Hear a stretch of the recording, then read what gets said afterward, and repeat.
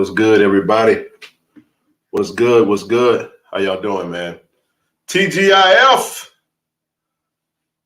Let's get it popping, man. Let's get it popping, baby. Hopefully, man, you guys have had a good week, had a good day. Yeah, man. I hope you guys haven't been consuming. Hope you ain't been consuming too much social media rhetoric. Yeah. We got a lot to talk about tonight, man. I ain't gonna hit y'all with that. I ain't gonna be long, because we gonna let it rock tonight. We gonna go as long as we want to. It's Friday. I'll be on the screen in a minute. I ain't snotting it up tonight. I'm a little congested still, but your boy, you know that olive oregano, all my little supplements, vitamin, black seed oil, all that good stuff. You know, nursing your boy back to good health. Drinking that agua, the H2O. You feel me? Shout out to all the graduates of I love Jackson State University. Y'all be sure to go ahead and hit that like button as you enter, man. Go ahead and hit that like button. Go ahead and hit that subscribe button if you're not a subscriber to the page. See, it's Friday now, man. I know everybody got their checks. Put something on it if you feel like it. You know, I don't never beg, but if you want to throw something in the collection plate, feel free to. It all goes to a good cause. I'm trying to pay for them old high-ass tickets to get to the Celebration Bowl. Yeah. Yeah. Celebration Bowl me. This time next week, man, I'm going to be in the A. Hey. Peace up. A-Town down. Yeah. Did make contact with Mr. Body, man. You know, I don't know if I'm gonna get my, you know what I'm saying? I don't know if I'm gonna get my warrants by the time I get to Magic City, but I'm just playing, y'all. I ain't going to no Magic City. But our current football coach did say when they get there on Wednesday that he wanted them to go ahead and get it out their system. So it might be a few players down in Magic City. You know what I'm talking about? But nevertheless, let's go ahead and get it popping, man. Let's go ahead and get it popping, man. Let's get it popping. We get it on and popping. Yeah, there it is. Jackson State University in the building. As always, man. Couple of housekeeping things. Like I said, man, hit the like button, hit the subscribe button. If you are new to this channel, you know, we'd love for you to stick around, turn the notification bell on, so every time your boy do a live stream, usually Monday, Wednesday, Friday, sometimes Saturday, maybe even Sunday, you know what I mean? So anytime, I'm going to try to keep it consistently, even after the season, because we got a lot of other sports going on. Got basketball, women's basketball, men's basketball, doing some big things, man. I woke up motivated in direction of Jackson State University, man. A lot of crazy stuff out there on the internet. Shout out to the HBCU family, man. Shout out to, you know, y'all know, man. And I don't mind throwing myself under the bus a little bit. I remember earlier this season, man, it just felt like we were getting a lot of hate. We're not gonna pretend like we wasn't. But man, we were.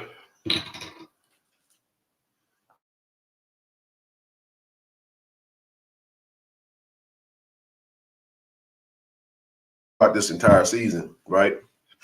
And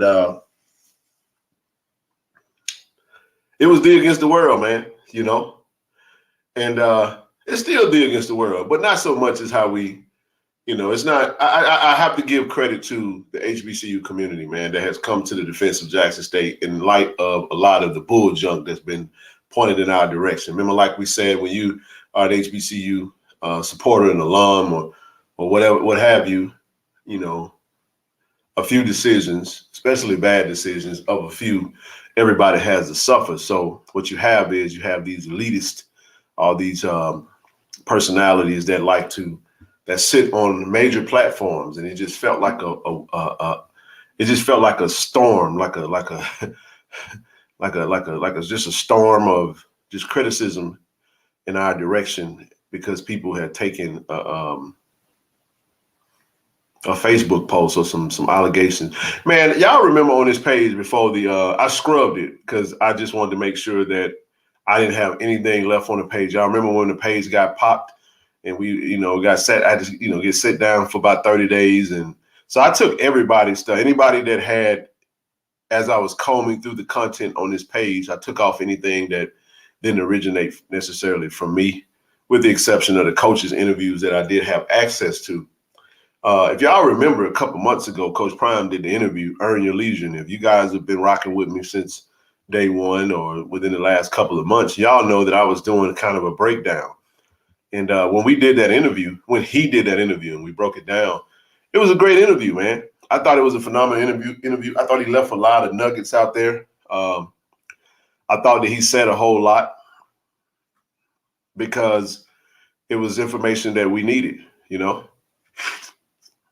And we talked about doing better business practices. Never would, and I heard the stuff that was said, and that's why I didn't like the stuff that was kind of out there, because we all were in agreement. Shucks, man, if the numbers are, hell, we want the numbers to be right. We didn't think about nothing in relation to any skewing of numbers so that money could not be, and I know the example that he gave. So I'm gonna use one example and I'll move on. So, you get these idiots out here that don't know what they're talking about. And they'll take one sound bite and be like, yeah, y'all was out there selling out games and listed in the games with 28,000. I'm like, I know exactly what game that's talking about. There's only one game that was listed as 28,000. And I know exactly what, was talked about. And I said, I think coach is mixing up two different things. There's never been a time where we reported that the game was sold out with tickets and then it came back and listed as something like 20-something thousand. If y'all recall, the only two games of the season that was, I want to say that was in the 20s, was either Grambling or Mississippi Valley. And what I will say is this past season, neither one of those games had been talked about as being sold out. It was a lot of room around the stadium. You know what I'm saying? So I just thought Jackson State did a very, very good job. Shout out to the university for responding. Like, say, bro, we got receipts. We cut the check. And then if you know the contract information, you know that ticket sales incentive for Coach Prime's contract is paid at the end of the season. It's 30 days after the season ends. So people don't even know what they're talking about. So he done got the check for the first season, and now he's finna get his check. So we still got to pay him, it's in his salary. I don't know where it's at as far as him leaving to go to Colorado, but man, put some respect on Jackson State, man. We ain't out here, it ain't out here like that. You get what I'm talking about? So I just wanted to open up with that. I'm not gonna say we not gonna. This not gonna be a full soapbox on Coach Prime. But here's the thing: I'm not gonna rush through it either and act like things doesn't change. There's new developments every single day, right? A lot of bull junk we woke up to this morning. I got 30. Hey, listen, for everybody on here, I saw the video. I know Brother Neely was in Colorado and all that. I got that video and 11 times. I got 17 inboxes and 57 text messages. Hey, like, man, hey, bro. Hey, we gonna talk about it though. We gonna take Friday, man. It's Friday, man. I got my drink with me. I got my drink. I got my drink with me, man. We gonna talk about it though. We gonna talk about it. But this ain't no soapbox, man. I'm not a gossip king or nothing like that. We just deal with whatever comes out. It's a real thing. We're gonna deal with it as it comes. And you know about me, man. Y'all, if you're not aware of how I get down, man, it's all about perspective. And it just might not be the perspective that you think. So that's my opening. But before we keep going, I'm going to change pace. I'm going to get into this that I want to touch on, and then I'm going to go into the comments, and then we're going to take it from there, right? But this is what I want to talk about, man, before we even get started, because this is the absolute most important thing that anybody could discuss today. We got 28 JSU athletic student athletes that graduated from DI Love today, that become official alums, man. Shout out to all the graduates today, baby. Shout out to all the graduates, man. In the midst of all the bull junk, shout out to the graduates, baby. Yeah, yes, sir. We're going to name all of them, too. I want to give everybody, man, everybody their flowers today. If you got a graduate, hey, listen now. Listen. I ain't asking for a cut. But if you on this channel and you got somebody that you know, if it's one of the student athletes on here, drop that cash out, man. Drop that. We trying to get you paid today. Drop that cash out. We gonna bless you. All right, we're gonna start with football. We're gonna start with football, man. We got 13 football student athletes that graduated today. Tyson Alexander, number 1 on the list, counting major. Shout out to Tyson. I know he hit the portal today.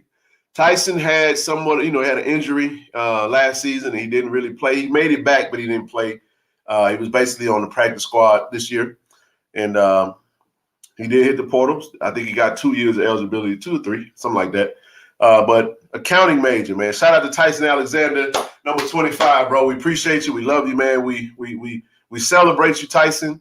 We salute you, bro, for sticking through it, man, and getting through the tough time, man, and just finishing, counting guy here, you know what I'm saying? So that's near and dear to my heart. Next man up, Christian Allen, biology, pre-pharmacy. Man, Christian Allen. I know he just hit the portal too, but Christian Allen, man, a true Mississippian, and shout out to, let me go back, Tyson Alexander, DeSoto High School out of Dallas, Texas. Like I said, represented the university well, represented your family, and just never heard anything about him. Just put his nose down, worked hard, man. And we want to just celebrate you and say, man, we wish you all the best. Once a Tiger, always a Tiger. You got that degree, bro. So proud of you, man. Like I said, Christian Allen, fresh out of Simpson County, man. Mindy Hall, stand up, baby. You know what I'm saying? He's a legacy kid, man. Came to us under Coach John Hendrick, stayed down with the program, and did a really good job of just holding it down. Now you got that degree, bro. You finished. Hey, things are changing around you. Still got a couple of years of eligibility. Hey, man, go be great. We celebrate you, man. We know your family is proud, man. Shout out to Christian Allen, man. Congratulations. Zay Bolden, next man up, Isaiah Bolden, man, number 23, interdisciplinary studies, man. Zay, you got that degree, bro. So proud of you, bro. Next time, hey, we got another one to get. I know you're going to be out there on that field next Saturday, man. Go out there and ball out. We got to get that. We got to get Zay to the league, man. He didn't really do the kick return thing like he did previous last season, but what he did do, he showed up in the slot, right? He showed up in the slot, man. Zay is a pro. Somebody going to give him a chance, man. Devin Hester all over again. Proud of you, bro. Proud of you, bro. Interdisciplinary studies, Zay Bolden, man. Way to represent your family. Way to represent the university, man. Love you, bro. And I'm definitely going to shake your hand, bro, next week. So Zay Bolden with the degree. Alvin Brumfield. You know what Brumfield is? Number 54. Plays mostly special teams. Business administration. Shout out to the business department. Alvin Brumfield got his business administration degree. Norman Douglas. Shout out to Norman, bro. Interdisciplinary studies, man. Y'all know Norman. The life of the party, man. Big hair, coming from the DMV area with Nug. Best friend. Hey, man, how dope is it that you and your best friend graduated from Jackson State at the same time on the same day? That's awesome, man. Man, nothing but love for Zay Bolden, bro. Appreciate you, bro. Appreciate your time here. Breaking news. Damn, I'm gonna leave that alone. Woo!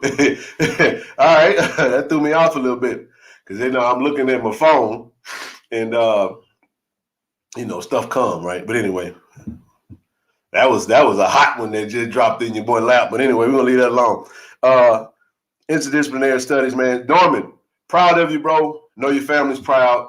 Got that degree, bro. Got that associate first, then come back to Jack State and done got that business administration. No, you got interdisciplinary studies. Yeah. Now, hey, listen, still got years of eligibility. Go get that master's. Everybody that's graduated that got eligibility, you got to get that master's degree. Get the master's degree. I ain't telling y'all nothing. Y'all being nosy. This ain't not. We are on the graduates. Leave me alone about that. We are on the graduates. It was about. I'm gonna leave that alone. I'm gonna leave that alone. Stop playing, kids. Stop playing. Next up, Big Daddy Gaddy. I know you out there, baby. Niles, the man, Gaddy. Proud of you, bro. Niles Gaddy, baby. Interdisciplinary studies, man. Big 5'7". You know, had a monster game, man. Proud of you, bro. I just got hey, before I got on, I was on the phone with Big Daddy Gaddy, man. We chopped it up about an hour, man, and know he's proud. I know he just dropped that cash out. Bro, drop that again. Everybody on this stream, we got 280 people in here now. I don't care if you put $1 in there. You need to drop something on there. He put that cash out back up, man. We're going to bless Niles and just say this.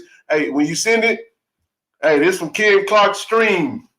Blessings, graduation. So, and I'm gonna say, hey, bro, I'm gonna check. I'm gonna make sure now. I'm gonna make sure when I see him, bro, you get your bread. All right, then. Bless my brother, man. Bless little bro, man. Man, shout out to interdisciplinary studies. Proud of you, bro. We got another interdisciplinary studies graduate. Big man. I know he one of my favorite offensive linemen, and got hurt. Mr. Demetri Jordan, man, number 72. Proud of you, bro.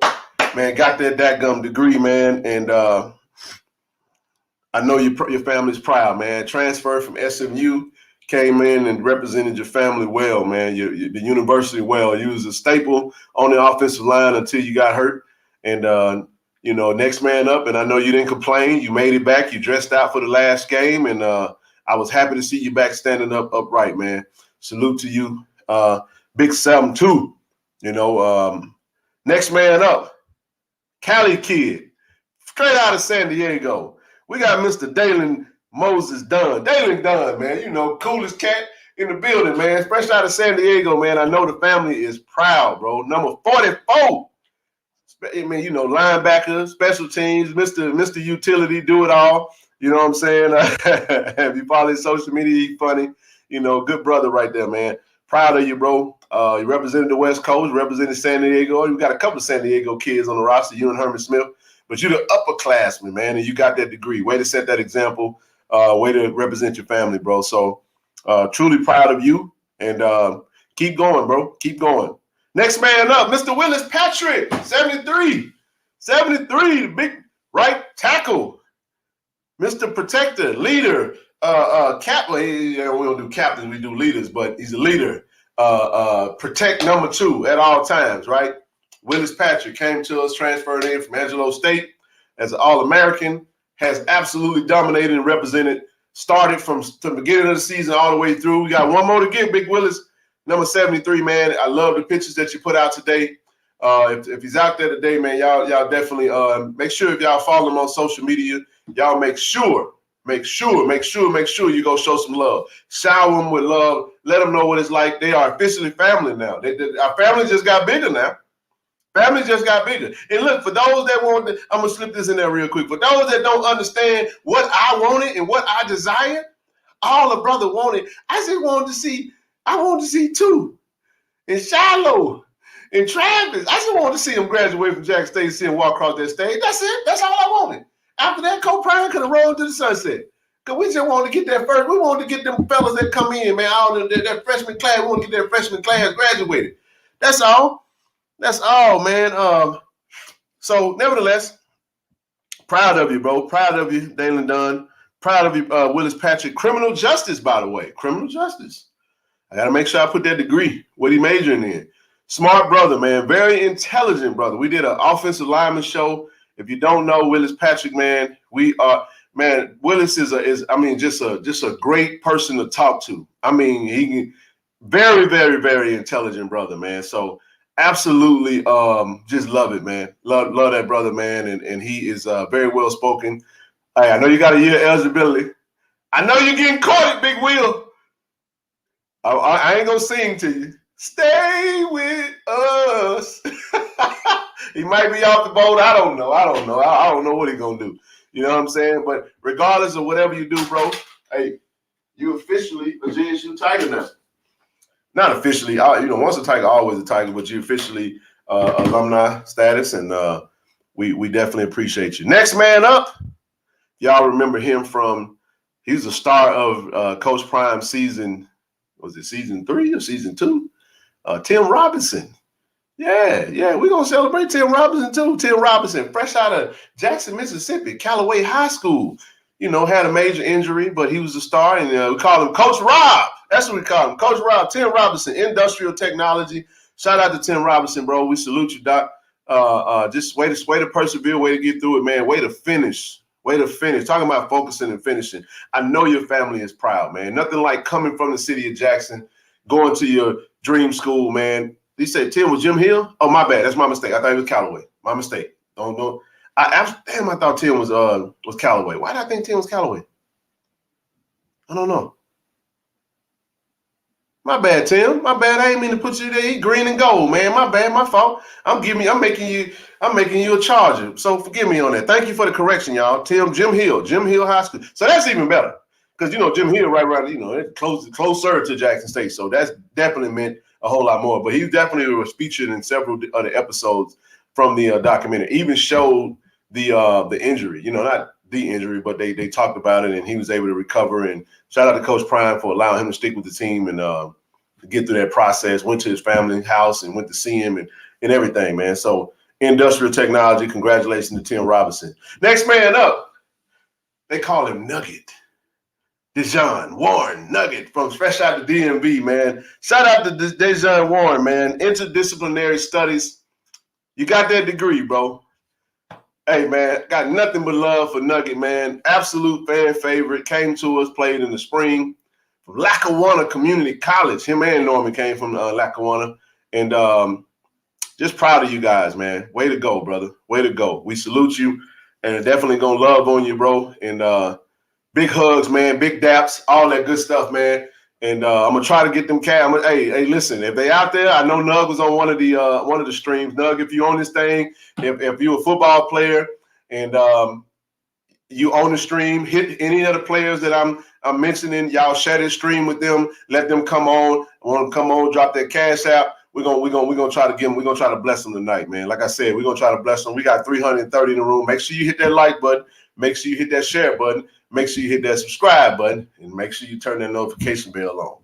Like I said, we're going to keep it rolling. Dejon Nugget Warren, Interdisciplinary Studies. We appreciate you. Next man up, Mr. Tony Gray. Tony Gray, man. Hey. Shout out to Big 7-4, man. Tony Gray. Hey, listen.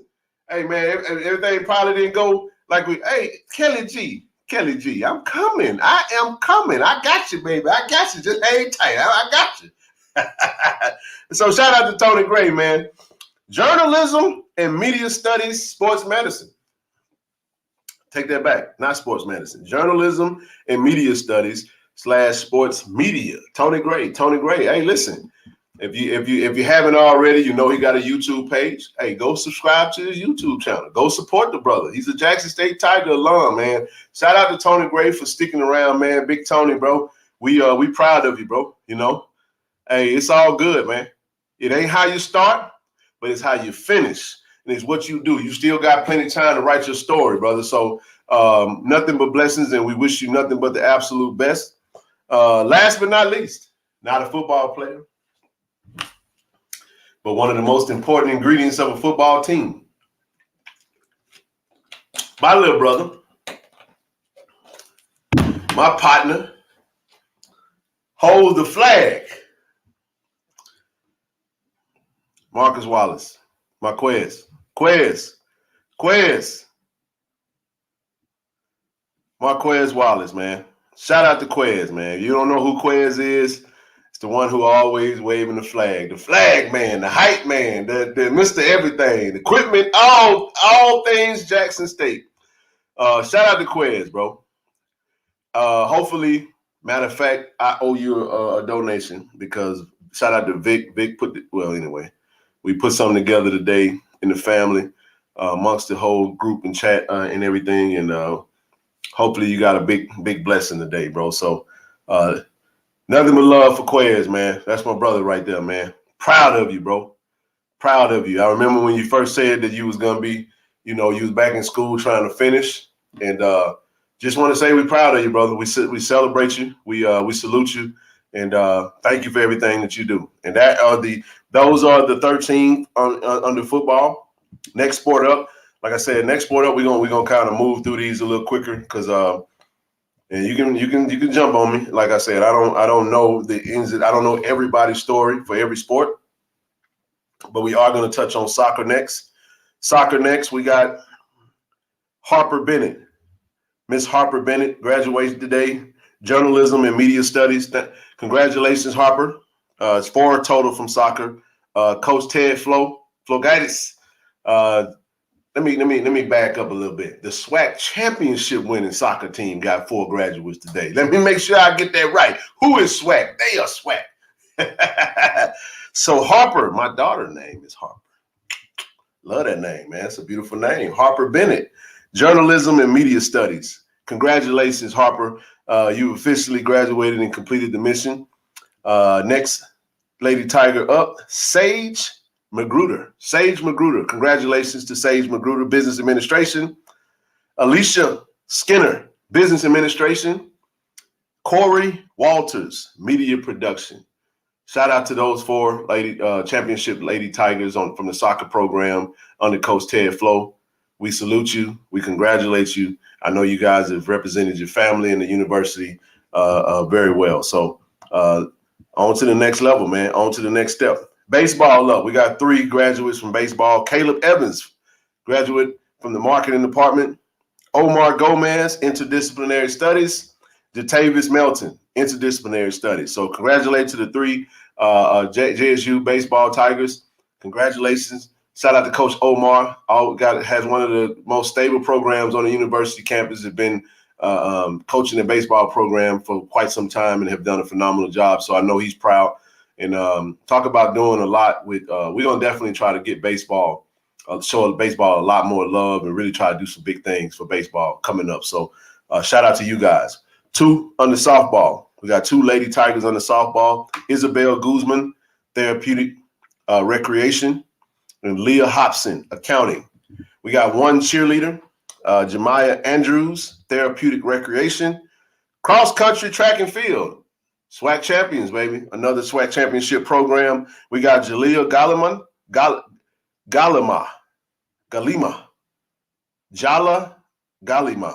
I said Jalea. It's Jala. Jallah. Galima. Galimah.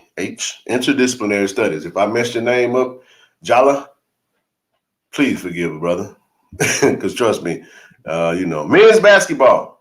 Gabe Watson, star of the team, man. One of the stars of the team. Shout out to Gabe, man. Congratulations to Gabe. And interdisciplinary studies. 1 women's basketball. Deja Woodard, man. Shout out to Deja Woodard. Interdisciplinary studies. 1 from tennis, Richie Gamo. Computer engineering. 1 from volleyball, Taylor Gaines, healthcare administration. So those are all of our 28 JSU athletic celebratory graduates from today's graduating class. We salute you. We congratulate you. We welcome you into the National Alumni Association. We appreciate you guys, man. And it's time to get started, man. You're just getting started, man. It's up from here, man. So for those that are going to be continuing the rest of your education, try to take it all the way. Don't stop. Get it. So anyway, we'll stop right there. See what y'all talking about, man. What's on your mind? We're going to get into some things, but I wanted to pause right there so I can get caught up on the comments, and we just kind of go from there. What's on your mind, everybody? Appreciate the cash outs. Keep them coming in. If you want to donate to the page, you see it at the bottom, King Clark 1400. Feel free to send your boy something. If not, we're going to keep it rolling. Nevertheless, man, a lot to talk about. What y'all want to talk about first, man? We'll get into a little football. We got a big football game coming up.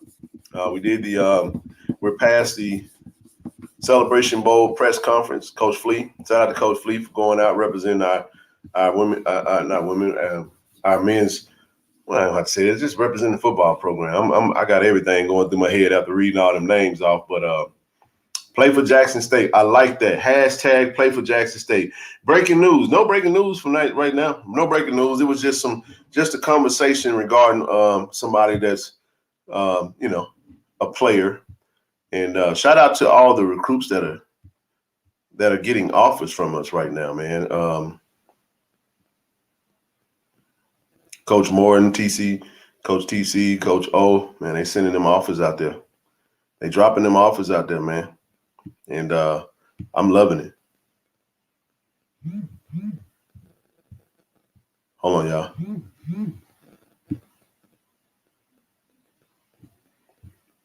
Wait a minute. They say ask and change your education. Yeah.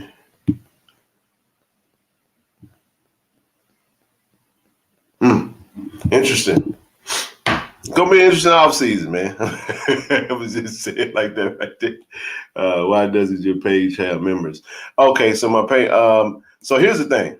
That's a good question. The reason it doesn't have members right now is because I lost monetization for a little over a month, and the page got flagged. So at the time, I was able to have memberships at that time, and basically, I just got monetization back at Thanksgiving.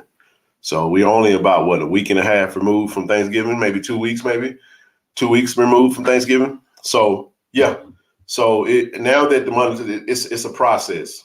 I think I'll have to sit for maybe a month and just y'all just keep coming on, man. Keep supporting the channel, keep supporting the page, and as that. Everything that I was doing prior to, we're gonna have some merch coming. I said that, but I'm done. I did a redesign with the with my little logo for this page.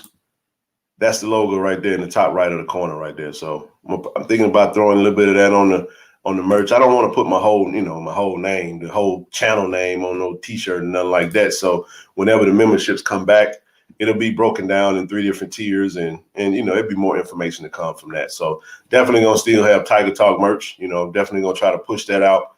Tiger Talk will be in Atlanta for a Celebration Bowl. We will be covering the game. Going to be connecting with a young brother that wanted to connect with us today. Someone wanted to do some interviews. So definitely going to try to get as many player interviews as I possibly can. All of that would be on Tiger Talk with the 1400 Club YouTube channel. So if you're not subscribed to Tiger Talk with the 1400 Club, please, please, please. We got 330 in the room. I need all 330 of you, if you're not subscribed to Tiger Talk with the 1400 Club, to make sure you go to YouTube right now. All you got to do is go to the search bar, put in Tiger Talk with the 1400 Club. You don't even have to leave this stream. And then you pull up the page, it just tap subscribe to that page, turn your notification bells on. So when we drop all those interviews on the page, you guys get notified just like when I do live stream. So do that for your boy, do that for the brand, do that for the culture, and we're going to keep it rolling. So memberships are coming. Hey, Bach Coleman, when they do come, I mean, we got one member already. She done committed already because she asked about it. So I'm going to lock you in. Quinn E. Hi, brother Ken. Love you. Bless your channel. Thank you so much. Much love back to you. I love you back. I love you back. You love me. I love you back. Speak on those violations. What violations, Jeremiah? What violations? We gonna talk about it. We talk about everything on this channel. We ain't trying to ruffle up no feathers or nothing, but we don't ruffle none either. So says, so is Otis staying? I can't answer that. I think we need to name a head football coach, Mario, and then once we name a head football coach, then all of the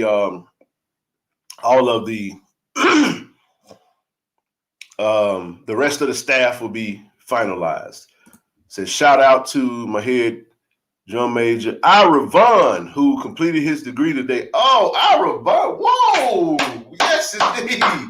Ira got that degree in honor of his late mother, man. Shout out to Ira, man. Wow, man. Ira Vaughn. That's OG right there, man. Shout out to Ira, bro. Man, congratulations, Ira, man. That's awesome, man. That is awesome.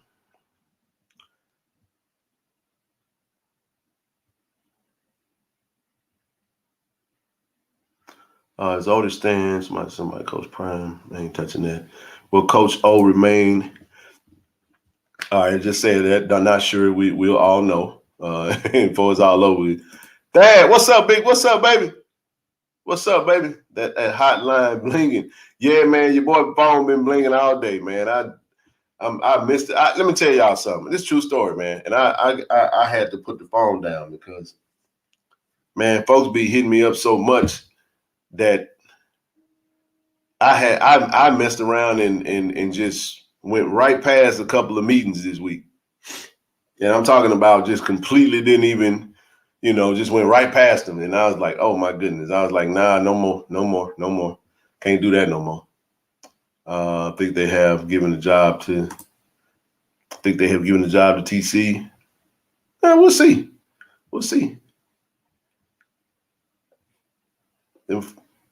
Tell them folks you busy with your YouTube family. They said we should offer everybody they offering in Colorado. That's actually a horrible strategy, by the way. I think we should not. I think we should leave Colorado alone.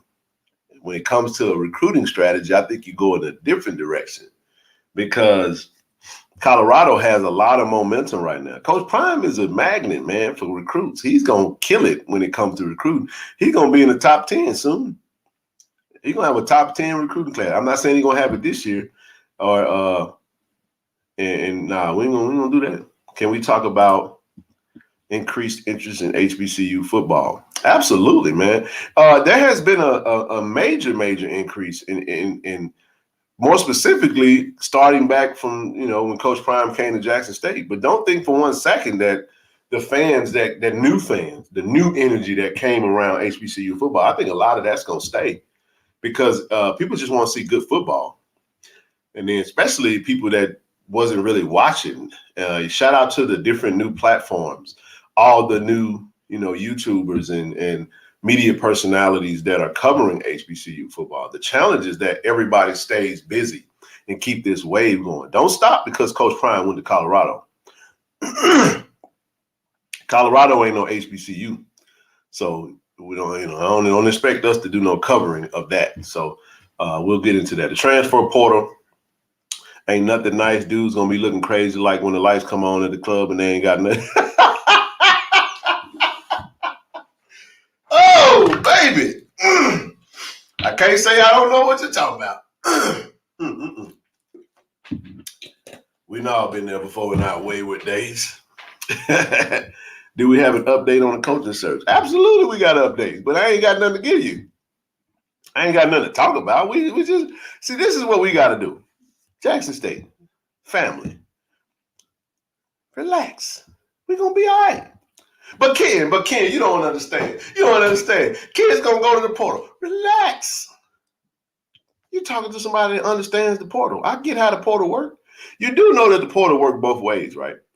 You do know that there are two things right now that's really, really, really working in Jackson State's favor. Number one is the fact that high school recruiting is way down. Way down. Okay? That's one thing. So you're going to have top tier high school recruits that normally we wouldn't get. They're going to be available. Oh, yeah, they're going to be available. And then you're going to have some high schoolers that's going to commit on National Signing Day, February. So don't be too enamored with December. December was an anomaly under Coach Prime for HBCUs. We might get a few, but this having 10, 15 kids signing in December at HBCU is unheard of until Coach Prime came and changed that for us. So there's going to be a little bit of give. We're going to have to make sure we know what we're dealing with and don't panic because you don't see what you saw. Then you have to factor in the fact Jackson State is sitting quiet right now. Everybody, we got to do something. We got to say something. Coach Prime dropping all these videos and I said, Colorado this, Colorado that. Relax. Because when we name our coach, the internet gonna go, they going to do what they do. And then guess what? The pendulum gonna swing back to Jackson State, and then everybody we gonna get it popping again. Then we gonna get the energy gonna be up the way because we gonna one thing about it is we gonna know which direction we going, so that's gonna be exciting. And then from there, I'm telling y'all, we gonna over communicate on recruits. We're going to over-communicate on the staff being hired. This is going to get fun, man. So then you're going to start seeing kids commit because, believe it or not, there are a lot of kids that still want to play in front of 60,000 in the event.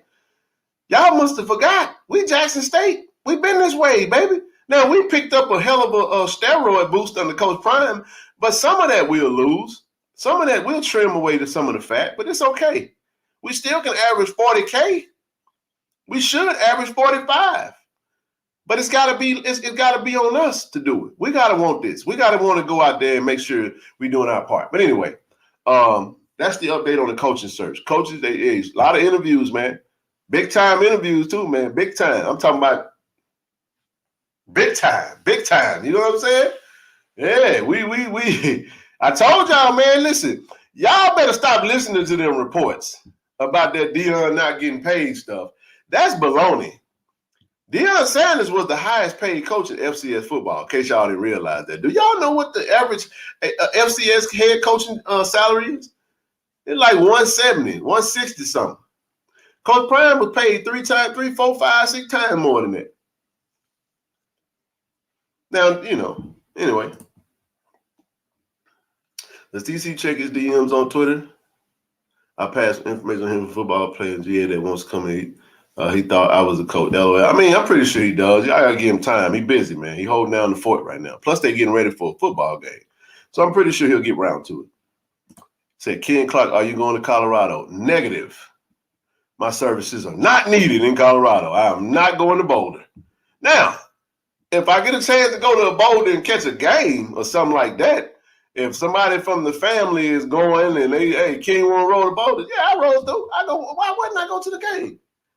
Man, I talked to Coach Prime twice in 2 years. So what I'm losing. I ain't got no relationship with Coach Prime like that. You know what I'm saying? He cool cat. I wish him well. Hell yeah, I go to Boulder. I ain't putting no Colorado hat on. I'm going in that thing with that J on it, baby. I ain't putting no Colorado hat on. We ain't gonna do that. No. I'm going in JSU merched out. Let them know where I come from. She, man, you crazy. She hate D. You can have a little patience with that. Okay, she could be bringing recruits for all sports football games. Celebration Bowl is going to be, Celebration Bowl rate is going to be high. Yes, sir. I still ain't bought my plane ticket. I looked at that plane ticket today, man. I done cost myself about $300-400 on the plane ticket, man. I'm BSing, bro. Y'all seen your boy y'all bless your boy tonight because I need to pay the D. I'm cheap now, I'm cheap. Or should I say conservative? Frugal, however the hell you want to say it, man. I am my daddy's child.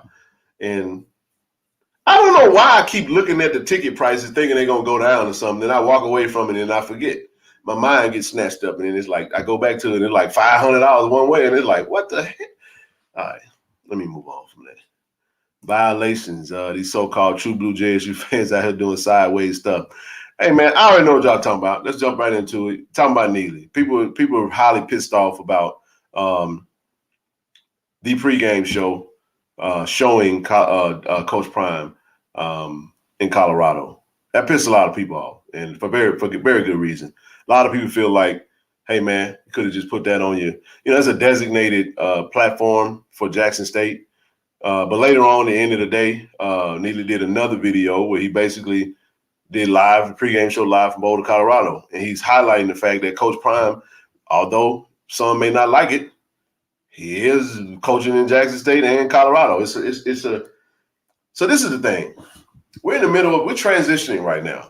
And that's why I say we got to calm down. And I'm not talking about this. You feel however you want to feel about that. That right there,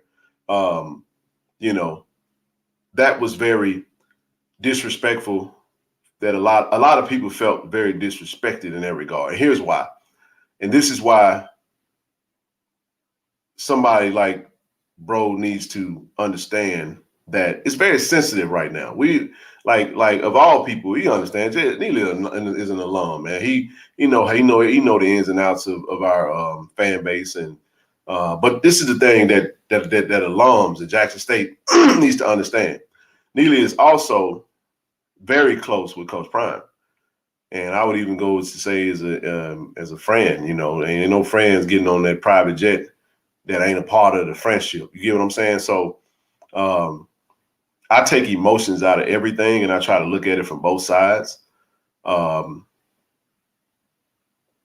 I think that when you're doing something that you've never done before and you're experiencing things, sometimes you can make a mistake. Sometimes you can sometimes you can do things that you don't really see that's a problem.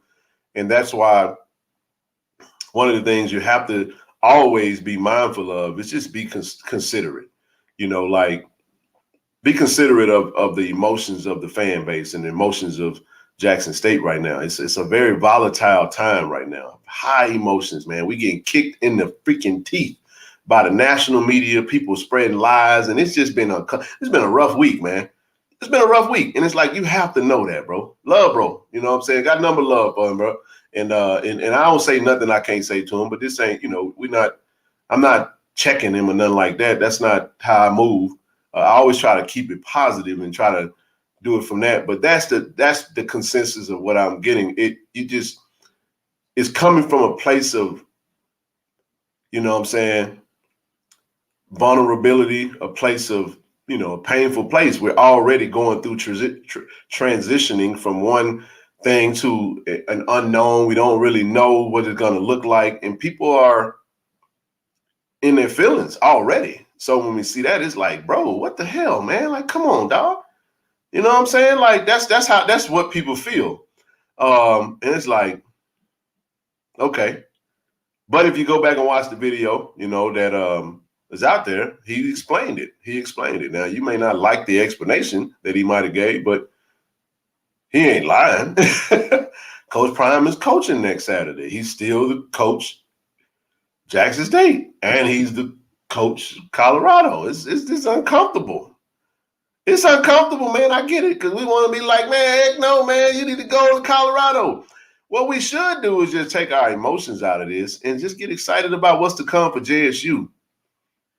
We don't know if I don't know what conversations bro has had, man. But here's what I will say.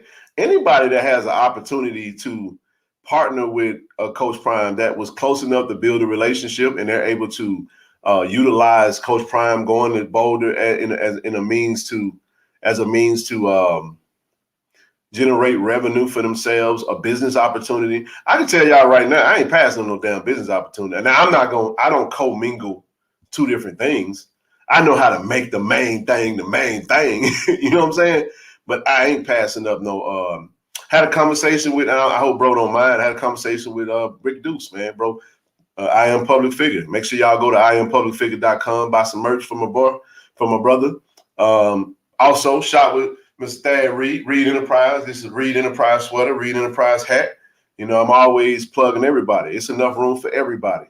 So business opportunities, man, business opportunities. If you can get an opportunity to go make some money, do some merch, design some freight. I mean, not freight.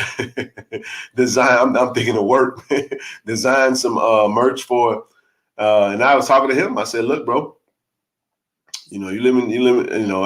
I'm not advising it. We was just kind of chopping it up. And that came up, the potential of a partnership to try to, have some business opportunities there. Man, get your bread, man. I'm gonna tell y'all something. Emotions don't pay bills, y'all. I don't give a damn how emotional you are, what you feel like when them bills gonna keep coming.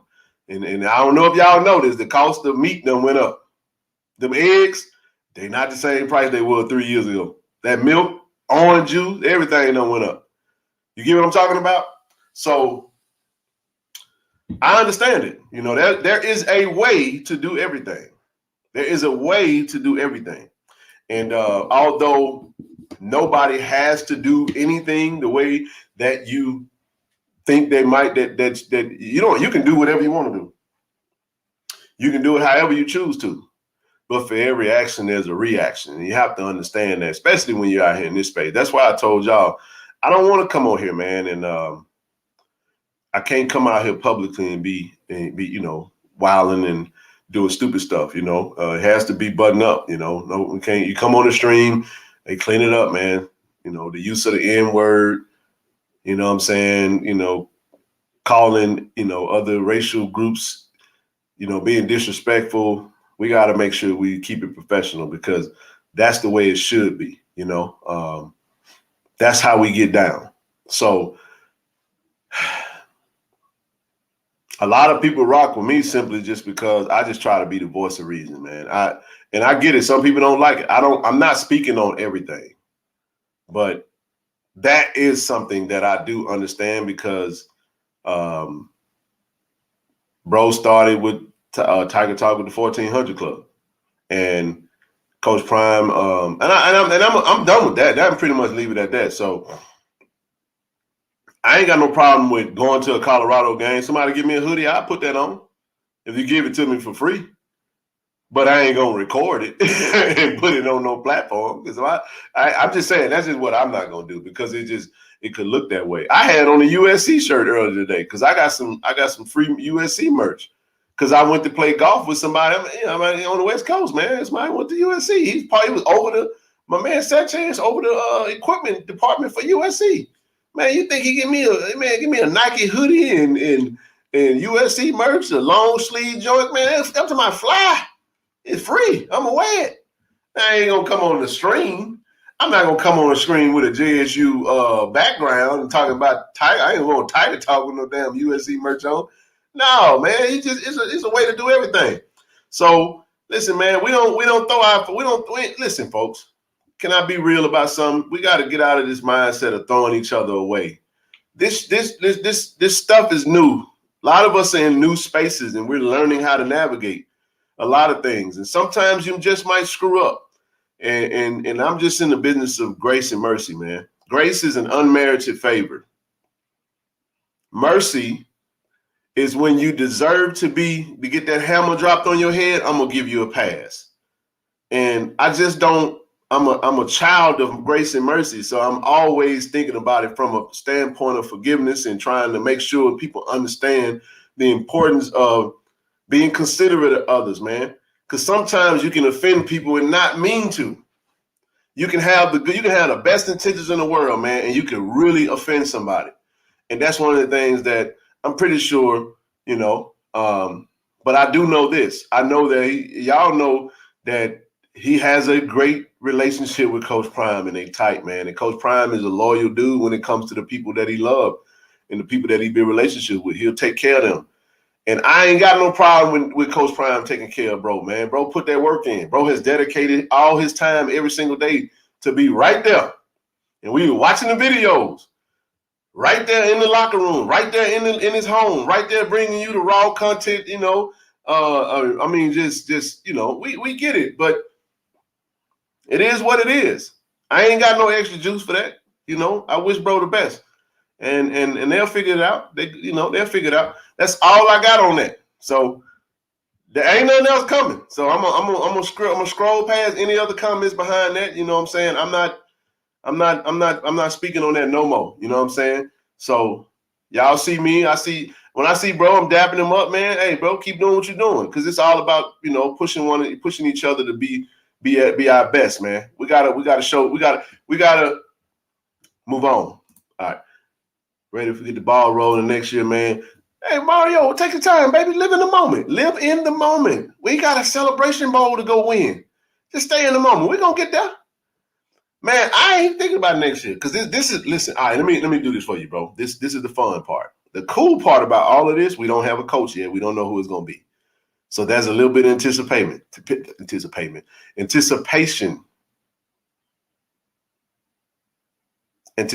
Yeah, I'm like, that didn't sound right. All right. You get your coach. It's like, man, we got our coach now. Then your mind gonna start to settle in on who our new coach gonna be. Then you're gonna be like, man, who's gonna be the offense coordinator? Who's gonna be the defense coordinator? It's gonna get fun, bro. Oh, we sent this offer. Who's gonna be the quarterback? One moment at a time. And we just build. Then before you know it, it's gonna be spring. See, it's gonna be spring camp. Then we're going to have a blue and white game. You get what I'm saying? Then we're going, Then you're going to have May grads and grad transfer, recruiting, and all that type stuff. It's going to be fun. And then we're going to ease into the spring, the fall, the summer, and all that good stuff. But I ain't trying to get to the fall, bro. I got a whole lot of life to live before that time, and we got to get to the A. And I need y'all help, man. Send your boy a couple cash out, man. Y'all see it down at the screen. I need to get that flight, man. Trying to get that Thursday. I need y'all help now. Anyway, let's see where we at. 3-peat. Yes, sir. Well, Coach Y'all ask the same question. What Coach Overman was saying. What can you tell us about North Carolina Central's team? We're gonna get into that on the next hour, Israel. North Carolina Central has a good team, really good team. And then two, all the shows going forward is gonna be mostly centered around football. Unless there's breaking news, we're gonna incorporate all of that. So North Carolina Central, man, just know this. Great quarterback, Davius Richard. We're gonna get into some of his stats and some of his tendencies and just kind of his stats are gonna tell the story though. We'll start there. And then we'll spend the next week just kind of breaking down, each position group a little bit at a time and just kind of have some fun with it, get into some football stuff. But y'all got to know, put your name in small letters under the KC. No, I'm not. I don't even know what you're talking about, but no, I ain't changing no logos and none of that. That stuff is stuck. How do you feel about the Cam Newton rumors? I don't know nothing about no Cam Newton rumors. I don't know what you're talking about. I just know one thing. I know that Cam Newton is the idea of a Cam Newton is a fun idea. I don't know if Cam Newton gonna be our next coach or whatever, but think about it. If Cam Newton was a coach, that'll break the internet. Yeah, that'll break the internet, man. That'll be fun, boy. We have fun with that one. But anyway, let me get caught up wondering on who will step up for the strength and conditioning. Good question. The coaches usually bring in their own strength and conditioning guy. As of right now, Coach Mo Sims is still in Jackson. What I do know is just got a message. Let me see what that was. It might be old Cash App or something. Yeah, I appreciate y'all, man. Hey, Diamond, that's a diamond. Diamond is diamond. Diamonds are forever. Appreciate you, sweetheart. So yeah, strength and conditioning. I was told. Well, anyway, I do feel like Mo Sims is going to be in Colorado. I think there's a little bit of, from what I was told, the AD in Colorado wants to keep their strength and conditioning guy. So I don't really know what's going to happen with Mo. I know Coach Prime wanted to bring him on as the head strength and conditioning guy for Colorado, and maybe they got to figure that part out. So I do expect Coach Mo Sims to join him in Colorado, though. That I absolutely do. Yes, hit the like button, everybody. 450 in the room. Make sure I got 450 likes. Y'all stay on top of that. 450 likes. I need 450 subscribers. Wow. I just got a crazy text. Boy, y'all know y'all love messing with me, man, when I be doing these damn live streams, boy. I be having folks inboxing me. I be like, bro, yeah, if I'm on, never mind. Speak on who name is on the short list. I don't have a short list, young. I don't have a short list. But Ashley Robinson do. Yeah. Hey, man, y'all know what y'all be hearing out there. Mr. Campbell don't be talking none of this high to the 7 hills. Mr. Campbell in the chat? Oh, no, that was oh, yeah, Stephen Campbell. Hold on. What Mr. Campbell in? Oh, y'all talking about Stephen Campbell. I thought they were talking about Mr. Ford. Okay, there you go. Mr. Campbell be talking on that 7. Come on, bro. I'm talking about I addressed that. Where's Zoe? Not sure. Ken, I'm deployed in Poland, and I look to watch your show there. Hey, Arthur, man, appreciate you. Poland. It sounds cold. That sounds. Hey, you look at that. You are a tiger on ice in the picture. Poland sounds cold as you know what. What's the temperature in Poland right now, Arthur Wilson? I'll catch you on when I catch up on the comments. Let me know. It's an hour 31. No, I think 31 years ago. I think that's what she was trying to say. Keep it real. Enjoyed the interviews that you and D. Corsi did. Thank you. 06? 06. You got to come on tonight. I'm going to drop that chat in just a minute. I'm getting caught up on these comments, and then we'll go from a great interview. Hey, man. Hey, appreciate you, man. Appreciate that. It's all about perspective, man. He reached out to me. Shout out to Kevin from FCS Nation. 40-plus radio stations across the nation, 40-some different states. And you're talking about these guys been covering FCS for years, man. So had a chance to go ahead and go on and give a little bit of perspective on the time. You can only say so much in a matter of 8 minutes. But I tried to get out as much as I could. And even when I got done listening to it, I was like, man, I could have said this. I could have said that. But nevertheless, it's all good. That's why I said a whole lot of other things that'll take all day to talk about. Who is your top choice for JSU? And would you be mad if it's Coach TC? I will not tell you who my top choice is. I will not be mad if Coach TC is the head coach. And I already know that if he is named the head coach, I'm gonna have to do 17 shows in a row defending him because, it's probably, I don't know. I said it the other day. You saw all the comments. They're like, no. I'm like, no, bro. Put some respect on bro name. I do feel like he could do the job. I don't know if he'll be the head coach or not, though. Y'all got a lot of third-generation Rattlers that went to JSU. Tell them Florida boys to come home. EA, nah. Let's see. Please keep the love with JSU. Gift and a curse. In the end, it's all a blessing. As a gift. Good days and some not so good days. I don't like to say the word bad. I don't like to say the word curse. Let's see. But it's just them running their mouth. Absolutely, Coach Vincent Dancy. Shout out to Coach Vincent Dancy, man. Got a chance to level up, man. He tripling his salary, going to go look like a defensive analyst for Coach Prime. Relationships matter, people. Let me say something to y'all about this because I just touched on this. I said I wasn't going to speak on nothing anymore in relation to Brother Neely, man. But relationships can get you in rooms into places that money can't. Just keep that in mind, y'all. Relationships. Relationship capital is a gift that keeps on giving. It's a gift that money can't buy. You can have all the money in the world, but if you don't have access, you don't have relationship, you don't have.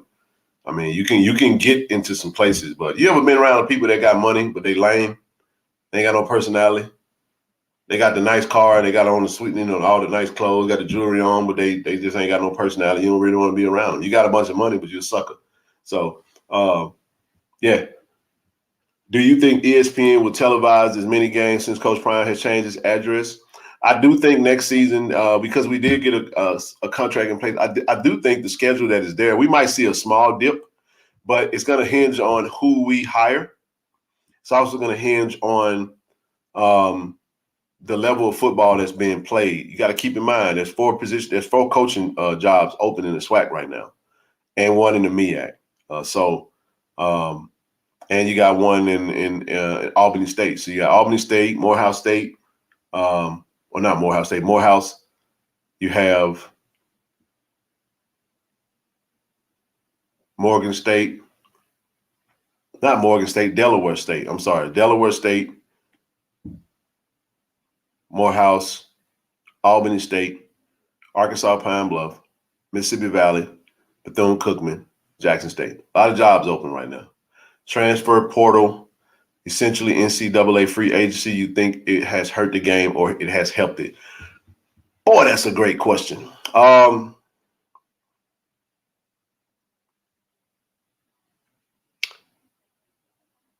It's a lot of kids going to be hurt by this, the transfer portal. It has hurt the game in this regard. I think it has given a lot of kids an easy out when they don't want to compete. Sometimes transferring is a good thing. Shout out to the kids that go to one school, stay the course, try to crack the lineup. If they don't, they graduate, get their degree, then they transfer as a grad transfer with a couple years of eligibility, and then they go find them a home, get another free education. It has its benefits. What's going to happen is you're going to see the small schools like us, the FCS schools, the Division Ones that could possibly. I'm gonna tell you who it really hurt. It really hurt the JUCOs. Really hurt the JUCOs. I remember we used to talk about the JUCO system in Mississippi, but now it's like, HBCUs might become, JUCO type situation where you get a kid for a couple of seasons and then he out of there. FCS could possibly do that. So yeah, I think it's a loaded question that we could spend doing a whole show talking about. I'm staying because you media guys, y'all make shit enjoyable. Being able to watch and speak about these games with like-minded people makes it more enjoyable. That's absolutely right, Wayne.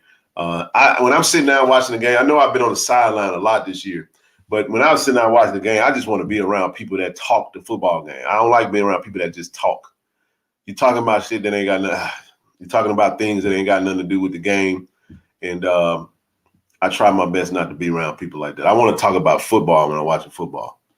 That's the fun part about it. And we locked in. Anybody know that when y'all around us in the game, we watching every single play. We trying not to get caught up in all the minutia and all the other stuff that's going on around the game. But the New York Post did an article calling Coach Prime a fraud and a scammer. I actually read the entire article, Jerome. Absolutely, he did. They talked about the 60 Minutes interview.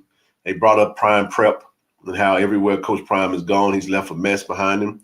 They said basically he, if they would have did just a few minutes of research, they felt like basically he, it's almost like snake oil salesman, basically sold himself as a savior of HBCUs, yet at the same time he was saying he was going to leave and all this and that. Oh, boy didn't hold his pen, She said, follow that up, tell the New York Post to go to hell. All right, we're going to move along from that. But that's what they did say. I don't know who Lexus driver first CL1, but hey, she said y'all see what she said. And all right, then excited and ready to move forward. Yes, sir. Be fresh. Absolutely. Exactly. I'm looking forward to the future. Right.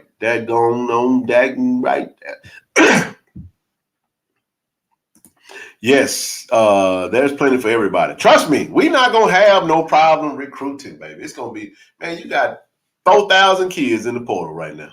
3,000 and something. Almost $4,000. And you only got a few hundred schools out there. Think about that. A coach could build an entire roster from the transfer portal.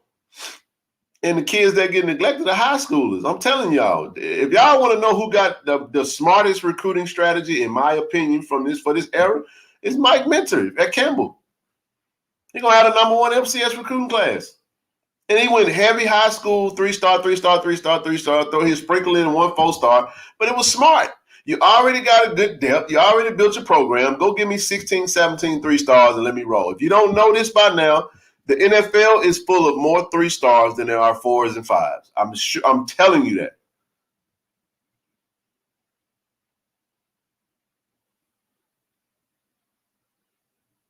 Said New York people strike. Did they post that? Yeah, it was a post. Somebody said the prime seats would go. Them prime seats going to be sitting right over there in Boulder, Colorado, on the screen. Yes, TC would. TC being hired would make the internet go wild. I just think it's going to be a lot of us talking crap, though. I just believe that, and I'll be, we'll see. We'll see.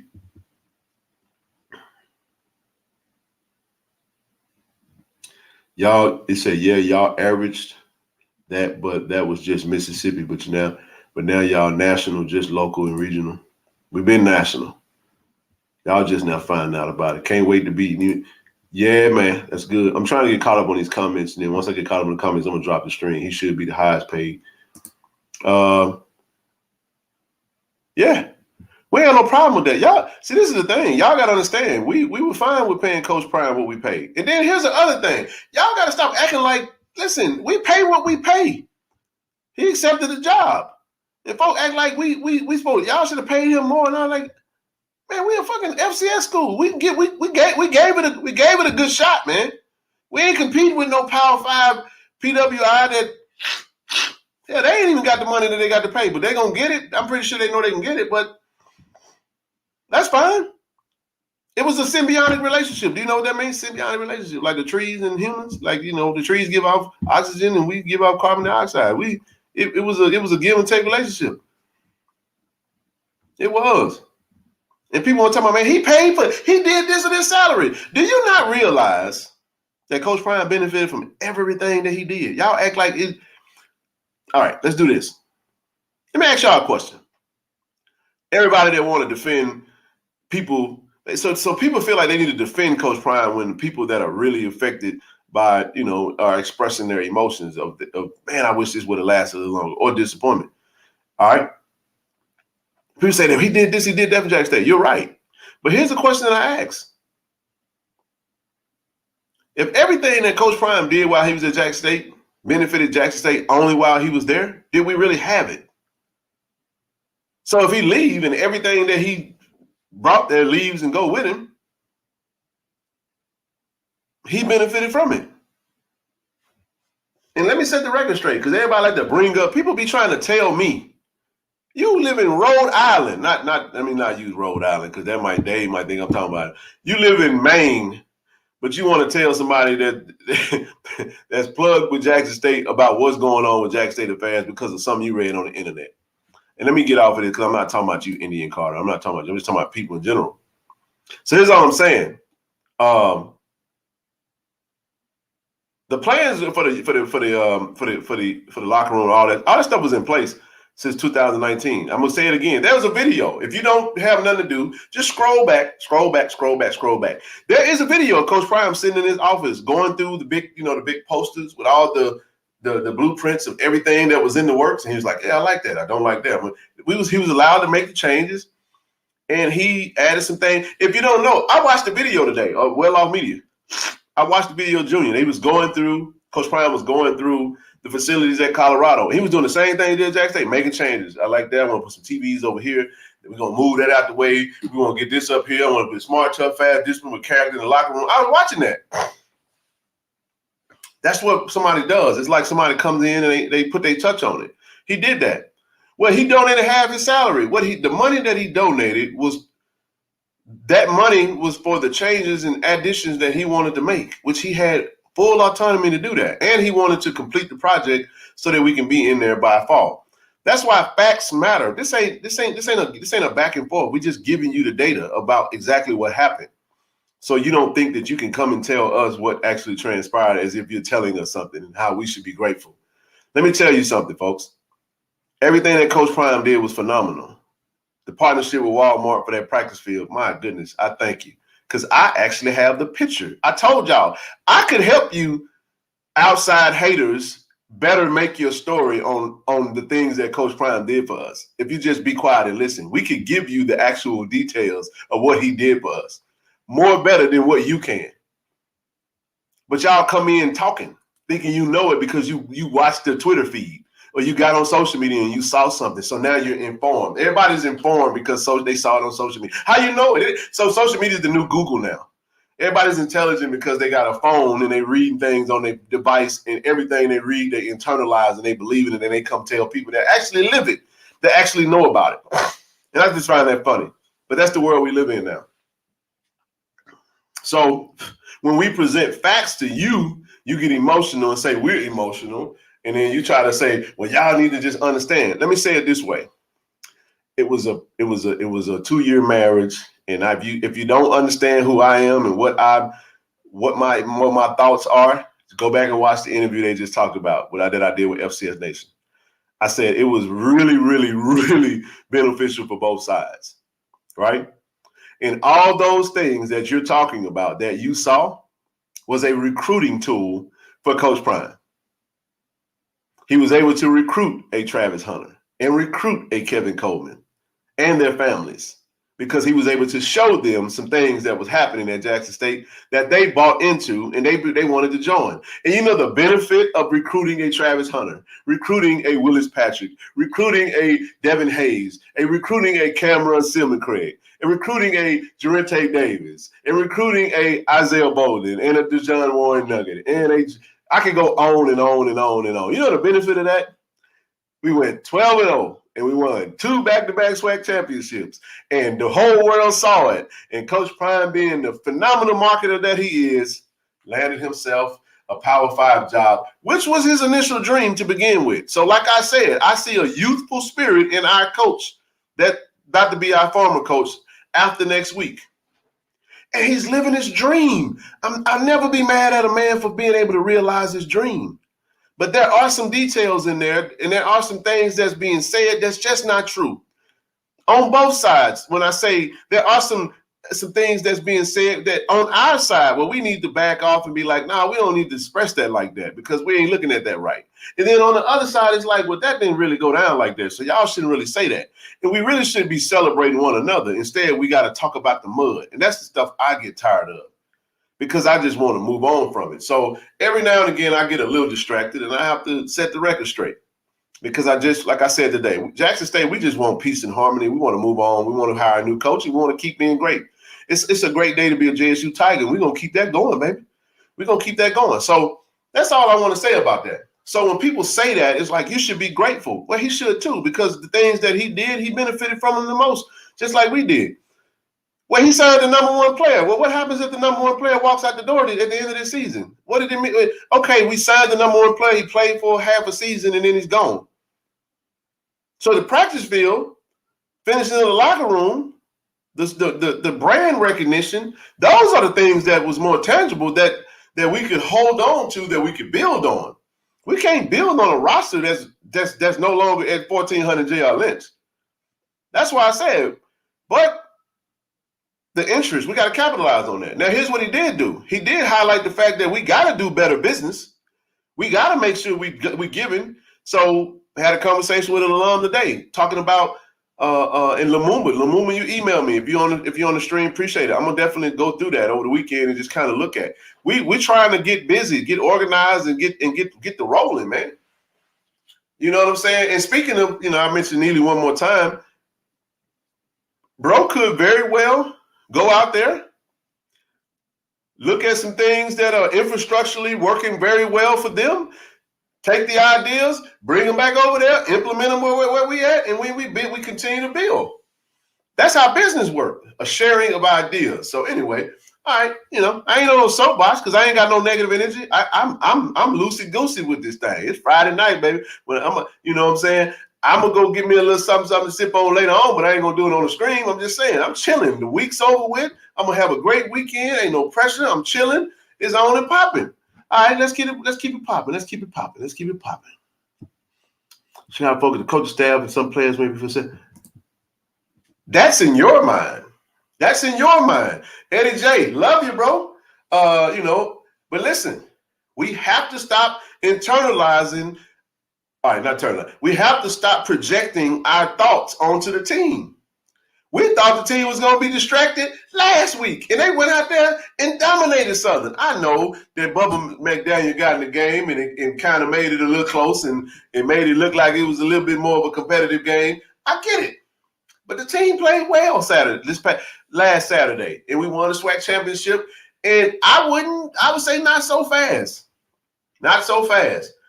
Also, the players love Coach Prime. They're going to be happy that he's back. They're going to go lock in on Monday. They're going to do their thing, and they're going to do one last hoorah. They lost in Atlanta last week. The mantra and the mindset is to finish. We're trying to finish. So don't think that they might be distracted. They may not be. They may surprise you. I don't think they're going to be distracted. Subtracted. I don't think they're going to be distracted. Ken Front Spirit Airline. No, player. We don't do no Spirit Airline. We don't do that right there. Shallow capping for the video. You don't know that. You just projecting. Procrastinator. Yeah, I did procrastinate on that. Dion using him. Neely is a nut rider. Whatever. I ain't getting that prime stimming. Hey, man. You unsubscribe. I get it. I understand. I'm getting caught up on all the comments. Breathe. I am breathing. Nasty work. Hey, I unsubscribe to a lot of people. I already unsubscribed. Damn. Hey, that's what I said. Listen, I'm just talking. That's why I said everybody gonna react to that how they react to it. And I am not finna. I ain't got nothing to do with none of that. I'm just telling y'all. Had on to see. Hey, I get it. Why should it possible? Because he say he wants to type. Yeah, they trying to get Rob J too. Well, ain't them folks trying to steal everything. They are. Hey, they saw the greatness that they saw at 1,400 JR Lynch, and they think they can duplicate it. They can't. Because what we're gonna do is we're gonna continue. We're gonna show them. I just don't want us to fall off on social media. Now, everything ain't gonna be out there like Coach Prime, so we're gonna have to adjust our appetite. Yeah, I don't know who this Indian Carter person is, but Indian Carter is tripping out here. Are you one of the JSU coaches? It's all about time and understanding. No, was that question for me? No, I'm just an alum that's got a YouTube channel that you tuned into. That's all I am. Nothing more, nothing less. What going on, Kelly? I mean, listen, let me ask y'all a question about this. Say you had the hat on and everything. I get that, like that's why I wouldn't have recorded it. If I'm sitting out there and I want somebody to give me a hat to put on, I walk out there, whatever.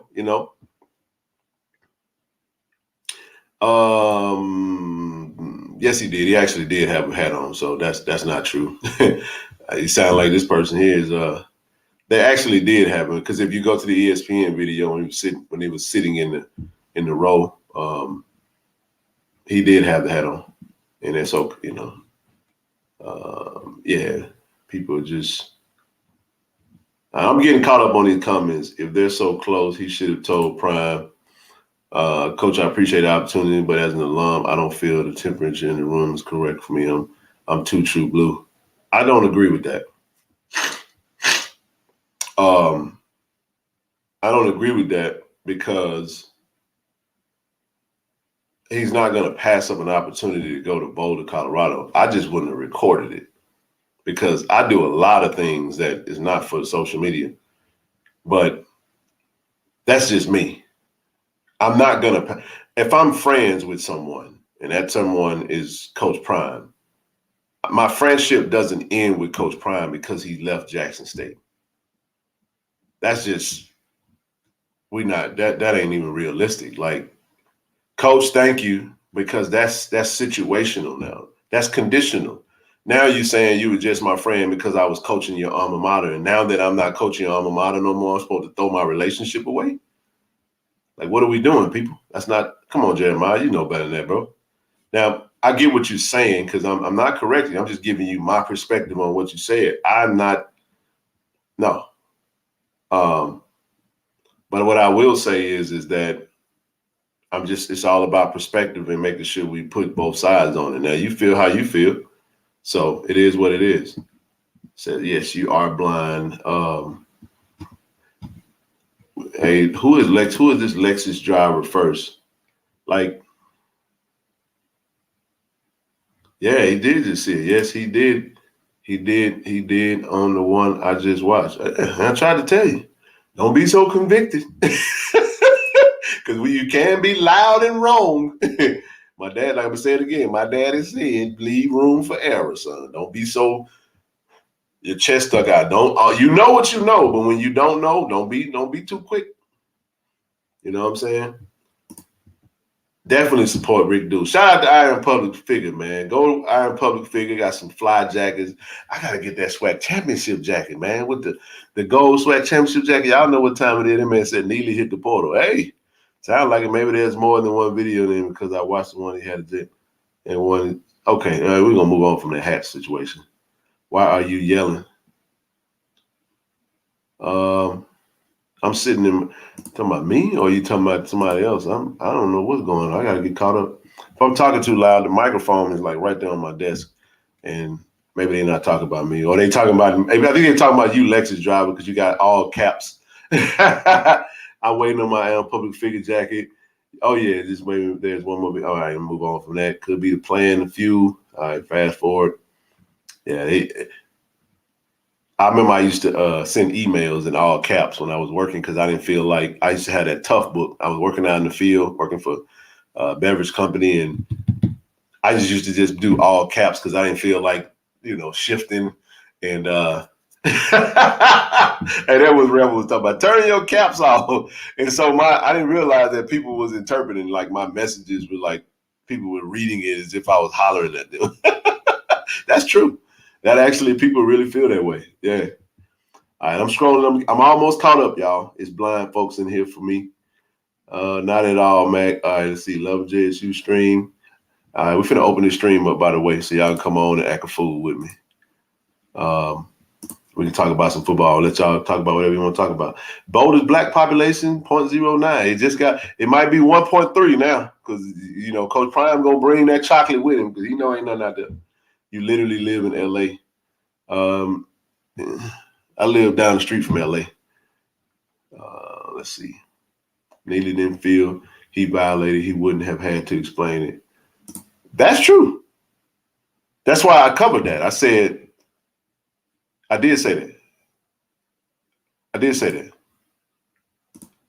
So y'all misinterpreting. No, you don't. Please don't misinterpret my words. I just said to y'all. I'm gonna say it again. I'm done with this. First thing I said was y'all take it how you want to take it, and how you feel about it is how you feel about it. I said if it was me, and that was my friend, and I'm having a relationship, and I'm in this situation, I would have went out there with him too. but I wouldn't have recorded it. So let me ask y'all a question. If all the videos went out and y'all saw that bro was just out there sitting at the game with Coach Prime and he had a Colorado hat on, y'all probably would have still felt some type of way. But the issue was, and I covered that, this was a Jackson State designated platform, the pregame show. The pregame show. And he covered Coach Prime walking through Colorado with a Colorado hat on. I don't think it take Stevie Wonder can see the issue in that. That's why everybody was worked up. So with that being said, what I'm saying is there's another side to it from the sense of understanding when to draw the line. I said if he would have put it on his personal page, people probably wouldn't have felt much about it. Then they probably would have had the portal. Hey, bro, you leaving? It would have been more question marks because that would have been more of a personal experience with a friend. But when you go and you take a platform, it's the equivalent of Tiger Talk covering Colorado's recruiting class. We ain't doing that. You get what I'm saying? But you also ain't going to tell me I can't wear a Colorado hat at a Colorado basketball game if I'm with my friend. I'm just not going to record it and I'm not going to put that on the air so I could get the scrutiny because I already know there's a sensitivity with that. That's what I said. So, yeah, that was kind of wow. And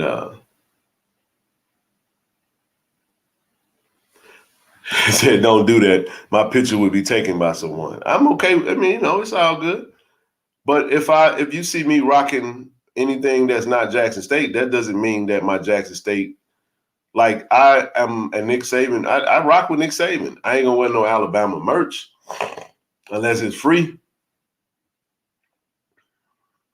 When I wear other logos, I'm not taking pictures. I'm not putting it on my social because all my social says is most of my social is Jackson State dominated. You know what I mean? But I wear free stuff though. You give me some free stuff, I'm gonna wear it, man. I am. I just ain't gonna record myself.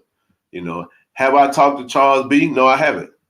Like I'm not. That's for them to do. Listen, man. Listen. It ain't for me to address it. Chuck know what that's. They gonna have to answer to that. He got to answer to that, or not, or not, or not. But it's so. But this is my position. If I'm afforded an opportunity to have a conversation, I will. But it ain't gonna be nothing like I'm just saying, like, if that ever was, it probably would never happen. But I'm just giving you my perspective on it because y'all talking about it. You out your fucking mind. I ain't never been no sellout. Okay, I saw it. Just kidding. Like, don't play with me like that. I'm sorry, Auburn Tiger. I almost spazzed out on you. Don't ever play with me like that because I ain't no sellout on no level. All right. I'm sorry for cursing, y'all. Just don't play with me. I saw the just kidding, and boy, you almost got me. You almost got flamed just then, dog. Don't do that to me. No, I ain't do that. No, I give perspective, bro. I'm also looking at things from a business and personal side. I understand how it works. You know what I mean? And not saying that nobody else doesn't. Not saying that nobody else doesn't. But so I just think the JSU alumni like the manipulation. Who puts another school content on their page? Yeah, that was the thing. That was the issue. There is no getting around that. It isn't. And if somebody got an issue with what I have to say about it, they can hit me up. They know how to reach me. Y'all know I'm not coming with no animosity. I don't have to do that because stories write themselves. But I'd be fake if I sit here and see y'all talking about it and at least not provide some type of perspective. You know what I'm saying? So the whole thing is just don't sit well with a lot of people, me included.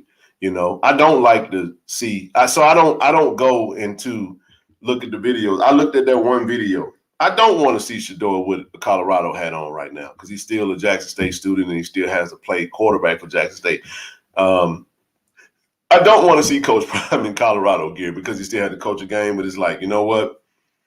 Let's just get past next Saturday and move on. That's what I'm. That's where I'm at with it. I'm really ready to just move on.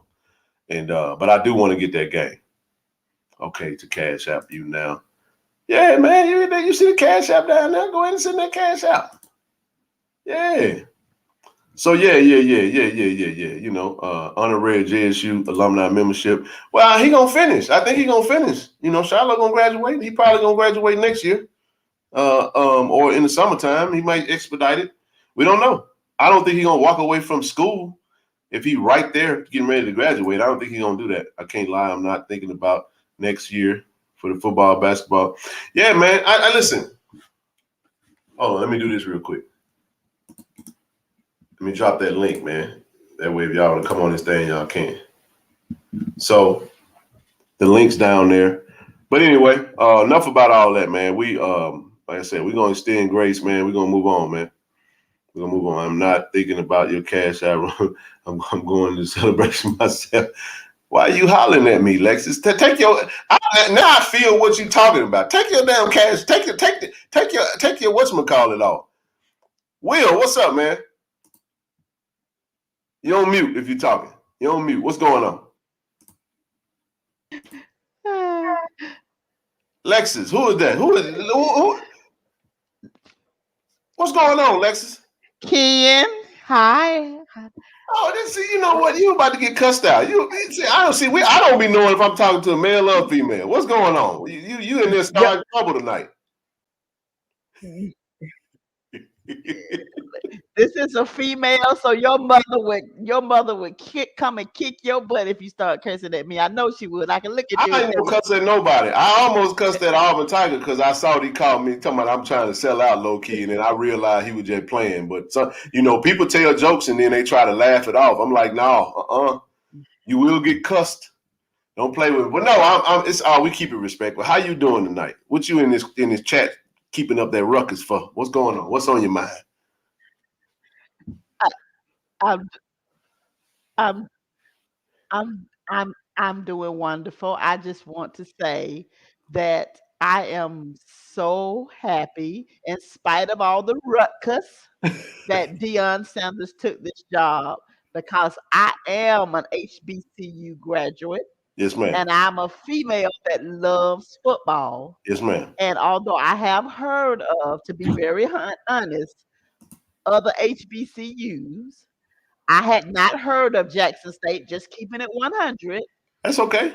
Go ahead. until Dion.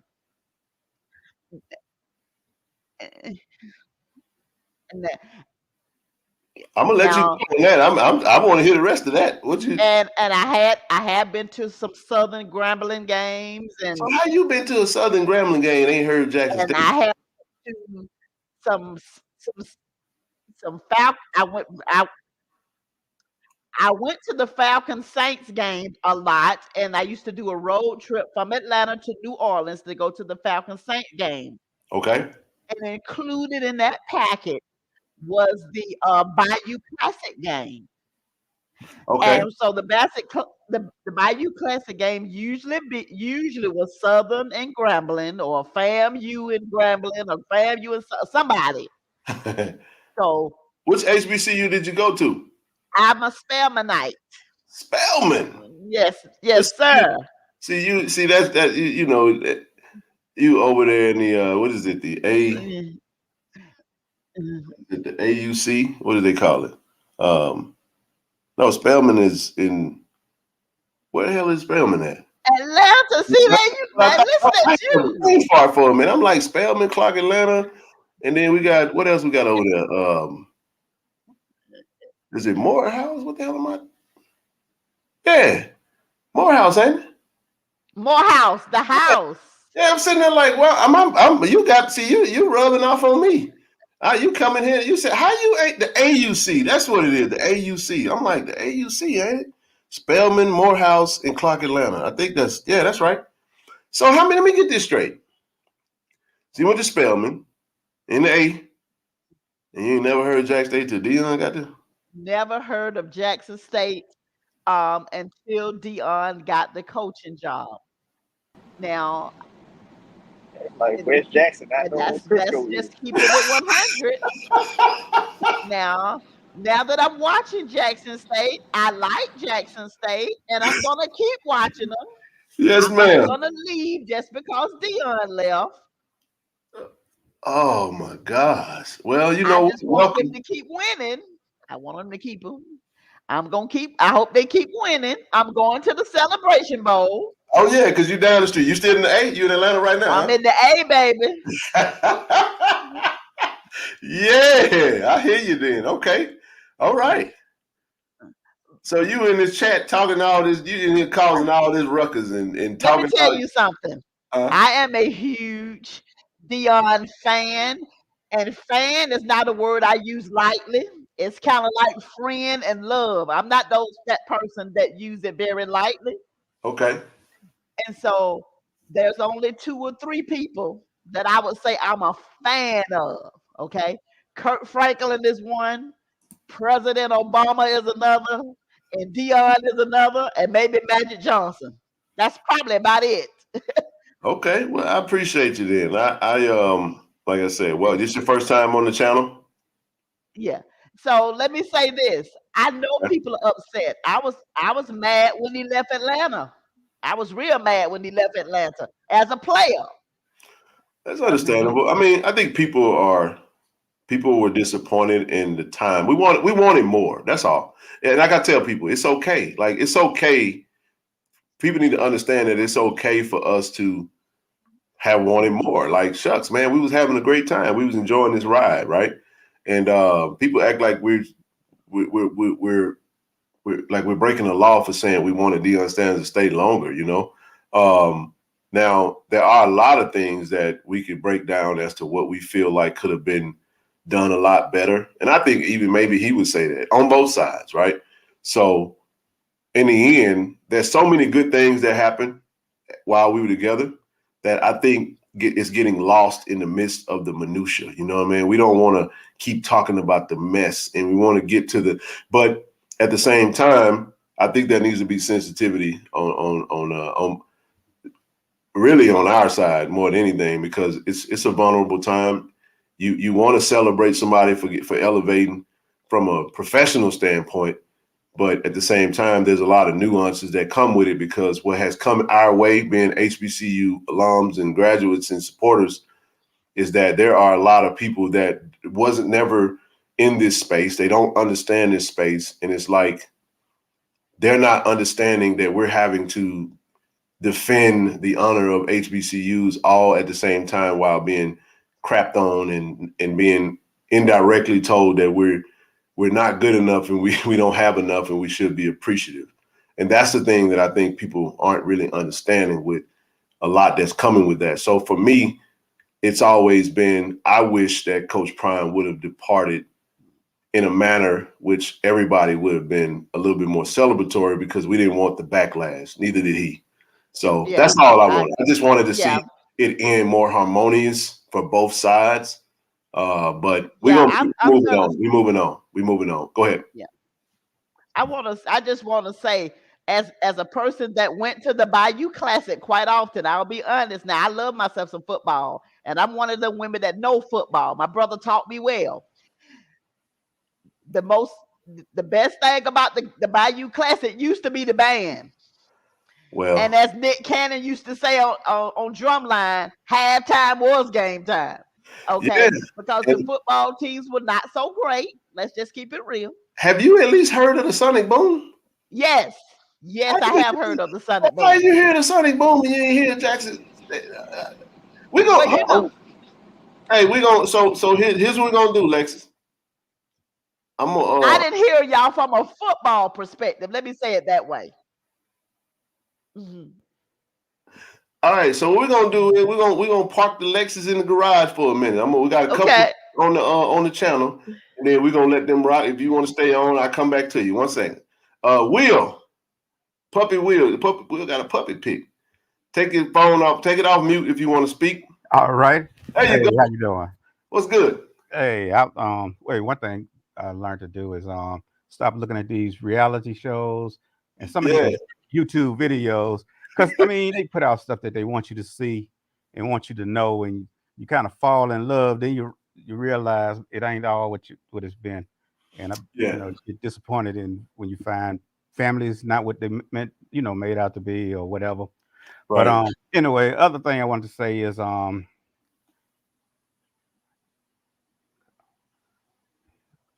sorry, I was okay to read what you call it, but hold on, my computer acting up on me. I can still hear you though. Hold on, let me see. Hold on. Da. Can you go to the next person real fast? Oh yeah. Yeah, we can. Just go ahead and mute. Travis, what's happening, bro? Travis, Travis, you on mute, dog. I What's got you, happening? Will. Hey man, I'm about to go. I'm about to go get me a little something to drink, man. Oh man, Ken, I think at this point, I think Prime using us to his advantage to build a program. Like I think he's leveraging the brand because he knows the eyes is on us, so he's using that to build a brand over there. At this point, He is. Well, but then again, let's be real though, bro. Prime gonna do what Prime gonna do regardless of what we do. You see what I'm saying? Like in a minute, I think if we fast forward 3 weeks from now, and there is no more Jackson State Coach Prime in the same vicinity. We got a new coach and we moved on. I think Coach Prime is still gonna be fine. You know what I mean? He's a crazy good recruiter, man, and an amazing marketing guy. They got some great facilities and things they can sell. You know what I mean? Coach Brew is out there doing the same thing he was doing for Jackson State, promoting Colorado. Like it's what you do when you take over and you get started on a new job. You immediately start, moving in that direction. We're gonna be good though, bro. I'm telling you. This is the cool part about being kind of like on a lower level in a sense. And what I mean by lower level, y'all know what I mean. We mean like a Division I AA, right? The reason I say that is because we can shake back a whole lot faster than a Power 5 can. You get what I'm saying? Because when yeah, you're on a Power 5 level, you recruiting with all the big boys. And everything that they doing, you got to compete against that. We can take a dip and still be very competitive. And we can retain, if we retain, let's just say 50% of that roster. We had 120 kids on the campus, dog. 120. So let's just say 60 of them leave. I understand that. You know what I'm saying? I see Mr. Gaddy on here. He understands that because his son's on the team and he also knows what's really going on. But let's say we bring in 20 more kids. We lose net 60. That's a net of a negative 40, but we got 80, 90, 80 kids. We bring in 10 walk-ons. Now we're up to 90 players in the roster, and we still keep 50% of that roster. We can still go dominate next season because of the level that we're on. You get what I'm saying? So right.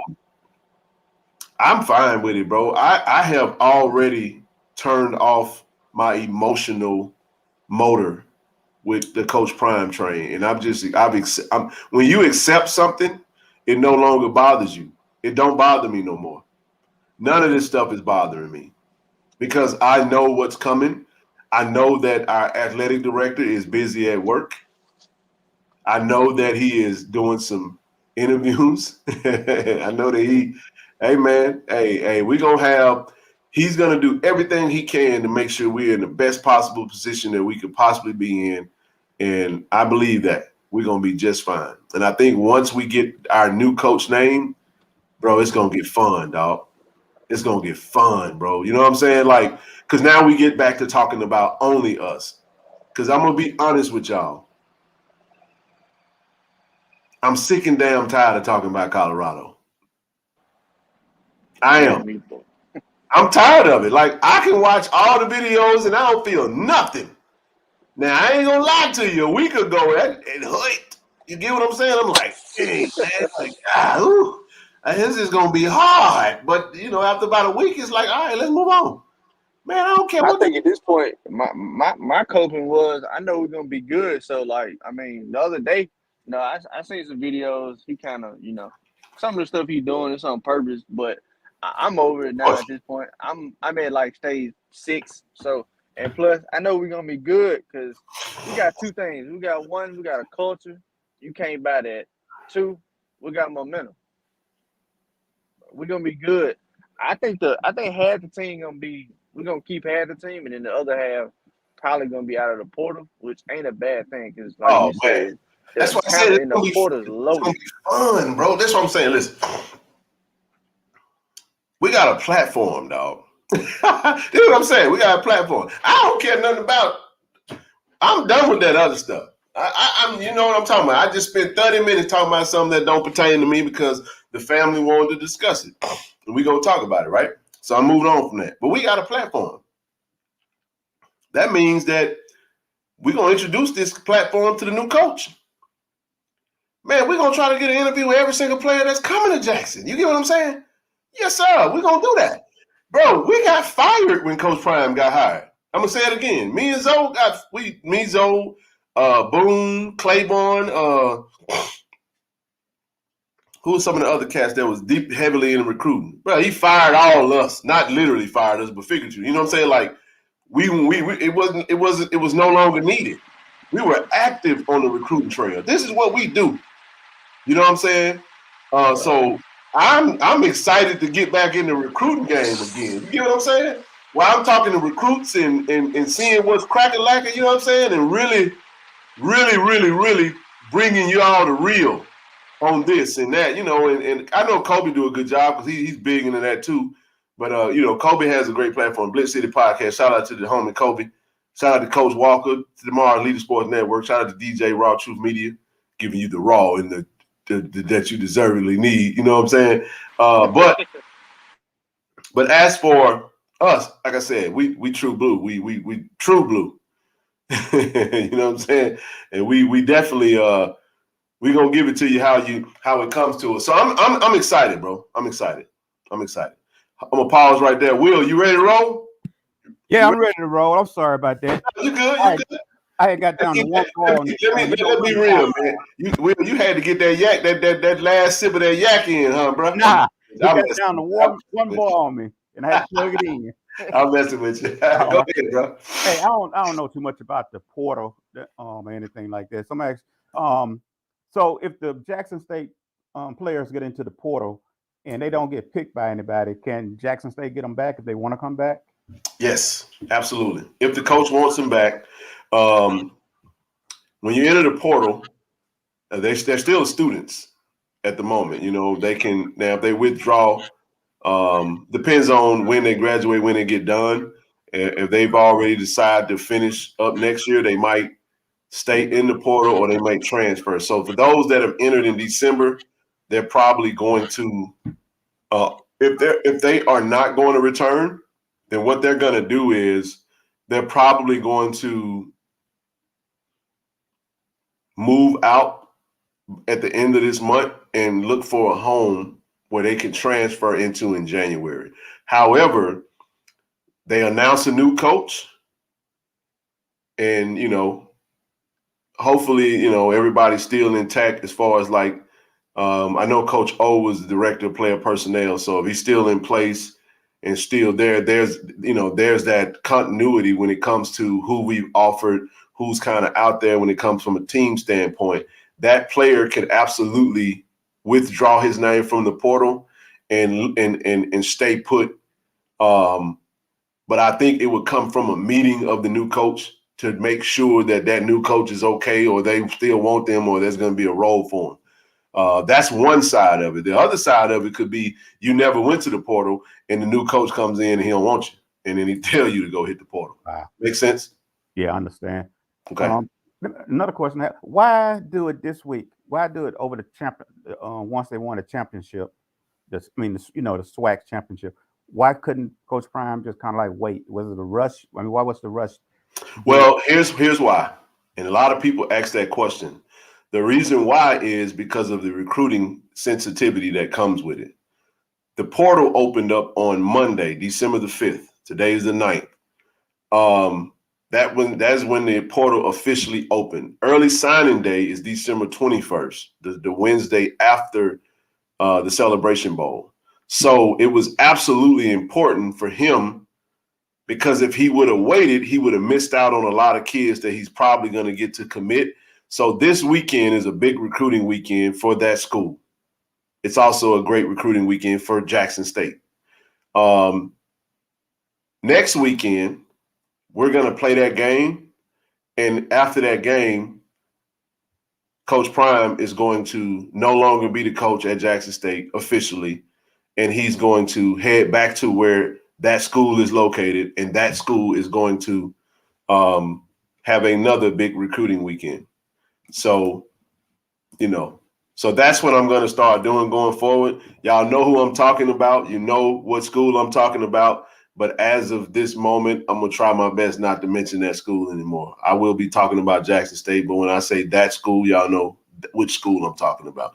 You can call it what you want to call it. I just think we got to get back focused on Jackson State University, and I'm tired of saying that other stuff. I understand that too, because it is getting tiresome. Yeah, man, we're not covering that school, man. Yeah, we cover Jackson State University. Go ahead. Come back up. It's gonna come back up because even next week it's gonna come back up because he's gonna be playing in the championship. The bowl next week. He's gonna be playing, and then when that season gets started over there in Colorado, it's gonna come back up. Then it's gonna come back. It will, and people gonna watch because people are fans of Coach Prime, and I don't have an issue with it. People gonna be watching to see how they do. Yeah, I'm a big fan, so I'm gonna watch. I'm gonna watch his. Man, I'm gonna watch. I'm a man. College football is my favorite sport to watch. I don't watch. Man, I haven't watched an NBA game all season. I ain't watched many of them last season. Like to sit down and watch it, but bro, on Saturday night when college football is being played, oh man, I could sit in front of my TV all day. Nook came to Cali. My homeboy Mark, he in the chat. We sit down and watch football all day. Switch from game to game to game. I love it, and I'm gonna watch it. But at the same time, man, I consume Jackson State, and then being a part of, like I said, having a platform and having being in the know and gathering of information to bring to the people is what's necessary. I want to make sure I do my part, our part. Tiger Talk want to do our part to make sure we're putting Jackson State content in front of our fans because we want everybody to get back focused on Jackson State. You dig what I'm saying? I want y'all people to try to, even people in the chat right now, try to watch out how Coach Prime controls the media room and how he likes to intimidate reporters because he wants to control what questions is asked and be nice to certain reporters. So he don't want no hard questions coming his way. So he tries to control or even intimidate a lot of reporters. And that's why he loves making friends with reporters because he don't want them hard questions coming his way. But I believe he's going to have a problem with that, with this new, standing in front of the new press that's going to be over that way, over there. Well, here's the thing. Here's what I say, and then I'm going to go to 06. I appreciate you coming on. Coach Prime has been coach. He's been Dion. He's been prime time a long time. He knows how to work the media. Winning is the cure. Travis, what you got? Hey, on that, I don't think that it ain't that he don't want to ask them questions. Prime is damn near better than reporters that reporting. So they pretty much is scared of him. Like, if you ever know, they'll ask a question, he'll be like, that ain't the right question you be asking. You should ask it like this. They be looking like, oh shit, my bad. They also be starstruck. You know what I mean? Like, he's a famous dude, and you see that happen a lot. I don't think he'll have an issue. I just think that, and then too, if he has a big, which I expect this to be the case, I expect him to have a monster recruiting class, a lot of momentum. He's gonna get all the media support, the 247s, the rivals, the on-3s, all the media is they're gonna get a lot of their share. But again, this is what I'll say, and we got to move on because I'm starting to feel like it's turning into that school. So I'll say this: he'll be fine. 06, what you got? How you doing? Appreciate you coming on, dear. All right, thank you. Hey, Ken. Hold on. Time out. I was talking to 06 when I said dear, not you, Will. I want to make sure I put that out there. No, you good. Will, you ain't got to go nowhere. I'm just. Hey, Ken, can I say one thing before I go? Yeah. Go ahead. Hey, do you remember O.J. Simpson? I remember. You had a bunch of. I mean, this man was accused of killing 2 black people. I mean, 2 white people, and the black community fell in love with him, and we loved him, didn't we? So it's gonna be hard trying to, people. Now, Prime didn't kill anybody, but I'm just saying, black people loved Prime, they loved O.J. Simpson too. So you see what I'm trying to say here?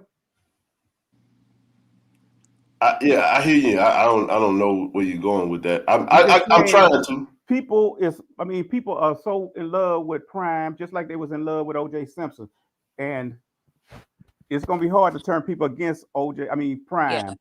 Yeah. No matter what he does, everybody's still gonna love him regardless. Is that what you're saying, Will? Oh yeah, pretty much that's what I'm saying. I mean, people are just let me do this real quick, and you can roll, man. Like I don't think we need to. I don't think we need to. I think we need to separate. I know what you're trying to say, but I don't want to put. No, bro, we're gonna move Coach Prime away from OJ. I ain't gonna no. Hey y'all, hold on, let me y'all. Hey, y'all know that dude, the comedian dude that's kind of the African cat that be like, no, I don't know what. That's what came to my mind. I'm like, no, because I'm telling you, I know how this YouTube stuff is. They're gonna be like, man, kid got folks over there. They call Coach Prime. Oh no, OJ. No. Go Tiger. We're gonna move on. We're gonna what's we gonna cut that. We're gonna cut 06. Come on, clean that up. Help me clean that up. What you got? Listen, I wanted to pose a question. I know you spoke about earlier. You mentioned an article that was written about Coach Prime, and I have to ask, like, is this the real reason the SEC didn't want to touch him? And they use him not having coaching experience as a cop out, kind of sort of, but they knew that he's kind of like a diva when he don't get his way. Nah, because they got Nick Saban. but he white though. It's okay for them. But hey, AP, I ain't screening nobody. That we're gonna keep it. We're gonna give you that raw, that real. And listen, I know how to bump somebody off there if it is. Not Michael Blackston. I forgot the dude's name, man. He was like, anyway, I can't think of the dude's name. No, ask that question again. I gotta get that other stuff. I'm still stuck on OJ. I'm sorry. Go ahead. That threw me all the way off. I'm like, boy, where is this going? All right, okay, go ahead. So like the smear campaign that we're getting from his crew, is this the reason why the SEC didn't want to touch him? Because he comes with he has the potential to be a little petty, and he can stir up a lot of drama. Do you think that is the reason why? No, I don't think that has a lot to do with it. Mm-hmm. In my opinion, I don't think that. Here's the other thing I would say. Mm-hmm. How can I say it? I know you said the smear campaign. Let's just say there's their side is saying some things that they feel that happen, and we're responding. You know what I mean? And then I'm not going to say the SEC because the SEC is a conference, and I know you know that. I'm just saying, like, the only opportunity that was out there was Auburn, and I think Blue kind of really gave a very good explanation as to why. I think Auburn, I mean, you got to get through those boosters. I don't think those boosters really. Here's the problem with Coach Prime possibly going to the SEC, because he may go to the SEC in 2 years. It's possible, 2-3 years, right?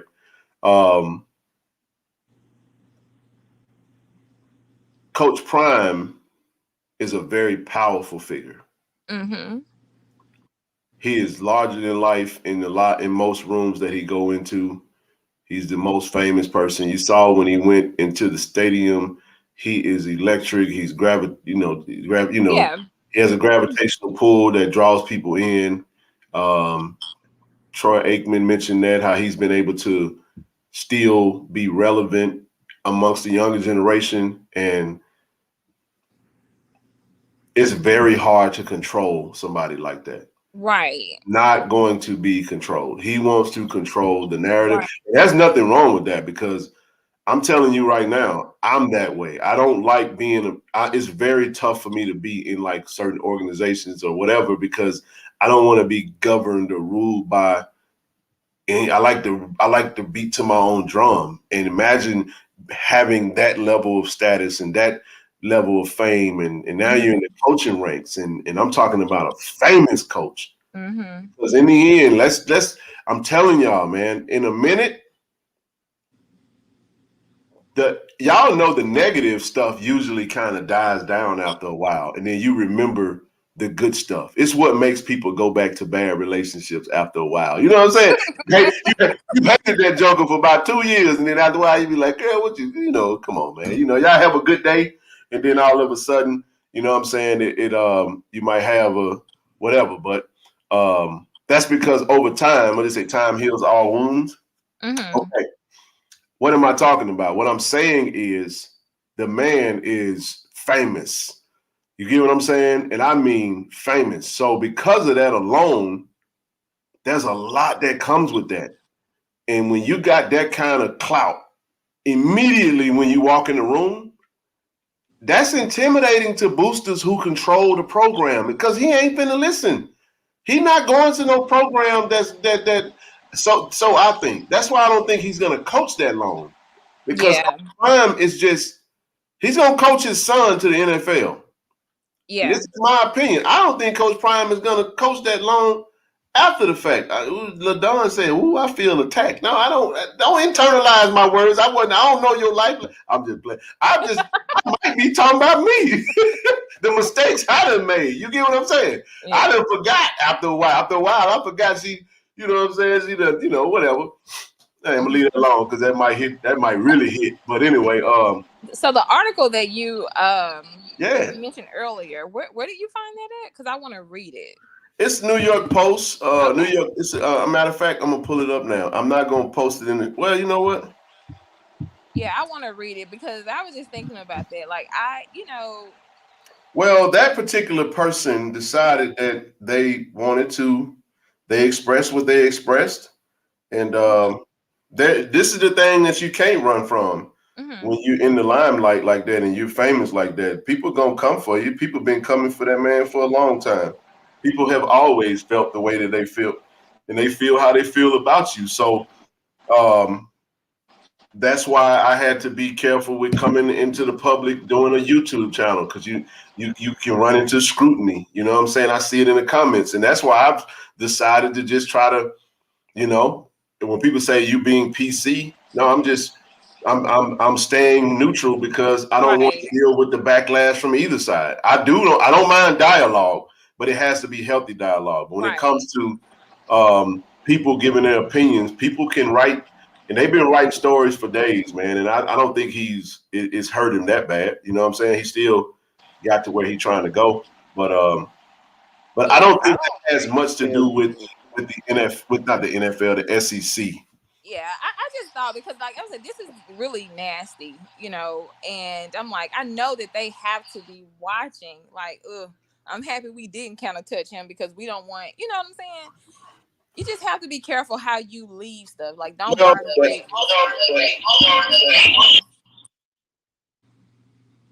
And that's all. It was just a thought that I had. That's it. I mean, that's it. That's all. Well, I just posted it's the New York Post. I'm sorry. I just posted it in the chat. And y'all can do what you want to do with that. Like I said, I read it and I thought it was I was like, it was interesting. And I just think personally that Deion Sanders just did not, honestly, and I'm like I said, I'm a fan, but I have to keep it real, did not have the experience, the coaching experience necessary to do, especially SEC. SEC conference is the toughest conference in college football. It's the baddest conference in toughest college football.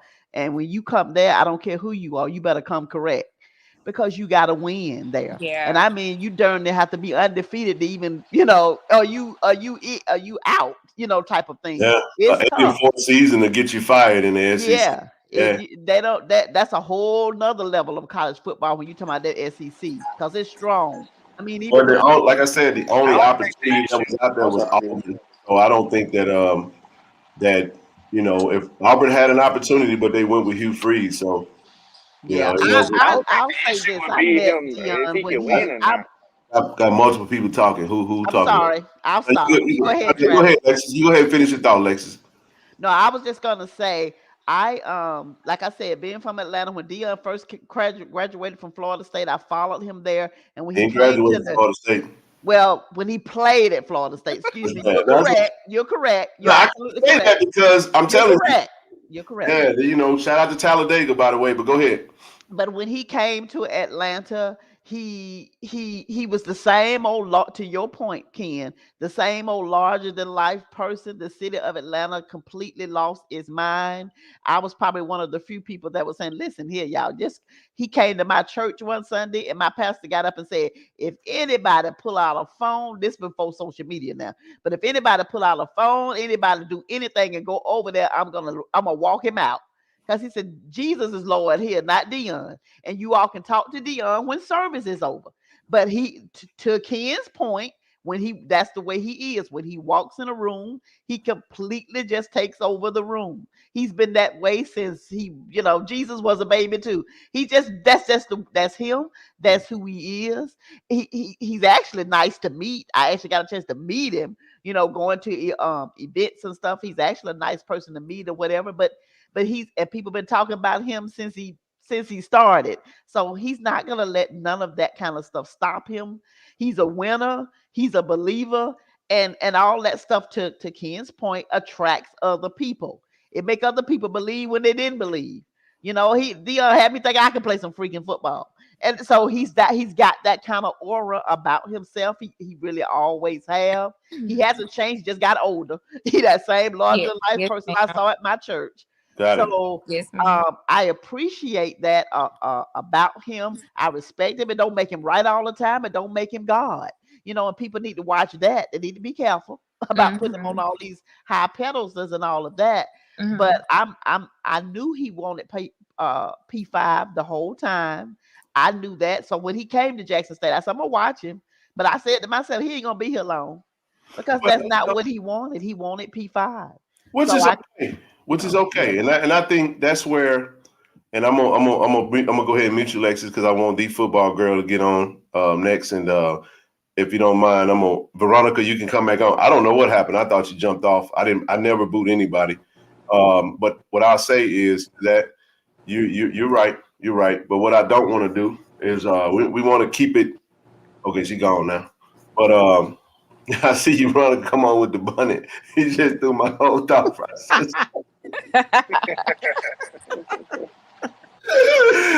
Woo!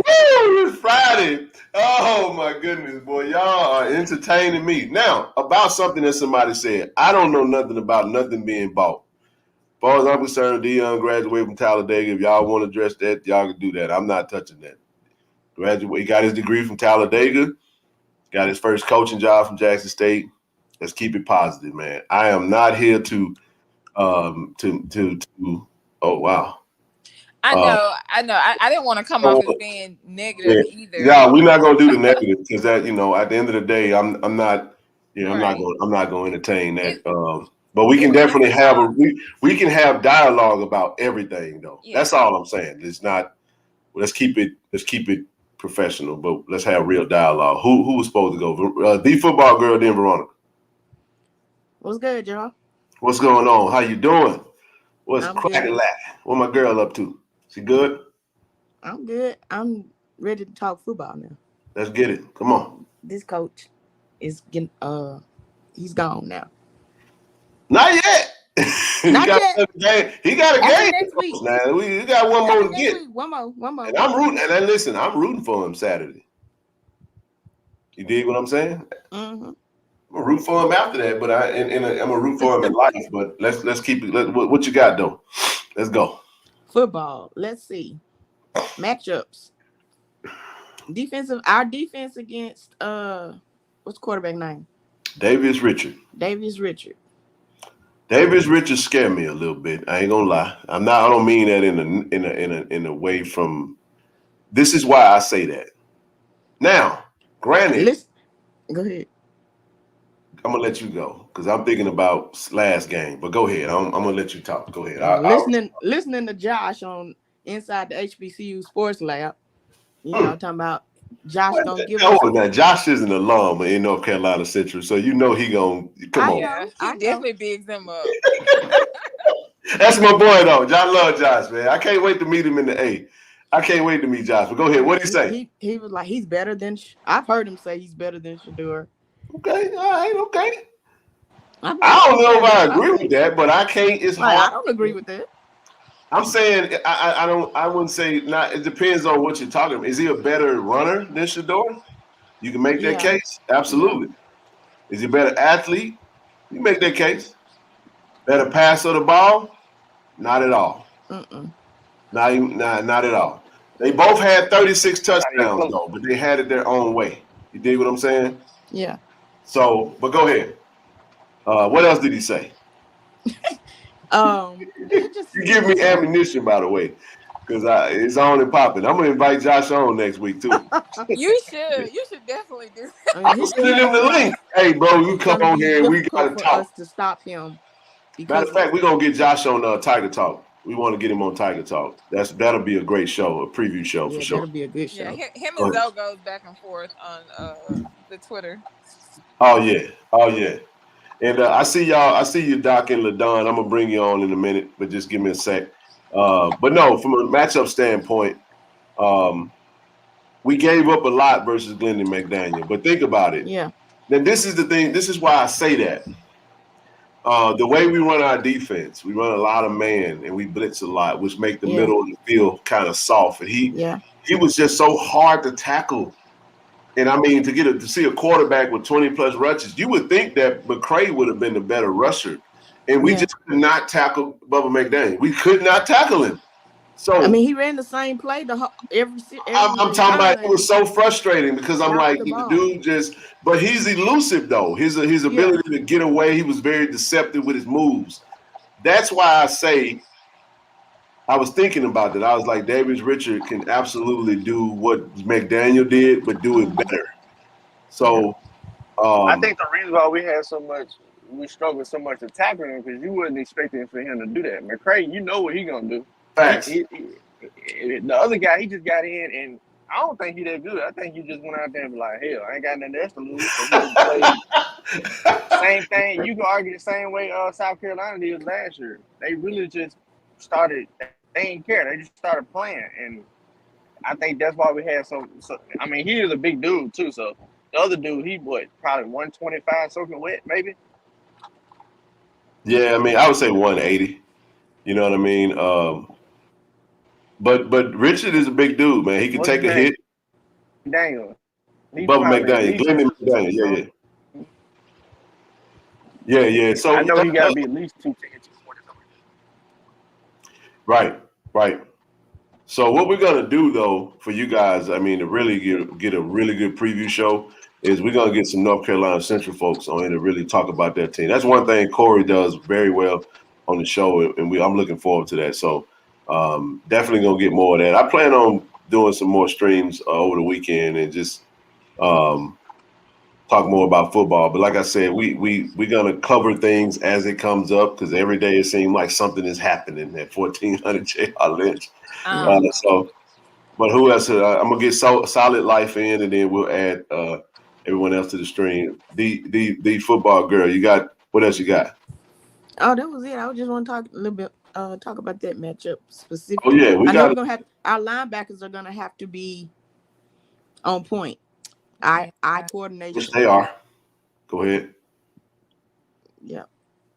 The linebacker players, I would say, if I ask everybody a real question, and I say which of our defense, which group you would say is the best group, I know that would be controversial. Oh my goodness.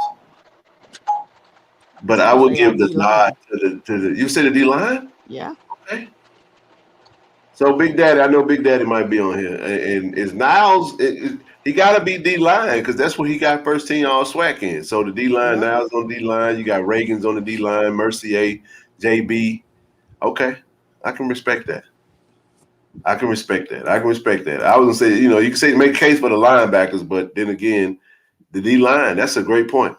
That's a really good point. I'm going to pause right there. Solid Life just came on. Doc, then I get to Doc, then LaDon. Mutual. That's a great point. Up top. All right, there we go. Solid Life. What's good, baby? Peace, Ken, and peace to the panel. How's everybody? Hey. Good. Appreciate the ladies for coming on, by the way, man. I love this, man. Yeah, this is different. We ain't separating nothing. We mixing it all up. Come on with it.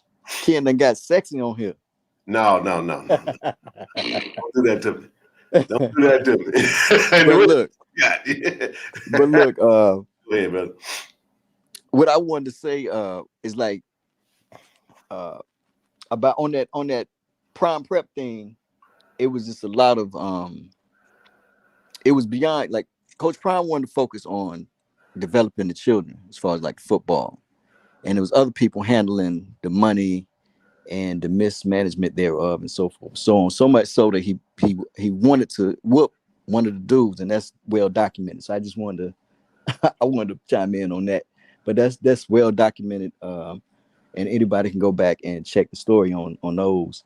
But the thing that I wanted to say is about the memories for this season that'll never be erased from Jackson State's history. I mean, you talking about, even though the number one player in the country may be leaving, right? Maybe. But the history forever be, but it'll forever be documented that it was Jackson State that recruited the number one player in the nation. That's going to be on Jackson State's record. Right. Also, Coach Maynard going to forever have that scooter. Yes, bro. That was last season, but yeah, I'm with you. Right, but I'm saying, but that's history though, right? No doubt about it. Absolutely. Coach Maynard gonna have that scooter. Facts. And then everybody gonna remember the handshake that went viral. SWAC. Right. The who is SWAC handshake. Yeah. Right. And then we're gonna forever be able to tell Southern, Grambling, Alcorn, and Mississippi Valley that y'all can't say nothing to us because you got whooped. You got whooped badly, decidedly. And we back-to-back champs, and we done hung up number 18 this year on an undefeated season. So hey, Solid, I owe you one. I'm gonna do you one better. Not that what I'm saying is better than what you're saying, but we are going to do a Prime appreciation show. Oh, okay, that's dope. Highlight everything that he did, and like I said, who can better tell our story than us? Absolutely. And we are going to make sure that we keep the main thing, and we're going to celebrate the wins. Right. And we're going to take the L's, and we're going to turn them into opportunities, and we're going to grow from it, and we're going to expand, and we're going to do bigger and better things. Because how you do anything is how you do everything. And at the end of the day, it's not just about today. It's about tomorrow. It's about recruitment, and not just recruitment of football athletes. It's recruitment of students to Jackson State. So we got to tell our story. We got to make sure that we're offsetting the bull junk with positive commentary. So it's coming. Right. We got a lot of work to do. I mean, I got many ideas, and we got to get busy. And I'll pause right there and let Doc. Doc, how you doing, brother? Wait, man, I'm Ken. good. Hold on. Go 06. Who? I'm sorry. Before we go on, did you see your shout out from Alexis? I didn't see what I see from said who? You were sexy. That's what she said. You gotta do that, man. Let me don't do that to me. I'm moving right along. I'm not for the grown and sexy right here. You are now tuned into the late night hour with Ken Clark. And Ken, you skipped me. That was funny. I'm sorry. I was just teasing. Doc, come on, Doc. I need you to take over, Doc. Come on, man. What you got, bro? Man, first of all, you skipped me. Oh, who's that? Veronica. Veronica. Oh shit! Doc, I'm muting you. I'll be right back, Doc. Hold on, bro. Veronica, please. I apologize. Show the bunny again. That's my bad. Hey, don't do me like that, I'm Craig. playing. I'm having fun with you. Look, look. I just jumped on to saying I'm finna go to bed. That's why my bunny was on. But look, I love you guys, and Thank I you. just wanted to let you all know that how do you think YouTubers are making money? Because our crazy tail is clicking on their videos every time we see something that say Prime said and this. We're adding fuel to the fire by putting all this stress and trying to my grandma used to tell me you ain't gonna never run down no lie. And see, we going back and forth. I'm telling you, That's we right. going we can't run down no lie. We're going back and forth with people. We're not going to change their mind. We're not going to change their perspective. Their perception is their reality, and that's not going to change. You can go back and forth until we're blue and black in the face. They're still going to say the same thing. So, what we have to do is take back the power. Stop clicking on these videos, unsubscribe from these channels, and stop liking it. And even when you're going back and forth, why do you think YouTubers say like, share, and subscribe Facts. and comment? Why do you think they're telling you that? Because that's putting money in their pocket and you're doing that. Stop going to these pages, stop commenting, and stop going back and forth because all you're doing is giving them money. That's why they're putting Prime in every single video that they're doing. Yes. Stop doing that, Tiger family. If you want Tiger content, you know where you can be safe. This is our safe haven. Stop giving energy to the people and trolls that's coming in here. They can go to any other page. It's 100 million other pages that's talking about Deion Sanders right now. They're coming here to distract us. We got to take back the power right now. And I love y'all. That's all I wanted to say. If you want to protect your peace, do like I did today when I talked to Ken earlier today. I went through my page on YouTube. I went through my page on Facebook. I went through my page on Instagram, and I unsubscribed to anything that was talking about Deion Sanders. Me too. You have to do You that. have to. Yep. I'm telling Because you. you're going to be going back and forth all day. You're going to be distracted at work because people are going to comment. You're going to have to say something back. Because if you anything like me, now I'm not going to let you tell that lie. Right. So what you have to do is just unsubscribe. They're making money off of you commenting, and they're going to continue to post those videos because they're making the money. Spot on. I would say it's like a diet, you know. Like if you eat bad, you know the saying, you are what you eat. That's a very real thing, you know. You eat, you become what you consume. So, y'all subscribe to Doc Holiday, man. HBCU Overdrive with Doc Holiday. Make sure you Already. subscribe to this channel. I don't understand the idea of running to your. I ain't gonna run to my own calamity, man. I'm not doing that. I'm not watching something that's gonna trigger me. You get what I'm saying? Like I'm not gonna watch something that's gonna make me feel bad. You know, if you feel bad, go watch some comedy. Everybody got a favorite comedian. Make sure you got plenty of content of that person that you can tune into. I mean, this is a very, you know, we're in the winter season. You know, this is the most depressing time of the year. And then now you got a lot that's going on, as if we don't already have a lot on our plate. So I love what you said, Veronica. Absolute phenomenal admonishment. You know, there's a lot of us I say this, there's gonna be a lot of people that's gonna fall by the wayside because they're gonna lose interest. You know, they were doing a lot of this because the interest in the fire was in Jackson State. And hopefully they go on over there and start covering that school. And they can stay out of the JSU affairs because most of it was just clickbait anyway. You know what I mean? So there's only a handful of us that's out there that's really, really, really giving you the real when it comes to JSU. And things are gonna feel a lot normal in certain regards. But it was fun while it lasted. But you know, Doc, you up next, man. I ain't mean to push you off the chair, bro. I had to give Veronica, man, and you know, I overstepped. But come on with it, Doc. What's up, baby? How you doing?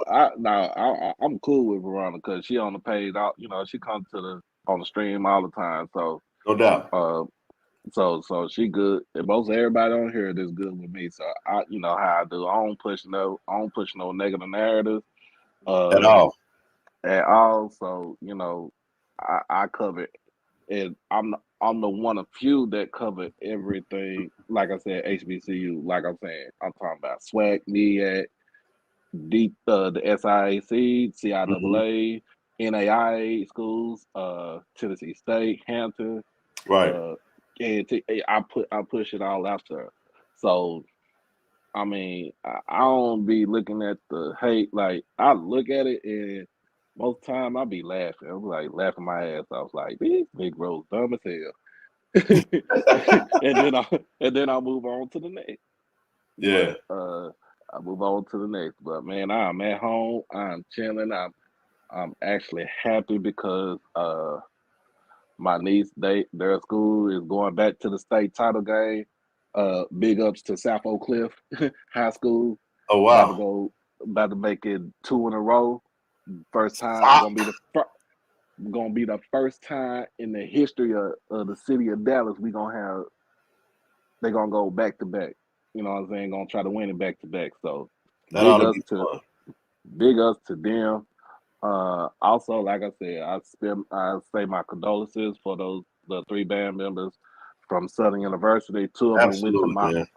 2 of them went to my alma mater at Cedar Hill. So it's a Wow. hard it's a hard time for all of us. I didn't know that, Doc. Being me, being me, I'm a sports fan, but I'm a band head all together because I played in the band. You know, it's hard. It's kind of sad to hear about, fellow band members, young and old, that lose their life early and stuff like that. Right. But I'm ready for some football next week because I'm tired of this damn dead period. I don't know about y'all on the panel, but I'm ready for some dang on football. Man, listen, I, this is you took the words out of my mouth, bro. I'm ready too, man. I think we all are, bro. but I ain't put nothing out since Wednesday, and I don't never put nothing out on a Wednesday. And I'm like, damn, I got to put something out on Saturday or Sunday because I got to talk some football. I got to talk some Celebration Bowl. I got to talk some like football girls say. We got to talk some matchups. We got to do some film breakdown. I got to do a lot of stuff and post game. I want to try to do all that next week. Yeah, that's gonna be. We're gonna have a whole week of. I'm telling you, all of that's gonna be mostly football centric. Every show next week is gonna be centered around the Celebration Bowl. I can't wait to get there. Friday night gonna be popping because I'm gonna be live from the A. Hopefully, I'm definitely trying to connect. Hopefully, I can connect with some North Carolina Central folk, man, and we could do something live maybe, and do some live chats talking about the game or whatnot. But I'm pumped up. I'm excited. I'm gonna eventually buy that daggum plane ticket, bro, when I get out this stream, so it don't cost me $1,000 to get there and back. What you got, O6? I'm laughing at you. You ain't got your ticket yet. Man, I'm telling you, I done cheaped myself into spending more money. I'm gonna pause right there. LaDon, how do you do? What's popping? What's Hey popping? y'all. Hey, LaDon. Hey y'all. I What's up, actually just LaDon? wanted to speak on the Southern game. I know y'all was saying Okay, that let's do it. we really couldn't stop Bubba McDaniel, but I feel like we didn't game plan for him. We didn't. So it was kind of a shock when he got in, and nobody had seen him playing anyway because they had been playing that other boy for what I don't know. They had been playing him, so nobody game playing for him. So I feel like this game is going to be different because we are actually game planning for their quarterback. I think. Hold on one second.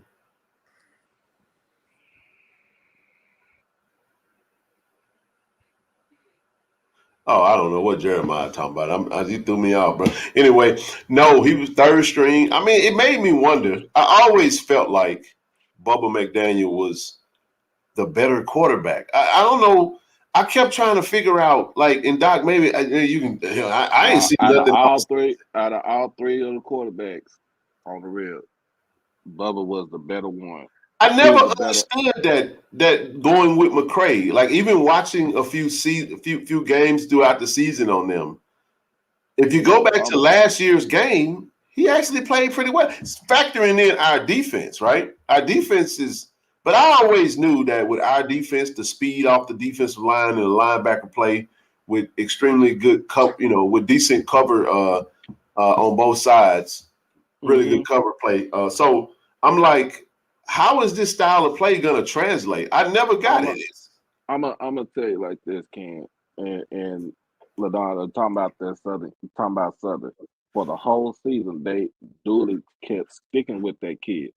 And when I seen them, when I seen them live when they played Texas Southern here in Dallas, I seen them live. I said, "Oh no, nah, bro." I told my wife, I said, "Oh, he ain't no good out there."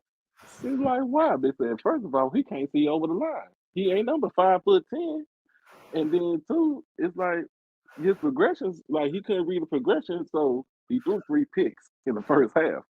So, he did.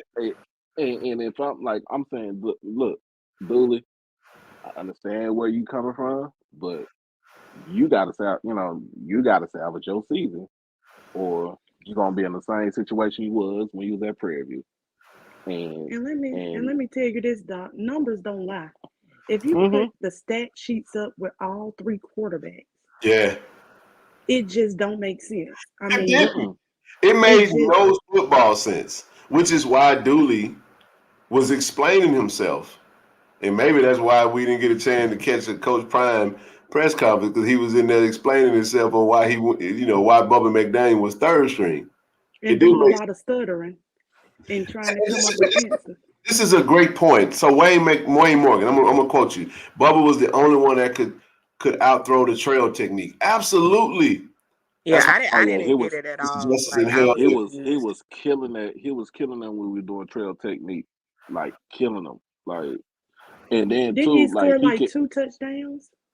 Yeah, like, he scored. Off the rip? He scored 4. He threw, man. I was right there by the cheerleaders on the sideline, and when I say he threaded the needle on a cat, I mean Isaiah Bowden was in. He was right there with him. Man, listen, that catch, I remember that catch. He threw that bad baby to where only the wide receiver could get it, and it hit him right in his hands in stride. I said, "Oh my goodness, this was beautiful." Yep. You see what I'm saying? And then the running, like, I mean, you had the man had a game now. Now, granted, Cameron Simon Craig interception was just unbelievable. You know what I'm saying? Like, it was just out of this world. But I thought he was.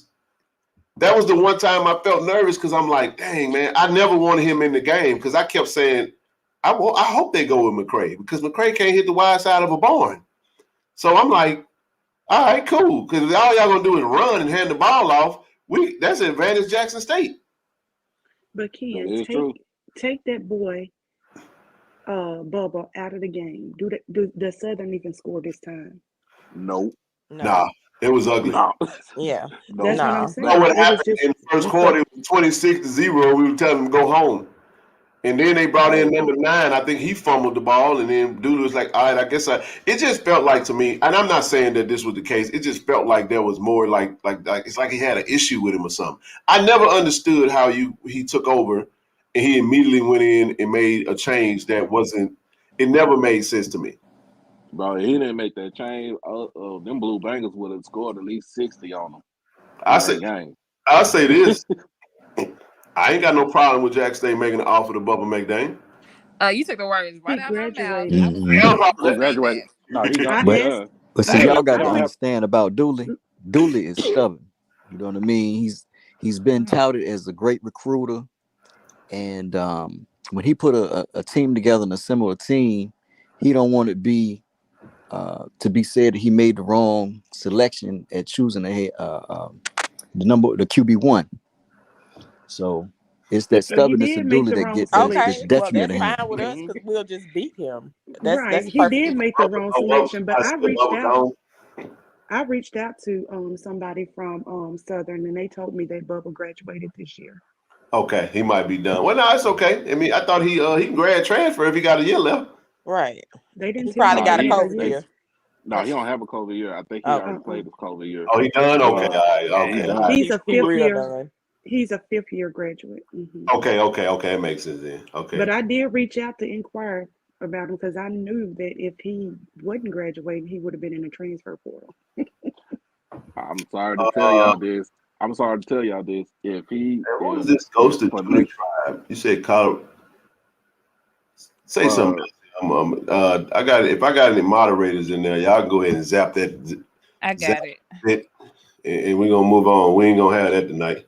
I don't care nothing about no. I'm gonna be quiet. Go ahead, Doc, before I say the wrong thing. oh Lord, no, but no, but if Dooley come out there with McCray again, y'all gonna we probably gonna see Noah Biden in the game next season. Hey, Nook, you ought to come on, man. He said, so K-Tron Drones. I'm not sure who this kid is, but you gave me some homework. This is what I want y'all to do for me. Give me some names, man. Let's get into the football of it. That quarterback from Valley, maybe that quarterback from Valley. What about him? He got in the transfer portal. What that mean? He can stay there. He might can. Look, he might can talking about get Jamari some work. Jones? He might can be Jamari Jones. He might Oh, can be worked up. No. We good. Well, Lord. I ain't say he could. I ain't say he could start, man. I'm just saying he can be worked up, man. I'm gonna tell you like this. Looking at his tape. Short? What about Philip Short? Philip Short. Hey, what we say, Ken? He dumped the truck juice. Yep, that unless the running back from Valley getting in the transfer portal. Yeah, Caleb Johnson in the portal too. Yeah. Now give me Caleb Johnson now. Right. We can get him. I put him in with Savion. Savion, I'm anticipating Savion 36 gonna be back. I'm calling it. But Savion has family here. I talked to Savion quite a bit, and I'm gonna do everything I can to encourage bro to stay in and there's nothing. I don't feel there's anything that makes me think that he's gonna leave. I know he and I have been in talks a lot about. I did. You know what, Tyler? That's who it is. Okay, Kyron Drones from the quarterback from Baylor. I actually did. I actually tweeted him today. Kyron Drones. Oh, listen, man. Listen to me, Jackson State Tigers. It's about to get fun, man. We're about to get back to doing what we do. It's gonna be fun. That's why I said we just gotta get that. We gotta take a poop. Pardon my French. We gotta get it out. We gotta move on. I'm just saying, we gotta take it. Listen, that's why I can't say it like that, but you gotta take a prime poop. You gotta get it out your system. It was fun. And then we get back to doing what we do. This is the fun part. I love recruiting, man. I'm a recruiting guy. And I took a break from it because Coach Prime was doing so much. It was overwhelming. Like, it was so many kids. I was like, I only talk about the kids that commit. I ain't talking about no offers because there was 750 offers that went out. It felt like, huh, Doc? So, yeah, man. Somebody said, hurry up, man.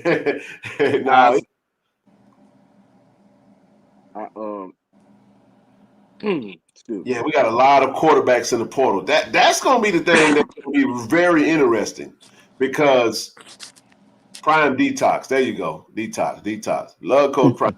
I got number love of Coach Prime, but we got to get it out of our system. We got to get back to because if you don't, you're not going to be able to maneuver like you need to, and you're not going to be able to appreciate the good things that are happening. Because here's what they say: the depth of comparison is the depth of all joy. We're not going to compare. I'm gonna say it again. We're not going to compare. We're not going to compare what we did last year to what we do this year. At least I'm not. We shouldn't. Right? What we should do is we should look at everything, stay in the moment, be where your feet are. And when we get that coach, it's going to be a process, and we're going to have some fun with it, man.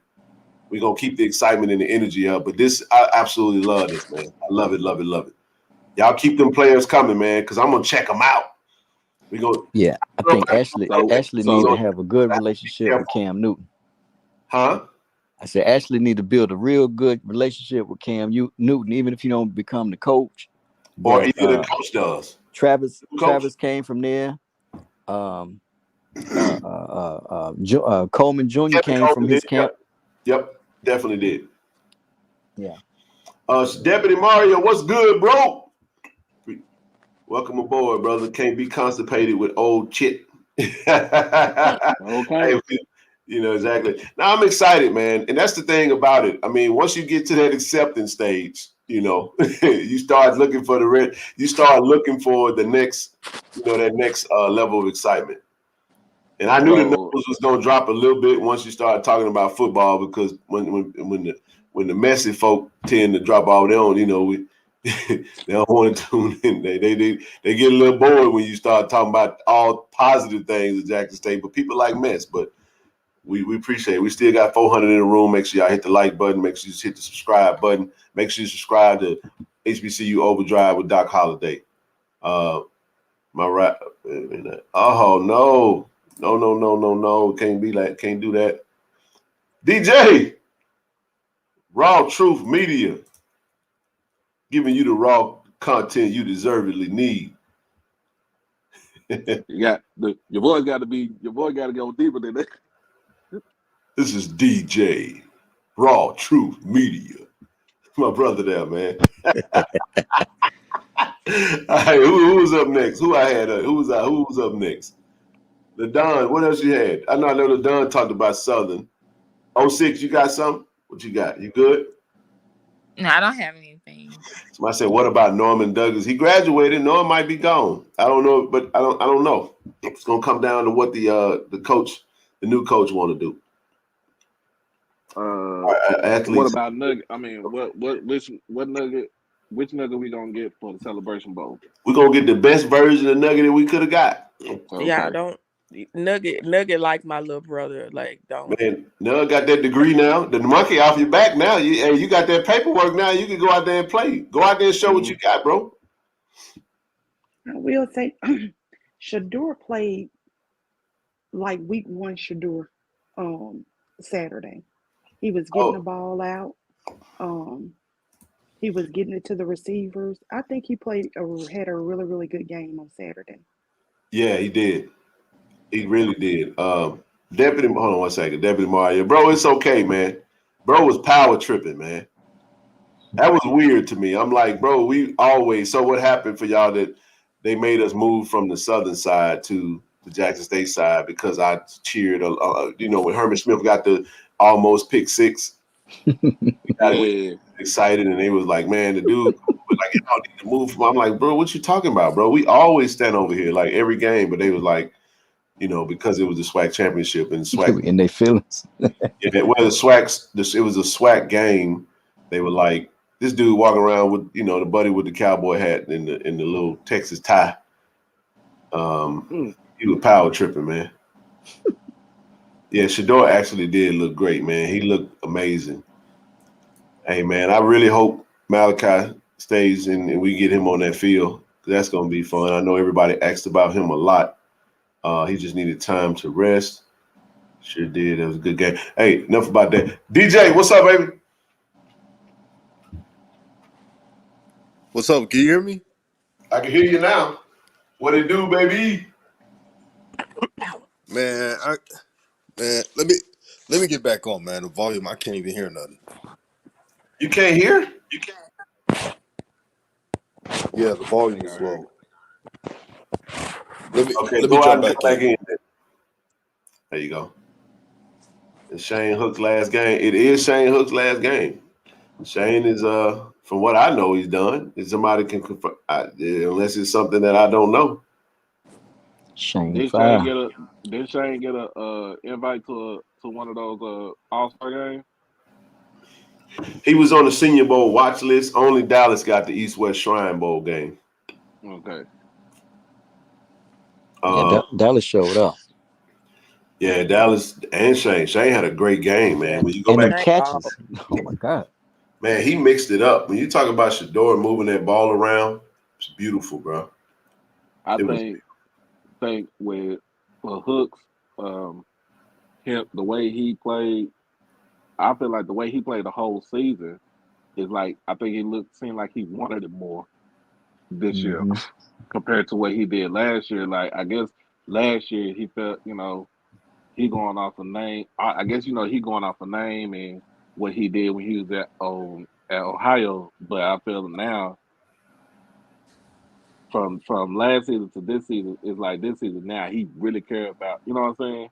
Mm-hmm. He really care about playing the game, and then he just let his athleticism and having those hands. He just let it all come to him. Yeah, I agree. DJ, you back, baby? What you got? What's up, man? Y'all talking about QBs, and I saw someone mention this name, not just Kyron Jones. I saw that would be good, but Malik Hornsby. I seen him play against LSU, and it was a low-scoring game, but it was a cold game. You know, it was bound to happen. But he is fast as hell. He's Olympic speed. If he was in the SWAC, it would be like RG3 when he won that Heisman year in the Where's he at? SWAC. He's in transfer portal. He went to Arkansas. He started at one game, and he killed Arkansas in the run. They didn't win the game because, you know, what's it, Perkins? He was on fire. The linebacker from LSU. Oh my God! Yeah, he was all over the Ooh, place. he had an all-world game that game, man. Harold Perkins, monster game. But I was looking at him. I said, "This dude is fast as shit." And I saw his name on the transfer portal. Man, if I'm Coach What's that O, arm look like though? the arm is normal. It Normal for the SWAC is better than most. You know, it's funny. For SEC is not all that, but if he was in the SWAC, give me a player comp. Player comp for the SWAC? No, for the like his playing style. I got to go look at it. Style. I'm trying to think of somebody who could run and that's not. I'm not gonna go with RG3. Remember Nick Marshall from Auburn? Oh, yeah. Yeah, I do. Who played DB when he got to the next level? Yeah, but he's more sound as a quarterback than Nick Marshall. But that's the closest comparison running wise. But a little bit more sound passing. All he needs is a coach that's invested in him and being a quarterback, and you can do something with him. Can you imagine running an air raid offense with multiple options, run pass option with that guy? I mean, he would throw for 300 and run for 100 plus. He is 4.3 speed. He is fast as shit. I gotta go check him out, man. Yeah. Sorry, I was trying to pull up them stats from last game because I really didn't look at it. Damn, Shador had a monster game, bro. He was 30 for 43.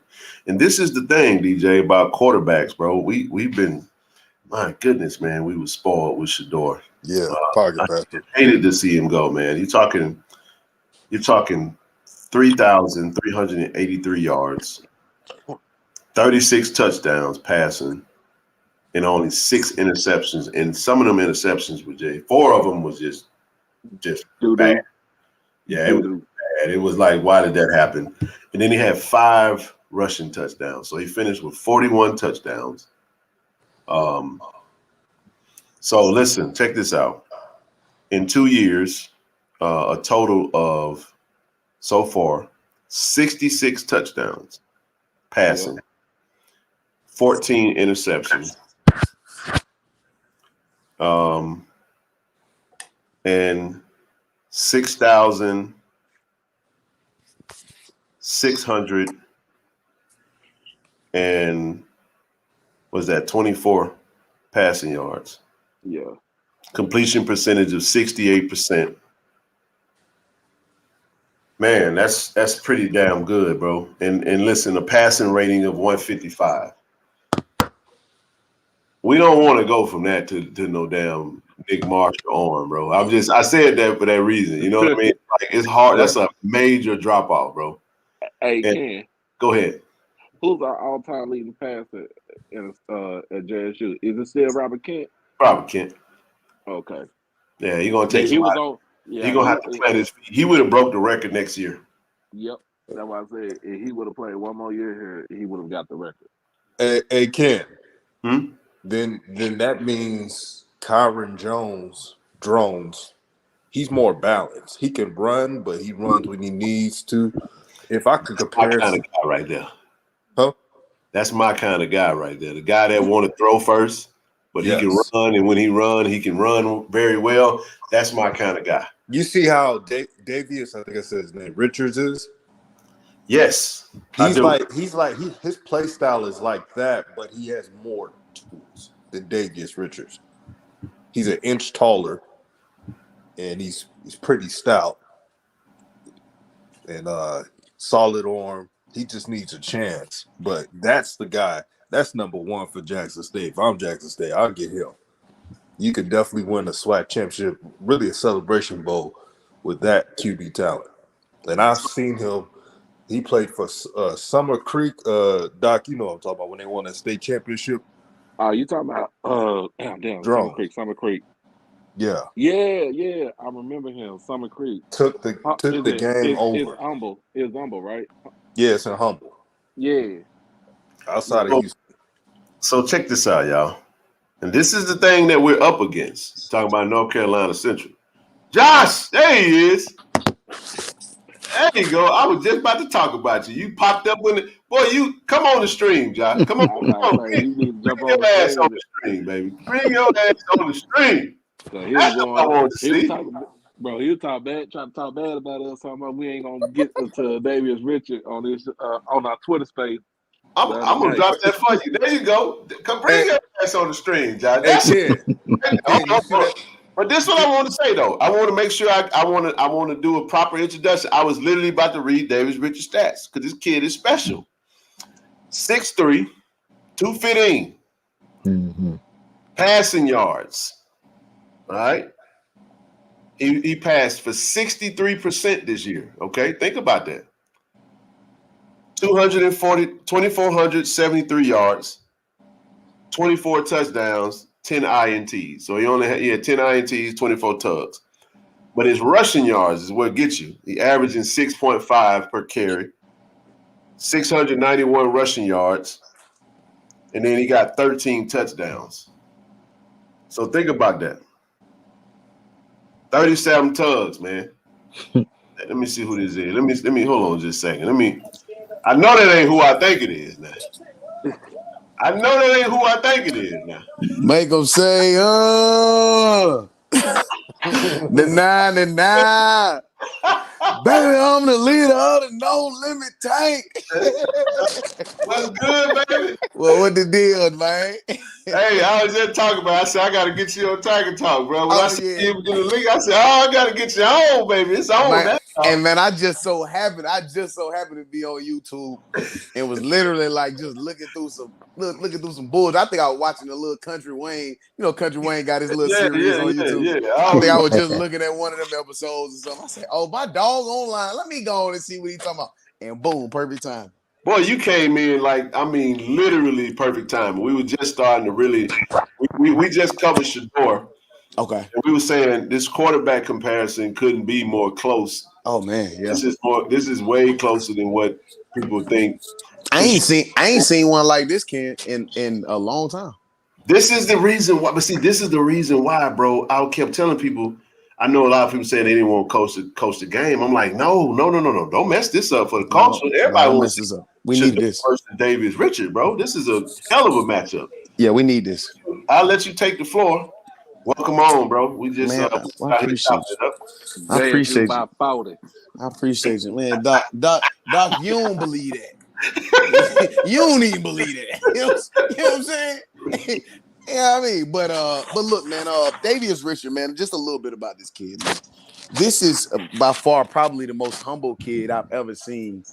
You know, really walk the verdant greens and sloping hills, man. This kid is, you know, in his junior season, he is now second all-time in school history in passing yards, rushing touchdowns,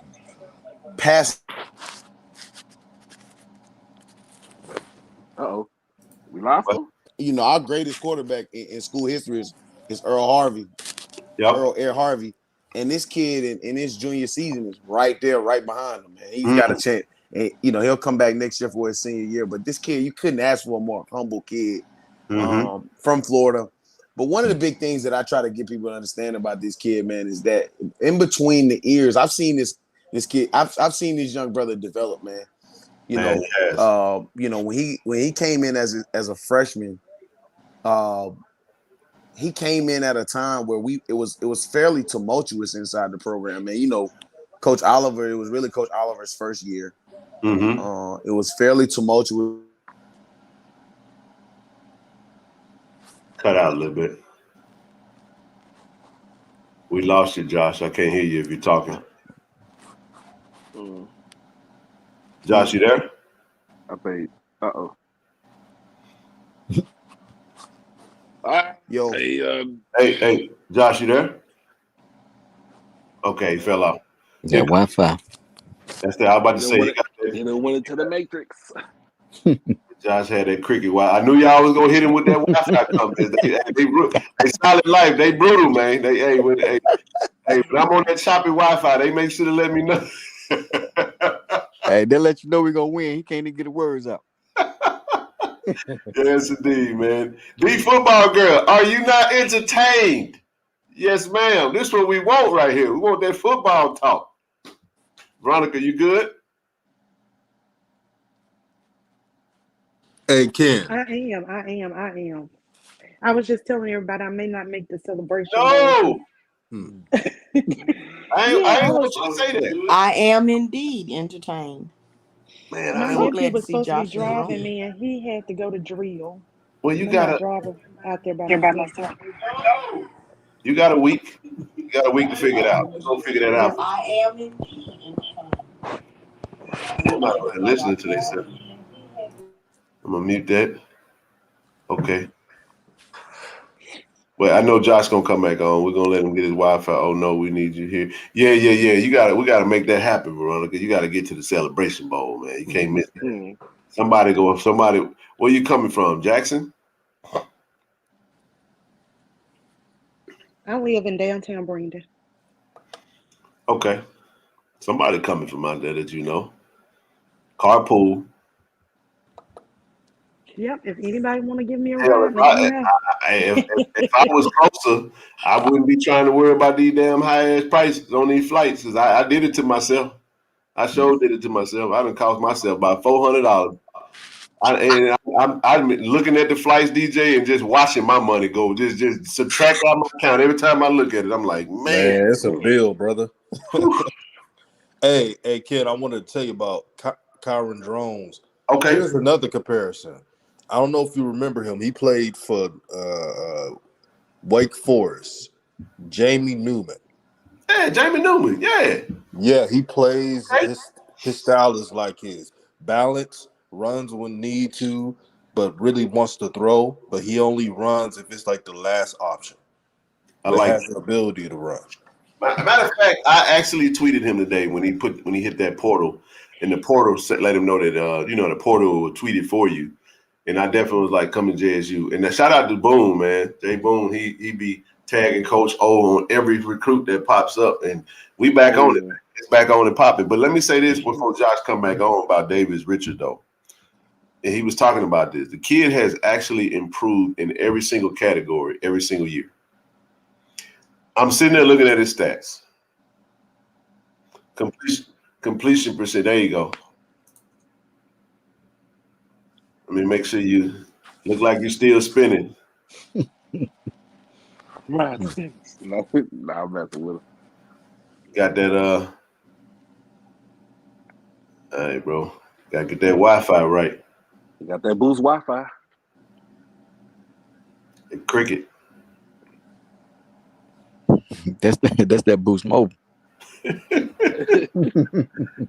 So, like I was saying, freshman year, completion percentage 52%. The next year, 58%. This year, 63%. Like I said, passing yards 1,900, then 2,100, then 2,400.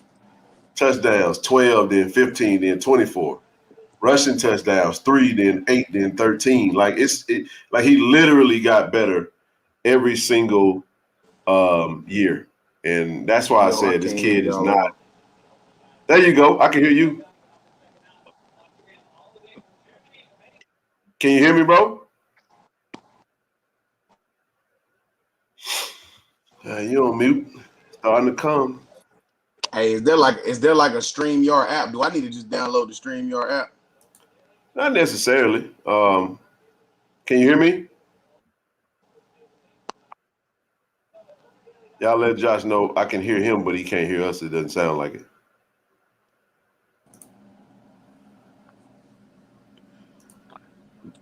Hey man, that be Mario going hard in the chat. Who, Mario? Yeah. He gonna have to go out and come back.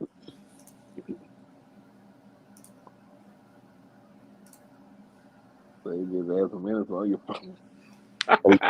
That man just said he had to add some time and minutes back to his phone. Hey, you dog. Hey, you done came to the Lions, the Tigers. He gonna have to do closed caption. He got that that AOL, that dial up. There you go. Run them up out of there. JSU by 40. Put it as a hashtag.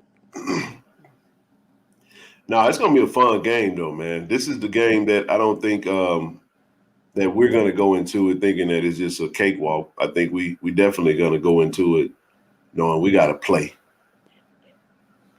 You know, we gotta play this game. And I think they've sat down for a month. They've been able to scout us. They've been able to put together a game plan. And one thing about the MEAC, they unify. I'm pretty sure the coaches will be willing to give Coach Oliver, not that he would need it, but I'm pretty sure they don't mind, you know, looking and see what they see. It may be sharing, you know.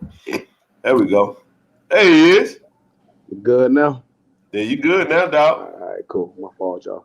No, you good. They on your Wi-Fi, bro. They say you got that boost, man. It ain't the Wi-Fi. It ain't the Wi-Fi. Everybody else, everybody that's in that chat, we ain't even gonna get on that. Anyway, if you in the chat, you got something to say. Listen, we don't even gotta go there. You know, peace and blessings. But what was we at when the convo came? Well, we was talking about Davis Richard. You said it was a tumultuous time in the program when Trey Oliver first year.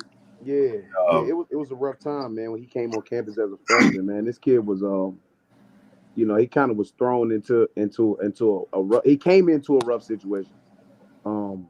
You know, when Trey got there, the program was in a rough situation, coming off of Coach Mack, you know, Coach Jerry Mack, who was there. Yep. Coach Mack decided to, you know, take the opportunity at Rice. And so, you know, just the program was just at kind of a pedestrian spot, man. We really didn't know where we was going. We really didn't have a sense of direction. Right. And even when Coach Mack had got there prior to that, dog, it was even rougher, you know, dealing with what happened with Coach Frazier and all of that, man. So the program kind of was circling, man. Honestly, in 2016, anybody who told you would have said inside of the North Carolina Central program, anybody would have said that they thought that we would have been in that situation in 2016 so quickly, even with Coach Mack, they would have been lying. And like, I've been around this program my entire life. Like, my parents went to Central, my grandparents went to Central, my wife and I went to Central. Like, this is all I know.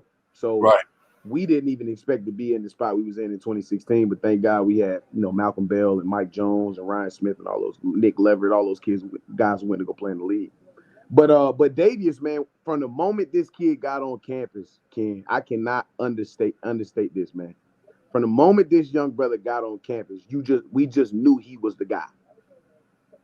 You know, like you know when a guy, like when somebody come on campus, you kind of know once he gets on the yard. You know, when we started hearing rumblings about this kid in summer workouts and like before camp, it was like, say what? He can do what? He's how big? It's like, oh, okay. So for those who, you know, I know not guys like yourselves, man. I know y'all watch the games, y'all break down the film, y'all really know what's happening. But for those who are in the chat, who, you know, want to make this a back and forth thing, listen, I'm gonna tear your ass up. I'm gonna tear your ass up behind this kid, man. Look, you ain't lying, bro. Coach, one thing you gotta worry about, ain't nobody gonna talk no smack about Davis Richard, bro. They know, anybody that know football know this kid is special, man. He's special, man. He's special. He's a king. Look, we've been in the tent trying to figure out how we gonna stop him. No, for real. Because look, this is why we brought it up, Josh. Bubba McDaniel comes into the game in SWAC championship, and I'm like, how the hell are we not tackling this kid? Like, it was baffling me because I never felt like a kid that would run. But like somebody mentioned earlier, I think it was more of a Travis. Travis was saying like we weren't game planning for him and his style of play. You know, we thought that he was more of a passer, and it just seemed like when he did run, it was advantage him. You know, so You're talking about a kid that's going to be the HBCU National Player of the Year preseason wise coming into the season next year. Absolutely. Shadore's gone. He's gone to that school out west. So so this is what I wanted to see. I wanted to see it. We're not going to get to see Shador play against an FBS opponent in a Jackson State uniform. So I was like, at least we can get to this game. That's why all I wanted to do was win the SWAC championship so we could get to this game, especially after we knew it was going to be Central. I was like, we have to get a Shador Sanders versus Davius Richard game. And this is going to be a HBCU sports writers' dream come true because it's a great matchup. It is. And you think about it too, bro. Like this is truly like, and this is no knock to South Carolina State. We had HBCU Nightly earlier this year. I went on a nice little soliloquy about South Carolina State, man. I absolutely hate South Carolina State with everything every fiber in my being. Like, I never thought I would hate that school that much, but I really do. And I'm talking about everybody, like everything about that school, right? But like last year, I felt a little robbed, bro. I'm gonna be honest. I did. I felt a little robbed. Kudos to Coach Pugh and that staff and that team last year for making. But I felt a little robbed because it didn't necessarily feel like the best team won the national championship. Yeah. And it didn't really feel like the two best teams was playing in the national championship. So that already kind of made, left a little sour taste in my mouth because I'm a fan of North Carolina Central, but I'm also a fan of HBCU sports. Like, yeah. And you want to have the two best teams playing against each other in this big marquee matchup. We can say we got it right this year. Now, a couple times we almost messed it up. Yeah. And it wasn't y'all, it was us. We almost messed it up. South Carolina State game, we go down there, they punch us in the mouth by throwing the ball in a way we didn't think they was gonna do. They throw the ball and relatively Alcorn did that to us. You know what I'm saying? Like we didn't expect that South Carolina State team. Same way y'all didn't expect that Alcorn team. You know what I mean? And to that credit, we missed 2 field goals. That's 6 points off the board. We lose by 2. We missed 2 field goals. We have 2 touchdowns taken back that happened inside the 10-yard line. Oh, wow. You know what I mean? And so we have to settle for field goals in those scenarios and situations. And then we do something very unreal. It's like not very resident of who we are inside the red zone on the way to the game-winning drive. We drive 80 yards down the field running the ball the way we do. Yeah. Latrell Colliers get the ball running, and we get down inside the 5 or 6 yard line. At South Carolina State, it's 3rd down. You take the field goal to win the game, and we throw the ball, end up throwing an interception in the backside of the end zone. So, it's heartbreaking, right? It's like, dang. So, to that credit, to that point, we almost messed it up. Being uncharacteristic, you know what I mean? But thank God the football guys saw it didn't see it as so. You know what I'm saying? And I feel like we got a true national championship game happening next Saturday, and I'm so excited about it.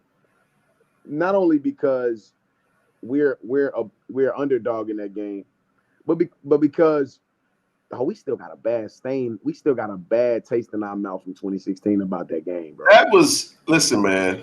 I don't know. I was actually gonna go there, and I'm gonna open it up to anyone on the live right now that wants to comment. But that game, if y'all recall, 2016 North Carolina Central versus Grambling, I forget the young man's name. But they threw a touchdown. He got so excited, took his helmet off, started cute dogging and all that good stuff, and it was an unsportsmanlike penalty for 15 yards. Moved the extra point back 15 yards, and the damn kicker missed the damn kick. So the score is 10-9, and that's the score that they lost. And that's won the only SWAC Celebration Bowl championship title that year. And Jackson State is finally going to do it again for the SWAC this year. So Joshua, what does y'all because I haven't really seen the defense for Central. What are some key players that you feel that y'all have on the defensive end of the ball? MEAC Defensive Player of the Year. I know he's going. Yeah, you got. Of course, I got to start there. I got to start with my young boy. Not only because he's from my hometown, He's from the Trayfo. Khalil Baker's from the Trayfo. I grew up with his big cousins and all of them. But man, honestly, I think you break our defense down into our back seven. And before I even talk about what our defense does well, I talk about the fact that having Courtney Cord come home was huge. Like what DT is for y'all as far as for setting the like really kind of his side of the ball, setting the tone and allowing for the offense to be able to do what they do is what Courtney Cord does for us, right? So Courtney Cord, last few years, he's been at that school down the highway, and we found ourselves in a situation where like, look, if we don't get the defensive side of the ball fixed, it don't matter who we got at quarterback. We gonna forever be in an HBCU purgatory. So Courtney Cord come here, and his philosophy is simple. He understands that a certain part of the game he's gonna have to give up. That's just football. And you know this, everybody knows it. You're gonna give something up. Yep. But will what I give up beat me is his question. Is how he kind of approaches it. So the big thing about this game is gonna be interesting, and I can't say so much because I'd actually sat in there and looked and listened and looked at the boards and listened to the analysts. It's gonna be interesting at what he tries to take away and how it becomes a chess match. Our back seven, between our linebacker core who is young and our DBs who are young, and really our best DB for the most part of the season was hurt, very similar to y'all best DB for the most part of the season was hurt. Brandon Codrington was hurt the majority of the season. He played the first game of the season against the school down the highway, and then he missed the next 6 games. Sounds just like Travis, yep. Just like Travis. I mean, literally just like it. Brandon Codrington was a preseason All-American, preseason first-team All-Conference, preseason first-team All-Conference as a returner as well, as a punt returner and kick returner as well. So, you know, having him back has been huge, man. It really has made a huge difference. And that is him being back, him not playing is what pushed Khalil Baker, who was the MEAC Defensive Player of the Year. That's what pushed Khalil into the forefront. Very similar to you guys. When you had a DB, you had a host of DBs who had to step up and play ball because Travis wasn't playing.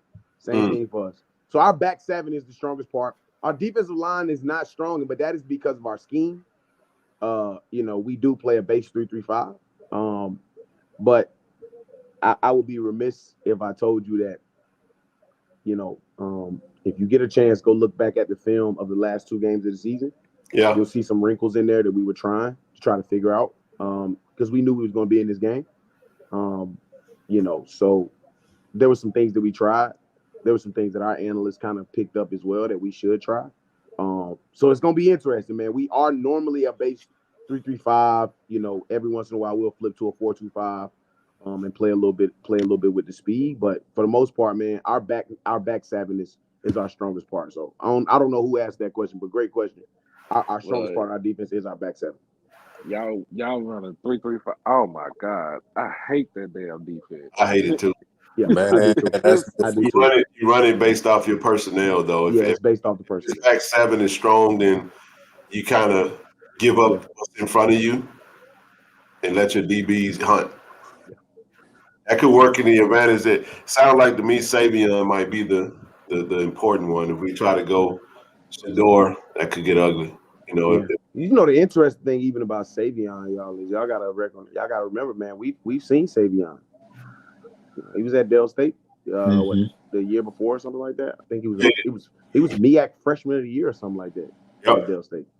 So we've seen Savion. Now we ain't seen Savion since he's been on that Mo Sims treatment now. So it might be a little different. Sophomore year Savion might be different than freshman year Savion. But freshman year Savion was a dog himself. He just was at a program that just can't get right. So Joshua, one thing this DJ, thing I respect about North Carolina Central, they developed their own identity. Yeah. They seem like a team worried about their team, worried about winning their games, not worried about the outside noise. And I got to say, throughout the years, this got to be one of my favorite MEAC teams. Yeah. It's for sure mine. This is my favorite. Of course. I mean, it's for sure mine. Dog, I mean, I've been watching them since the 90s. I played in the 2000s. You Yeah. know, like this is by far, like even, you know, I used to think that my freshman year at Central, my true freshman year at Central, I played DB. My true freshman year and my redshirt freshman year, I played cornerback. And my position coach, Coach Andre George, was a part of those the late 2000s CIAA black college, you know, mid-major black college national championship teams. And he was my position coach. And I was a fan of those teams because they just come and punch teams in the mouth, man. They had them deep runs in Division II. But this is like I'm not even just shooting this like it is. This is my favorite North Carolina Central team I've ever seen be put together, bro. Top to bottom, these kids, and a lot of it has to do with the fact that Trey is a Central grad. He knows how we do things. He knows this program. He knows 1801 Fayetteville Street like the back of his hand. You know what I mean? His parents went to Central. You know what I mean? It's thing I commend y'all for. I mean, you guys talk about a hell of an example, bro, of like homegrown everything. Like it means a lot more. It's and that's kind of the question we have right now. Which direction do we go? Do we go? What do you think? What do you think? What do you think is best though? Ken, I know I don't want to put you on the spot with it, but like I respect your perspective so much, bro. Appreciate Like it. you have no idea, bro. Like really, it's a couple guys as far as like different programs and different media sources. I'm like, bro, I just respect their opinion and their perspective and how they come and they approach it. So I really do. Like I really want to know perspective wise, without obviously giving up too much, because you know I know I respect the fact that a component of this need to stay internal inside a family. Yep. And you know, though we are HBCU family, we're not alumni family. So I know y'all got to keep a component of that to yourself. But you know, how do you see that, bro? How do you see this next I think so. The way I see it is exactly what I told Kevin with FCS Nation. It depends on which way we want to go. What I cannot speak on is how Ashley wants to go with it. I see it from both sides. I see it from a splash side. Do you try to maintain the momentum that we have? Do we try to duplicate, you know, try to get close to the route that we went? Or do we promote from within and try to maintain and elevate, you know, someone like TC? You know, do we go that route? And I understand it from both sides. And honestly, bro, I don't know what Ash's gonna do. I don't know how he wants to do it, but I do know that when it comes down to it, it's his decision to make. Excuse me. And I think there's gonna be, regardless of which decision he makes, I think there's gonna be somewhat of a see how I can put it. You can't satisfy everybody. Yeah. You go one way, those that was on this side are gonna feel like they wish they would have he would have went that way. Then if you go this way, then they're gonna say, well, why didn't you do that? I think it just comes down to what he wants to do. I will say this: there's a lot of interest in the role, man. I can believe it, man. It's got to be the hottest role. Yeah, it is. I think it's the hottest opening, in my opinion. I think it's the hottest opening out right now. Yeah, it is. Including, I mean, a lot of the FBS jobs are gone now. I'm talking about on any level. Yeah. That's why I say a lot of the FBS jobs are pretty much gone. I know Kent State got an opening because their coach went to join Coach Prime, and there's some other. That's Kent State, and that's Kent. That's what I'm saying. Like Kent State, you know, like, but those types of jobs could be a domino effect for whatever the case may be. They might go from within, but from an FCS standpoint, just anybody at this point, Jack State, the hottest job in America right now. And that's what I told him. So there's a lot of interest from a lot of, you know, a lot of former NFL guys that, you know, some Hall of Famers, you know. Who the hell is that? Is that you, Deputy Mario? Yes, sir. Greetings, y'all. Greetings. Hey, I'm gonna mute you and then I'm gonna let you know what's going on, brother. So I just think that Ashley got a decision to make. I'll say this: I feel like this is the absolute most important hire of his career in JSU football history, without question. Hey, but that's why he is revered the way that he is. That's why he gets compensated the way he does, and You know, he's the man for the job, and I know he's gonna make the right decision. You know, he is seen, like, even from a MEAC perspective, bro. Ashley Robinson is seen as probably, if not the best, one of the best ADs across the landscape, bro. seriously. You know what I mean? Real talk. And I just remember, this situation. Like, I remember, like, when what he did at Prairie View, and then him coming over to Jackson, and then making such a big time. Dog, you think about where, man, I could go on a soliloquy about that joint, man. Just where the game, how the game just was elevated by his willingness and the ability to just make a decision like that. Yeah, he sought it out and got a word from someone, and the timing was perfect, man. He did his homework. He was bold. He was confident. He knew what we had, and I know the connections and how it got connected. So it was cool. It was masterful how it all came together and worked out. So that's dope. That's dope. Well, hold 1 second. Mario, what's up, baby? Yo, gentlemen, how y'all doing? Hope everybody's well. Yes, sir. Yes, sir. This question is for Mr. Sims. Mr. Sims, yes, I know a lot of people are talking about Richardson, the quarterback, but you guys have two more weapons that I'm really interested in. The receiver number 4 and that inside and that hybrid linebacker 45. Could you tell us a little bit more about those two players, those special players?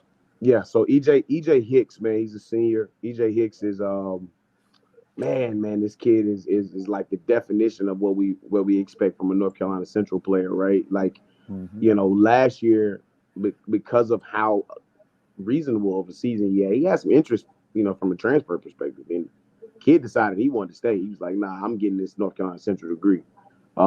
He's been a major part of helping to develop that young receiving core, the Smith and Smith. We call them Smith and Smith, Devin Smith, and Andrew Smith, as well as some other receivers that are in that core. But EJ has remained, he's really remained the top dog in that wide receiver room. Man, this kid, he's quick inside the routes. Matt Leone has used him in various different components this season. Really, honestly, he's had 4 different responsibilities from a receiving perspective throughout the 4 quarters of the season. At the beginning of the season, we need him to take the top off. So if you go look at that game against the school down the highway, we used him to take the top off. We was like, hey man, stretch this field for us. While we let these other routes, kind of these underneath routes, these digs, these deep digs, these sit routes, these deep curls, make plays for us. And then we already know we have the receivers that if they make somebody miss, you ain't catching. And EJ is probably at the top of that. Now Jakai Brevard, I coached that kid when he was in middle school. At Neal Middle School, I coached that kid when he was in middle school. I think his mom went to Central. I don't remember where his dad went, or it might have been his dad or mom. One of them went to Central. So I've known that kid since he was like 12 years old, man, which is crazy. And man, he's young, man, and he's one of the reasons why I say our back seven is so strong. It starts with that linebacking core, which is led by him, man. This kid is just a pure dog, man. He'll come in the field. He will knock your head smooth off your shoulders. He reads and reacts fairly well. He's worked on being able to play sideline to sideline a little bit better, because he's a little bit more top heavy. His body structure is just a little more top heavy. So they kind of float him inside of them gaps a little bit inside the box, and they allow for him to, play in space. Inside of the box, outside of the box, that's something that we've seen him work on. And when I say we, I'm saying collectively. I try to stay around the program as often as I possibly can. I live in Charlotte, Central's in Durham, so that's a 2-hour drive. So I go to as much as I can. But Jakai is going to be a game changer in this game, because if Savion Wilkerson is going to be the key point, and listen, I don't know what I know, but I can't tell y'all what Courtney Core is going to try to take away. But if Savion Wilkerson is where Jackson State is going to win this game and create the balance and kind of set the pace, then that's going to be the biggest matchup of the game, is what happens between Savion Wilkerson and Jakai Brevard. Jakai is just a different type of kid, but you're absolutely right. Everybody is talking about Davies, and rightfully so. MEAC Player of the Year, Second all time in passing efficiency, rushing touchdowns. I mean, you know what I'm saying? Of course, but that defense that defense and that offense got some unsung heroes that's gonna make some big time plays. And y'all know I ain't gonna leave up out here without talking no junk now.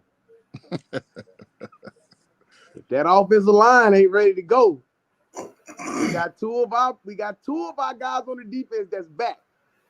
And one of the things I did not see Jackson face a lot this year was nickel blitzes, lightning blitzes, outside the box disguise, cash money, what we call cash disguise, bring a guy off the edge, bring a DB off the edge to try to go put some additional pressure, or put another guy in the box to make it overloaded and be willing to come down and play zone, kind of press zone in the situation. I didn't see a lot of teams in the swag, and I watched every game with Jackson this year because I knew we was gonna get to this point, to this game. So I'm gonna just say we got two guys back that do that very, very well, and I'm gonna be interested to see how Courtney dials that up, when he dials it up, what situation, scenario. But look, man, we coming after that offensive line. I know that. Appreciate you, Sims. Appreciate you. Yes, hey, sir. that's gonna be the matchup of the game, though. The trench game. The trench game is where it's at. But for me, though, I'll tell you what I want to see. Talk to me now. I'm interested in the North Carolina Central fan base and culture. Oh man. No, seriously, I don't mean that in a. No. I mean it from an ignorant standpoint. Like, I'm excited to see, because this is something that I do want to do. I'm so pro JSU, man. I be locked in. I don't pay attention to much of anything else other than our stuff. But when you get a chance to go to a game against a school similar to South Carolina State, I mean, I really got to pay attention about them when we played them last year in the Celebration Bowl. You ain't gotta go there. No, you ain't even gotta go down to Orangeburg. It's okay. But I will say this though. How cool is it that both North Carolina Central and Jackson State has the offensive and defensive players of the conference? That's dope to me.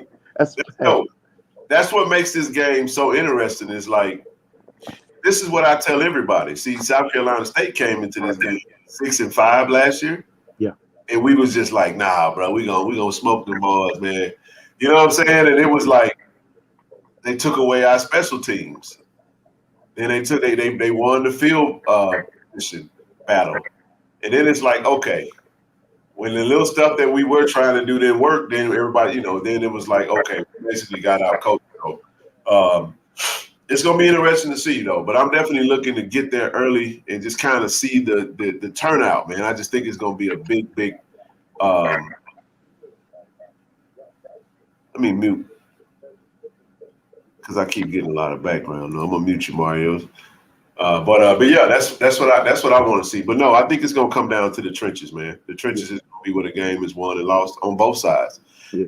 I think if your offensive line can protect Davis Richard and we can't get to the quarterback, it could be a long night for us, man. That's my opinion on that. The same for y'all, man. Lord knows, I got that. I got my board right here, and literally top of my board is get to Shedeur Sanders. Get to Shedeur, you can create some problems for us, but I think they gonna go out and try to protect him. So we hope. Yeah. I hope it ain't no Willie Beeman situation where they get a little, they feeling some type of way about them that Colorado hat, nothing like that. Man, dog. I done seen crazier things too. I hope that ain't no stupid stuff. I know it wouldn't be nothing like that. So don't y'all come in the comments later on talking about I'm wishing Shedeur, like, don't be stupid. It's a joke. It's just a joke. I gotta say it's a joke. You know what I'm saying? Hey, y'all have a good one for tonight, man. Peace out. Man, all right, Josh. JSU by 40. You don't even believe that. All right, bro. Yes, indeed, man. But yeah, man. So what day you getting down there, dog? If I buy this damn flight, I'll get there Thursday. But I'm sitting there. I literally have to buy my flight, bro. I'm so mad at myself because I done cost myself about $300, bro. Got my room. Got my ticket. I also applied for my media credentials, even though I'll sell my little club ticket. It don't matter if that's the case. But which club you got? Which club ticket you got? Right by Arizona, you got AMG. Yeah, I got I'm right on the field, bro. Like literally right there. Yeah, that's the AMG joint. Yep. Yeah, that's I had that one at first. So somebody said somebody just put it. See this is hey, I go to my phone and the first comment I see is somebody talking smack, talking about some back to 3-star recruits. As if that was come on, man. Wait, that's a good thing in the FCS. Great thing, idiot. And let me tell you something. I just said this, and you can vouch for me, bro. There's more stars in the NFL than any other star group. Absolutely. Yep, In all of the National Football League. Don't believe me? Go look it up. But that's how Mike Mender built his program out there at Campbell. I mean, he got 3 stars all over the field, and the boys was wrecking havoc out there for a minute until I'm telling you, bro. Like that's why I kept saying, like, when you think about that's why Mentor's name came up when we got into the coaching search. I was like, that's what I've heard. Has an amazing recruiting strategy. You know what I'm saying? I named 3 stars right now, and I'll just get your thoughts on. Let's see, Aubrey Miller, 3-star. 3-star. Cameron Simon Craig, 3-star. Killer Cam. You get what I'm saying? Yeah. We think of another notable 3-stars that played. Dallas Daniels, 3-star. Savion Wilkinson, 3-star. Monster. Just saying, the list goes on and on, you know. So, I mean, I can name more. Shane Hooks, 3-star. Hey, who is Patrick Triplett, man? Knows how Campbell do it. Hey, man, listen, man. This is what I want y'all to do. I want y'all to continue to keep looking at that darn Campbell film. This would tell me a lot about most of y'all don't watch football at all. Right. So, like, that's why I be like, man, some of y'all, I know that they just be saying stuff just to say stuff, and I get it. Wyman is a 4-star, by the way. Somebody said Wyman 3-star. He's a 4-star. Go ahead. He was 4-star. But anybody that's gonna judge this game off of that Campbell game, dog, do not come on HBCU nightly. I'm sure Ken don't want to hear your perspective as it pertains to football. Dog, I have absolutely no respect, dog. Listen, I've been around this game too much to know. I'm not judging Jackson State off that Campbell game. I'm not judging North Carolina Central against that Campbell game. Dog, y'all got to be kidding me. You talking about Campbell, man? Campbell game was it was a game, but that was a game. Like here's what I will say: if you're gonna bring up Campbell, you also got to bring up the New Hampshire game. You know what I'm saying? Yeah, too. You got to bring up Tennessee Tech at the end of the season. You got to bring up the school down the highway at the beginning of the season. That game, like I said, it happened. Sometimes, you know, in football, what the hell is that? There we go. In football, styles make fights. Facts. You know what I mean? So sometimes you run across a style that just sucks. I'll give you a game. I'll give us a game, you know. Alabama A&M. Everybody that said that game. That game was a slobber knocker, bro. I hated that game, bro. Yeah. It was like, please just win this game and let's get the heck out of here, bro. Like, that was a horrible game for us. Given the look at the conditions of that game. Look at Russell Hayes. He's in there. He's showing out tonight. He said, "We don't count stars in the NBA. We make stars." Ooh. Hey, I got it. Hey, listen. Hey, look, man. South Carolina State got five of them in the league. Yeah, that is kind of right. Yeah, but I mean, it's just different, dog. We're a basketball conference, bro. Let's keep it real. And while I'm at it, how they doing right now? And while I'm at it, salute to the SWAC, man. You know, Grambling got one against Vandy tonight. Saw how y'all did against the Pac-12. Right. Salute to the SWAC, man. I mean, to see just the change in the overall strategy of that conference as it pertains to scheduling, and man, Lord have mercy, man. But we're a basketball conference, man. We have to develop. That's facts. Think about where our backyards are as it pertains to recruiting. I mean, look at it, North Carolina Central, bro. Like, we in the smack middle of the East Coast, like, you know what I mean? Kind of sort of the South. Time out there next year, bro. Like, I'm really trying to delve more into the East Coast. You talking to somebody, and I'm gonna tell them myself. I ain't mean to cut you off, but I've never been to Washington, D.C. in my life, bro. I've never been to New York City. I've never been to Baltimore, Maryland. Like, I've never spent time on the East Coast. I've always been a South, Midwest, West guy. I've gone to the beach. I've come through Charlotte. I've been to Charlotte once, but I ain't spent a lot of time there. But I'm eager to. That's why I said I'm eager to see a lot of what's going to come to Yeah, Charlotte is a large city. Yeah, it's culture, bro. I mean, for us, it was the same thing for me. I wanted to be down there for the SWAC championship, but with all of that hoopla and mess that could transfer, I was like, man, nah, this probably ain't the perfect time for me to go down and get my I first. thought about you too. I said, bro, I wondered did Josh make it. I knew Man, it. I was When you coming, didn't reach man. out, I said he probably didn't. Yeah, I was coming, but then I was, I'm kind of big on like, your first impression in the city is big. Your first impression with anything is big. So I ain't want to come down there. All of this hoopla going on. They got this train gonna keep on rolling, and I'm in there like, what All the right, world all right. going on in this I'm joint? glad you said that. Now I'm gonna set the record straight. We have played that song in every single game, bro. And I'm gonna tell you, it's a Zokin bounce for me. I said, bro, you know DJ gonna play that damn song, bro. I said, bro, you might well get ready for it. And I said, dude, we were like, you think they gonna boo? I was like, hell yeah, they gonna boo. I was like, I hope they don't boo. So when they run out, you get a few boos. Like you get like, you can hear, but everybody for the most it was cheers. Yeah. But speaking of, so I know how our fan base is. I know how y'all get. Yeah. I'm gonna be on Mr. Polk, Sam Polk's show. We're gonna do a show on his Facebook, his podcast, and I'm saying, bro, we gotta be classy, man, because when the coach runs out, the players run out. Don't boo, man. Yeah, Don't boo. But about that song, I just knew it, man. And it stopped playing, and it was like the whole crowd was singing it. But one monkey don't stop no show. Dog, when I saw that video, dog, I said, come on, man. Y'all got to be kidding me. Hey, look, and then you guys, I saw Stephen Gaither. He recorded like a shot. I said, oh man, it's gonna go viral. Man, it's gonna go viral. And it did, man. But given like for me, like, I ain't gonna lie, like it really still felt like I missed something. You know what I mean? My plane ticket was bought, my room was taken care of. I had media credentials to be down there. And I still, even after the game, even with everything that happened, I was like, man, I just missed an opportunity. I missed the moment. Jackson, Mississippi, to me is major. Then you start talking about Jackson State, dog. I hate that.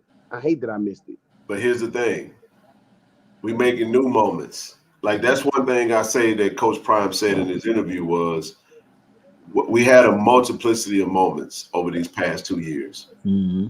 I think you're gonna see us get a little bit back closer to the real JSU. You know what I'm saying? They're not saying that you make, I'm not sure which direction we go, but I think you can't go. Coach Prime was like the max that you can go in that direction, bro. You can't go bigger than that. Yeah. So as we scale it back, I don't think some of the things that were important to him is going to be important to the next coach like that.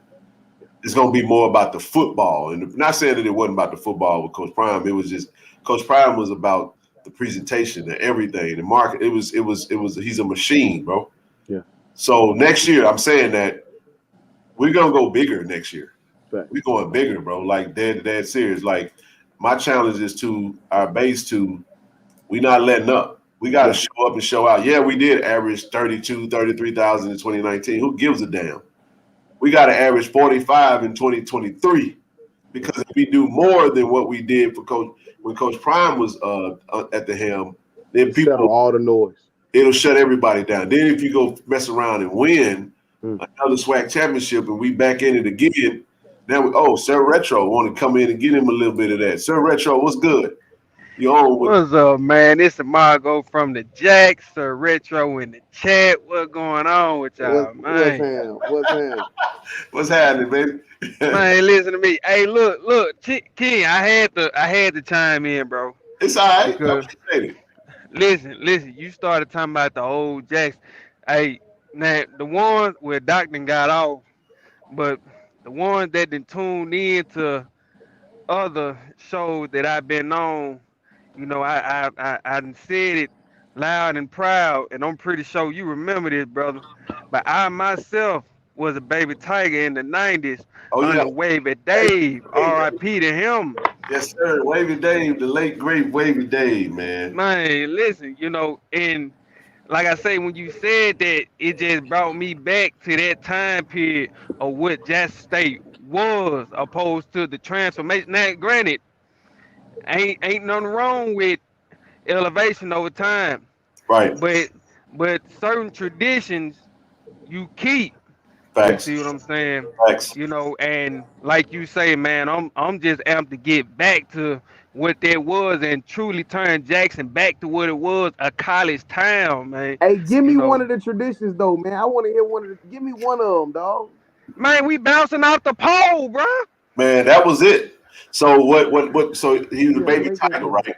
Mm-hmm. So Wavy Dave, now we got Sonny the Tiger, and Wavy Dave was the one that, bro, we love Wavy Dave, bro. He was like the life of the party. When you go back into like the 90s and you see him getting down, the DJ, not the DJ, the mascot.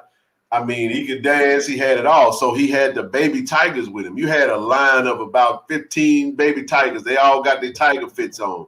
So Wavy Dave, he running and he line it up and he runs and he jumps into the goalpost and the crowd go, woo, you know what I'm saying? Like, woo. And then all the baby tigers would run into the goalpost behind. It's like, woo, woo, woo. And then when it's done, the crowd go crazy. It was that type of stuff like that, man. And it was, it meant something to us. You know what I mean? That's just one thing. When you talk about fine tune your sensory apparatus, like when you hear that right there, Jimmy, like that's chills down our spine. So here's all I'm saying, and that's what Sir Retro was just talking about. That's a great point, because this is what I'm saying to everybody. I got on the spaces today. I ain't done it in a while. And now there's a lot of questions because we took a lot of bullets. Shout out to everybody in this HBCU space, man, because I said it like this. We just beat Southern in the SWAC championship, bro. But B.J. Jones was out on the front lines defending Jackson State this week because it felt like everybody was the culture was under attack, bro.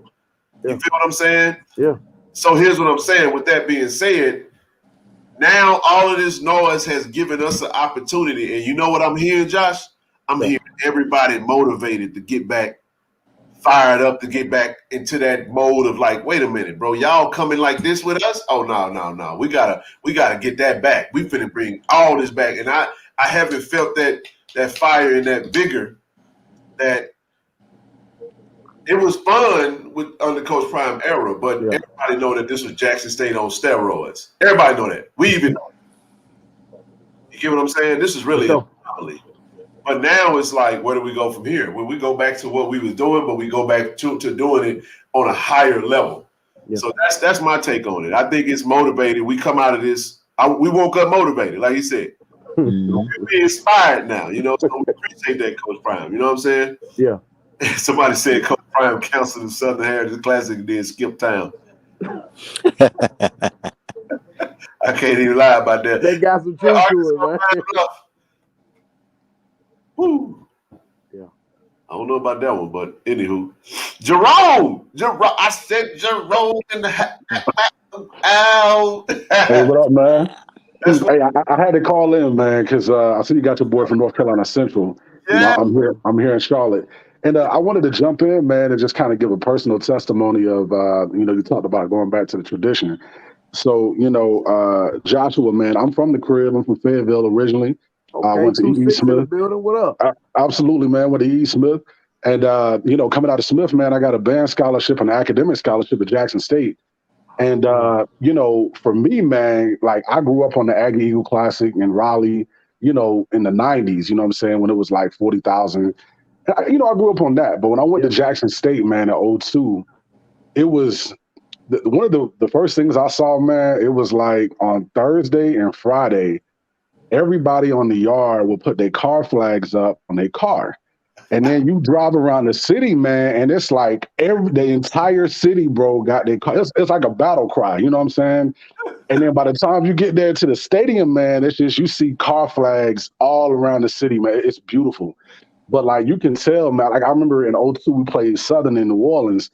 And I remember, you know what I'm saying, we were marching down the tunnel, finna come into the dome. And, we finna strike up, get ready. But to see like 30,000 pom-poms going, it's crazy, man. So, just the tradition of support, the tailgate is like no other. And I'm sure, you've heard of it, but, coming from the mid-Atlantic region, going down to the deep South, of course, you'll kind of find variations of that in Birmingham for the Magic City Classic, et cetera. But Jackson State's tradition, man, you definitely going to see it in person. Like, case in point, 2019, we played Bethune-Cookman in Atlanta for the MEAC SWAC Challenge. And that was my first Jackson State game I've been to in a couple years. So we bust that left going down the road by Georgia State's football stadium, man. By the time we turned that left, you just saw nothing but like Jackson State tents, flags. You hear blue music, smell weeds, barbecue. It just felt like you was back in Jackson, and we in Atlanta, Georgia.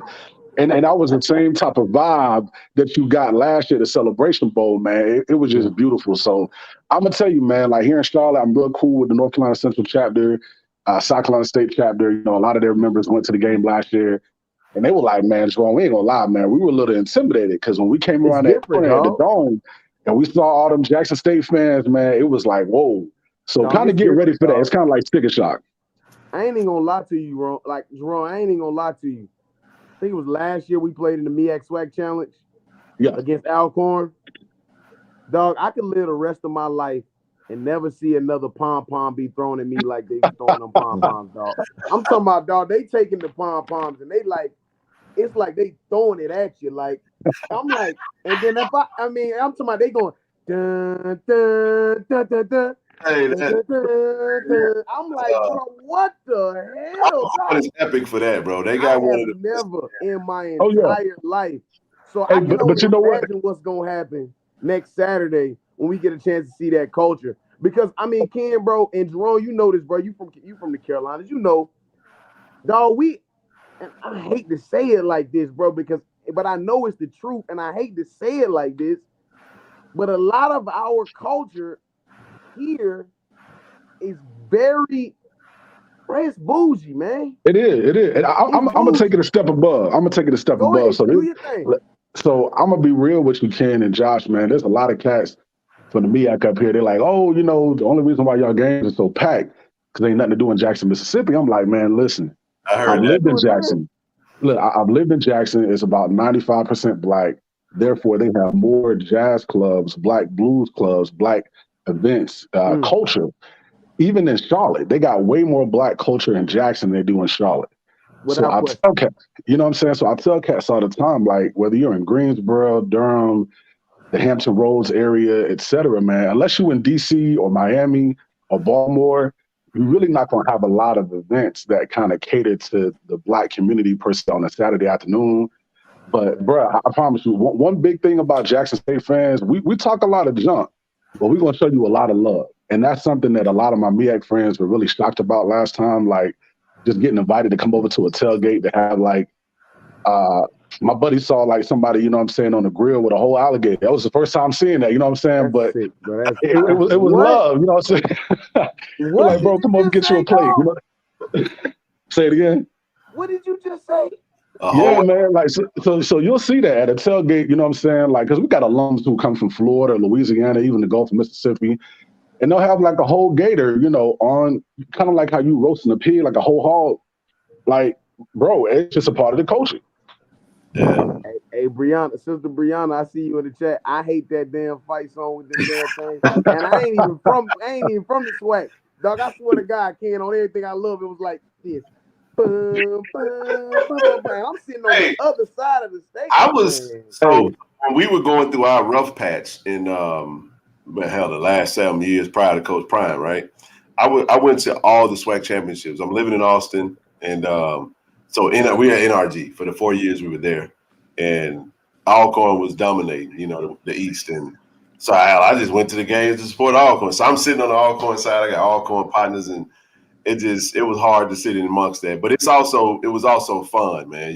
Just soaking up the culture, man. That's why I was saying I'm looking forward to, because I know how Charlotte get down. Even though, like I said, I've only been there once, but that's one of the things that I've really been intrigued by. And that's one of the reasons why I want to know. I didn't want to repeat with South Carolina State because I knew we'd be in Atlanta at the beginning of the season for next year for the SWAC MEAC Challenge. But I'm like, I don't know. I haven't had much of that North Carolina Central experience, bro. So I would love to see that in Atlanta. So I'm looking forward to that. But we're going to come deep. I really feel like We are too. Everything that's going on right now, everything that has happened, I feel like it's going to be just a resurgence of energy. Even though people thought we were coming hard under Coach Prime, but man, don't throw a rock at the castle, man, because you're gonna wake up a lot of sleeping giants, bro. And I think people are gonna come out and let folks know how we really get down. So I expect it to be a JSU blue and white takeover in Atlanta, bro. Dead serious next week. Yeah, it's gonna be it. I expect y'all to come deep. Look, man, it goes without saying, dog. We travel. We really, really do travel, man. And that's one of the things that I think is gonna be important, man. Right now, you guys are at the forefront of the culture. You know, regardless, for good, for bad, for whatever, man, for indifferent, whatever it is, y'all at the forefront of the culture right now as it pertains to HBCU sports. Y'all at the forefront of the culture. And so one of the things that is going to be impressive is for y'all to be able to see, oh, shoot, that's how they do it up there. That's how they do it in North Carolina Central. They travel like this. This how they do. I mean, I'm talking about countless stuff is going to be available. I mean, all of this stuff, man, and y'all get a chance to see it. But a lot of the reason why we are the way that we are, bro, is just because of this. You know, I always take a moment just to be able to salute our founder and the founder of North Carolina Central. And he really kind of set the standard this way. This how he kind of said it, man. You know what I mean? And we've always followed it that way. And it's gonna be fun, man. It's gonna be real fun, man. If y'all can box up the culture, the Jackson State culture, and put it on the road and bring it with you to the 8, because I'm still sick that I didn't come to Jackson, man. I'm looking forward to this, man, for real. This is gonna be important. Then at 12 o'clock, dog, I ain't talking to you again, dog. Hey, no doubt, bro. You gonna learn, bro. Like I'm extremely intense on game day. I'm so intense on game day, bro. I get nervous. I get nervous energy. It never fails. And so people thought I'd be like, somebody saw me at this game. They were like, "Man, Ken, you look." I'm like, you obviously don't know me like that. If you think that I'm bothered by anything, like I pace and I'm rocking back and forth. It's like I'm back in my football days, bro. It's like I feel the energy. I'm down there in it, and it's like I don't want to talk about nothing. I'm locked in, and I'm just soaking up the moment, bro. And what day are you coming in, by the way? I'm gonna ask that because I keep. I'm getting in, so I get there Thursday night. I get there Thursday night. We got something happening for the guys. A lot of the former players coming together doing something Thursday night. So we'll be there Thursday. Hey, real quick, Auburn Tiger, I see what you're saying. That is a complete and false statement, dog. 2016, 30-something thousand people inside the stadium, dog. We definitely was in there way more than Grambling fans was. I don't know what game you don't watch or what you talking about. Like, dog, we played in the Celebration Bowl in 2016. Dog, we had the majority of the fans in there. What are you talking about? Oh, fans, Josh. Man, this so retro, man. Hey, listen. Y'all better bring more than 30 because it's JSU by 40. Stop playing out here. You don't even believe that. I'm going to keep telling you the same way I told Doc. You don't even believe that, man. Come on, man. Oh, my goodness. All right. Y'all gonna it's gonna be fun. It's gonna be a fun game. It's gonna be good. But at 12 o'clock, around about 11:50, my phone gonna be on. You know what I mean? Straight maroon and gray mode. It's gonna be a good game, man, and it is. It's gonna be a game in the trenches. So we'll see what happens. Yeah, it's gonna be a good one, man. Hey, Ken and Sims, make sure y'all tell both fan bases about the pom-poms that they can't have the sticks on the pom-poms. They're gonna have to break the sticks off, and it's a clear bag policy inside the stadium. That's so facts. They get up there and they get stopped. So we don't even do pom-poms. We don't even do the pom-poms, dog. We had to switch it up a little bit. I was using my towel last year, but a lot of people were taking a different kind that had the little handle that way you hold it in your hand. But I mean, a lot of people just shaved off a little bit of the stick. I don't understand that though. What that's all about? I don't understand it either. That's just the I guess NFL policy or something. Yeah, NFL policy. Somebody said they're talking about the Heritage Bowl. Somebody said that's not true. In the chat, we'll figure it out. I don't really care. I don't carry the pom pom around no more. I'm just, it's all good. I'm gonna be doing some media stuff. I'm trying to connect with my guy, the media guy that wants to do some interviews with the players. We're gonna try to get as many interviews as we can with the players that's playing their last game as JSU Tigers. So that's gonna be fun. Like I said, it can be used as a weapon. I guess they figured it's going to be the last game of the season that somebody decides to whoop somebody with a pom-pom stick. Like, I just don't understand the thought process behind that. In prison, it can be used as a shank. So I guess we're going to shank somebody. They're sharpening the pom-pom stick, man. I mean, they're just shaving that motherfucker down. Like, boy, that score get out of hand, boy. That score get out of hand. They get post somebody in the neck with that pom-pom stick. Motherfucker going to sit there talking about some Coach Prime wearing them white and gold shoes at our practice. I see that Colorado had in that bag, too. I see what he's doing. I see that Colorado had in that bag. I'm gonna catch him on the way out. Man, folks crazy, man. You gotta be careful, bro. I don't know. My God, man, I appreciate you having me on, dog. Today is my son's birthday, man. So I'm going to get some rest because I got a long day with this show, bro. Man. Yeah, you got a long one. Tomorrow I'm gonna be chilling, bro. So I'm sure you. I don't know if you got my cell number too, Ken. I'm about to say inbox me your cell, bro. We're gonna definitely connect. I'll be in Thursday night. Sims, what's your podcast? HBCU Nightly. Okay. Twitter, straight from Twitter, man. Yeah, definitely tune in, bro. I'm gonna be locked in. You going on when is it? Wednesday night? Yeah, we're gonna go Wednesday. I'm gonna go one on Saturday. This next Saturday too. So tomorrow I'm gonna go late night tomorrow. So okay. That's what's up. I'll be locked in with you, bro. Yeah. Everybody in the family, I appreciate y'all, man. I appreciate you too, bro. You already know this. No doubt, man. All right, Josh, be safe, man. D, I see a same, bro. D, I see you on Sunday, bro. All right, bro. Hey, Ken. What It's up? Retro again, man. Like I say, my name and Margo. Hey, look, I definitely want to get in contact with yourself. I think you on Twitter. I ain't on Twitter, but I definitely need a handle on you, brother, because you on IG? Yeah, I am on IG. Ken Clark _1400. Same name you see on the screen. Okay, then got it. Because I really want to holler at you about some things, man, and I ain't ashamed to admit that I myself have been slacking, but with recent events, I'm about to turn all the way up because I got resources. That ain't been no issue for me, so I'm all the way with it, bro. Hey, that's all we can do. All we can do, man, is they said if you want to make the world a better place, take a look at yourself. Oh, was that MJ? They say that was MJ. I knew that already. I'm just playing. But anyway, he said I'm starting with the man in the mirror. Like for real. Like if we want to make things better, it's on us. At the end of the day, when we say it's our dear old college home, we gotta take care of it, man. You know what I'm saying? And we get out what we put into it. You know what I mean? So we got to get out of the mindset of waiting for somebody else to do it. We are now the old heads now, bro. We are. And we got to make sure we lead by example and make sure that those that are watching us and following us we are talking about our youth when we were like mom and dad took us and they were doing this, they were doing that. It's our turn now. And we got to do that. So I love the ideas. I'm going to say something. I talked to my brother Mark today. He said something that I thought was just so powerful. He talked about us, Jack State. He said, one thing I learned about us, our fan base and our alumni and all that, we spend a lot of time complaining and explaining.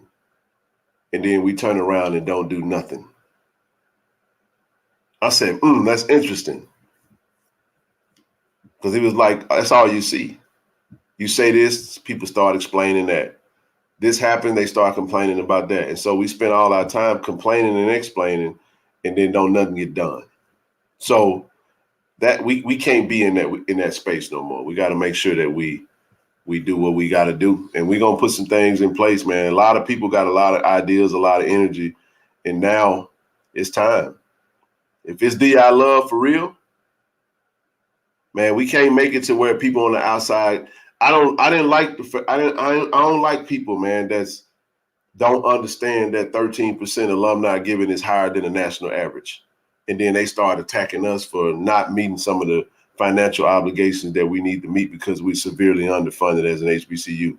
And they start saying, oh, y'all should donate more. Well, y'all don't deserve Dion because y'all couldn't pay him that much. And it's like we start being vilified for the things that we knew we weren't able to do long before he came into the space. And so it's like, okay, that's how you feel? Then what we're going to do is we're going to flush all the outsiders out, and we're going to get back focused on what it is that we do, and we're going to get back focused on us, man, and we just got to go, do it and be great at it. So that's all I got. 4 hours, man. I'm done for the night. Y'all ain't going to see me again for a little while. Not a little while. I'll be back on in maybe a day or two. Well, hold fast, kid. Because I want to speak to this too, because I've been defending since the whole thing came out, man, and it got to the point now where, man, it ain't even no more talking. And one of the things that hurt me the most was a multitude of the negativity towards the city and Jack State was coming from people that was born and raised here, man. Yeah. And I'm like, bro, this the same city that birthed you. This the same city that raised you. Yep. This the same JPS system where you got your diploma from, funky boy. What you talking about? Hey, man, you're right. But I say this, Joe say it all the time. Black folk devalue black things. Jackson is a black city, man. But let's not act like we don't. It's annoying, bro, when folks don't. It's not an excuse to not do your best. But we not going to sit up here and act like we ain't got an uphill battle with some of the things we be dealing with, bro. I might live in Cali, but my kid is in Jackson. My mom, my dad, my brothers, my sister, my nephews, my nieces, my cousins, my whole family's there, bro. You get what I'm saying? So Jackson is everything to me, just like it is to you. And it's like, don't speak bad on me. Now, don't get it wrong. We can call out and accountability starts at home, and we can definitely call out the bull junk that we see. We ain't trying to sweep it under the rug, but it's just annoying when people don't know and then they start talking like they do, and they take the negative energy and start applying their bad day towards bad information, and then it just permeates into a conglomerate ball of nothingness, negative nothingness, bro, and we don't get nowhere. And I get it, man. I get it. But I think the facts matter in everything, you know what I'm saying? And I'll be the first to tell you, if Jackson State dropped the ball on something or we done something, then we got to take that on the chin, and there needs to be a level of accountability on our part.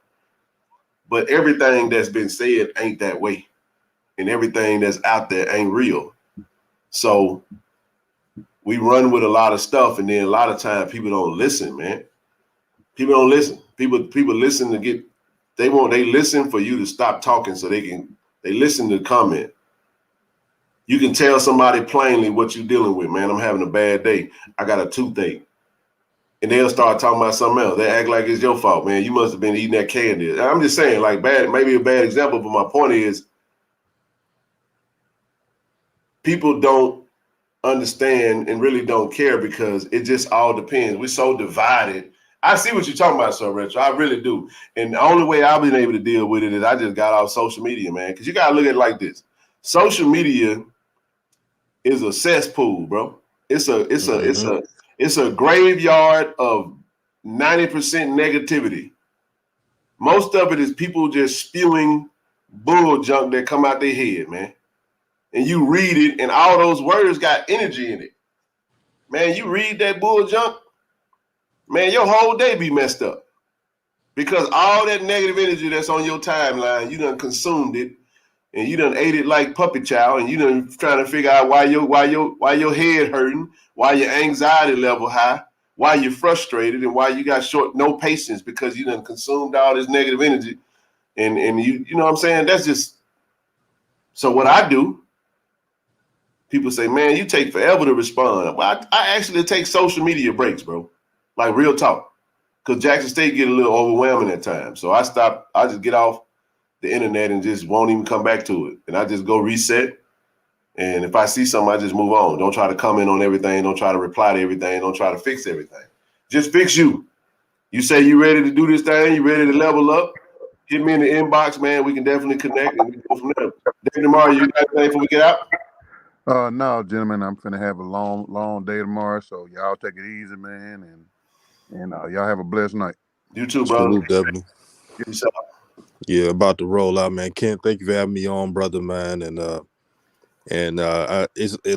you said, you spot on about it. It's good taking social media breaks because it sounds like everybody has a script in regards to this situation.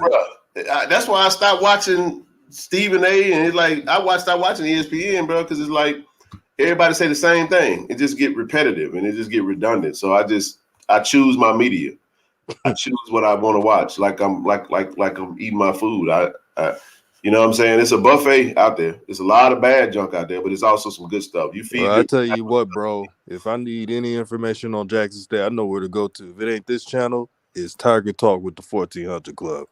Absolutely. But that was a great radio commercial. I think we need to hire you. Yeah, you need to clip that.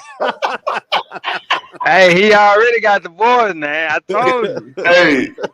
I wasn't even trying to promote it. I was just saying it off rip. No, Raw Truth. Radio voice, hey, look, you the new State Farm now, bro. Man, mayhem, huh? You mayhem, man. Oh my God. I was just being honest. I'm like, no, for real though, bro. Appreciate the plug, appreciate the love, man. Like I said, y'all go ahead and hit that subscribe button, Tiger Talk with the 1400 Club, man, and make sure you subscribe to the channel. Like the channel, send a donation if you'd like to support the channel. Appreciate everybody, man. Appreciate the DJ. Sir Retro, inbox me on IG, bro. We'll connect from there. No doubt, bro. I got you, fam. Yes, sir. All right. Peace out. All right, everybody. 4 hours and 7 minutes. Y'all know I ain't mean to come on that long, and I'm still finna go get that yak.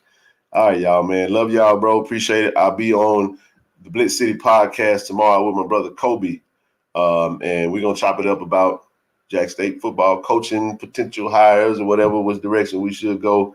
Just a good conversation, man. But nevertheless, all good, man. You know, we're going to keep it rocking, keep it rolling, and I'm going to continue to, you know, come to you guys and do what we do, man. And as always, it's I love Go Tigers.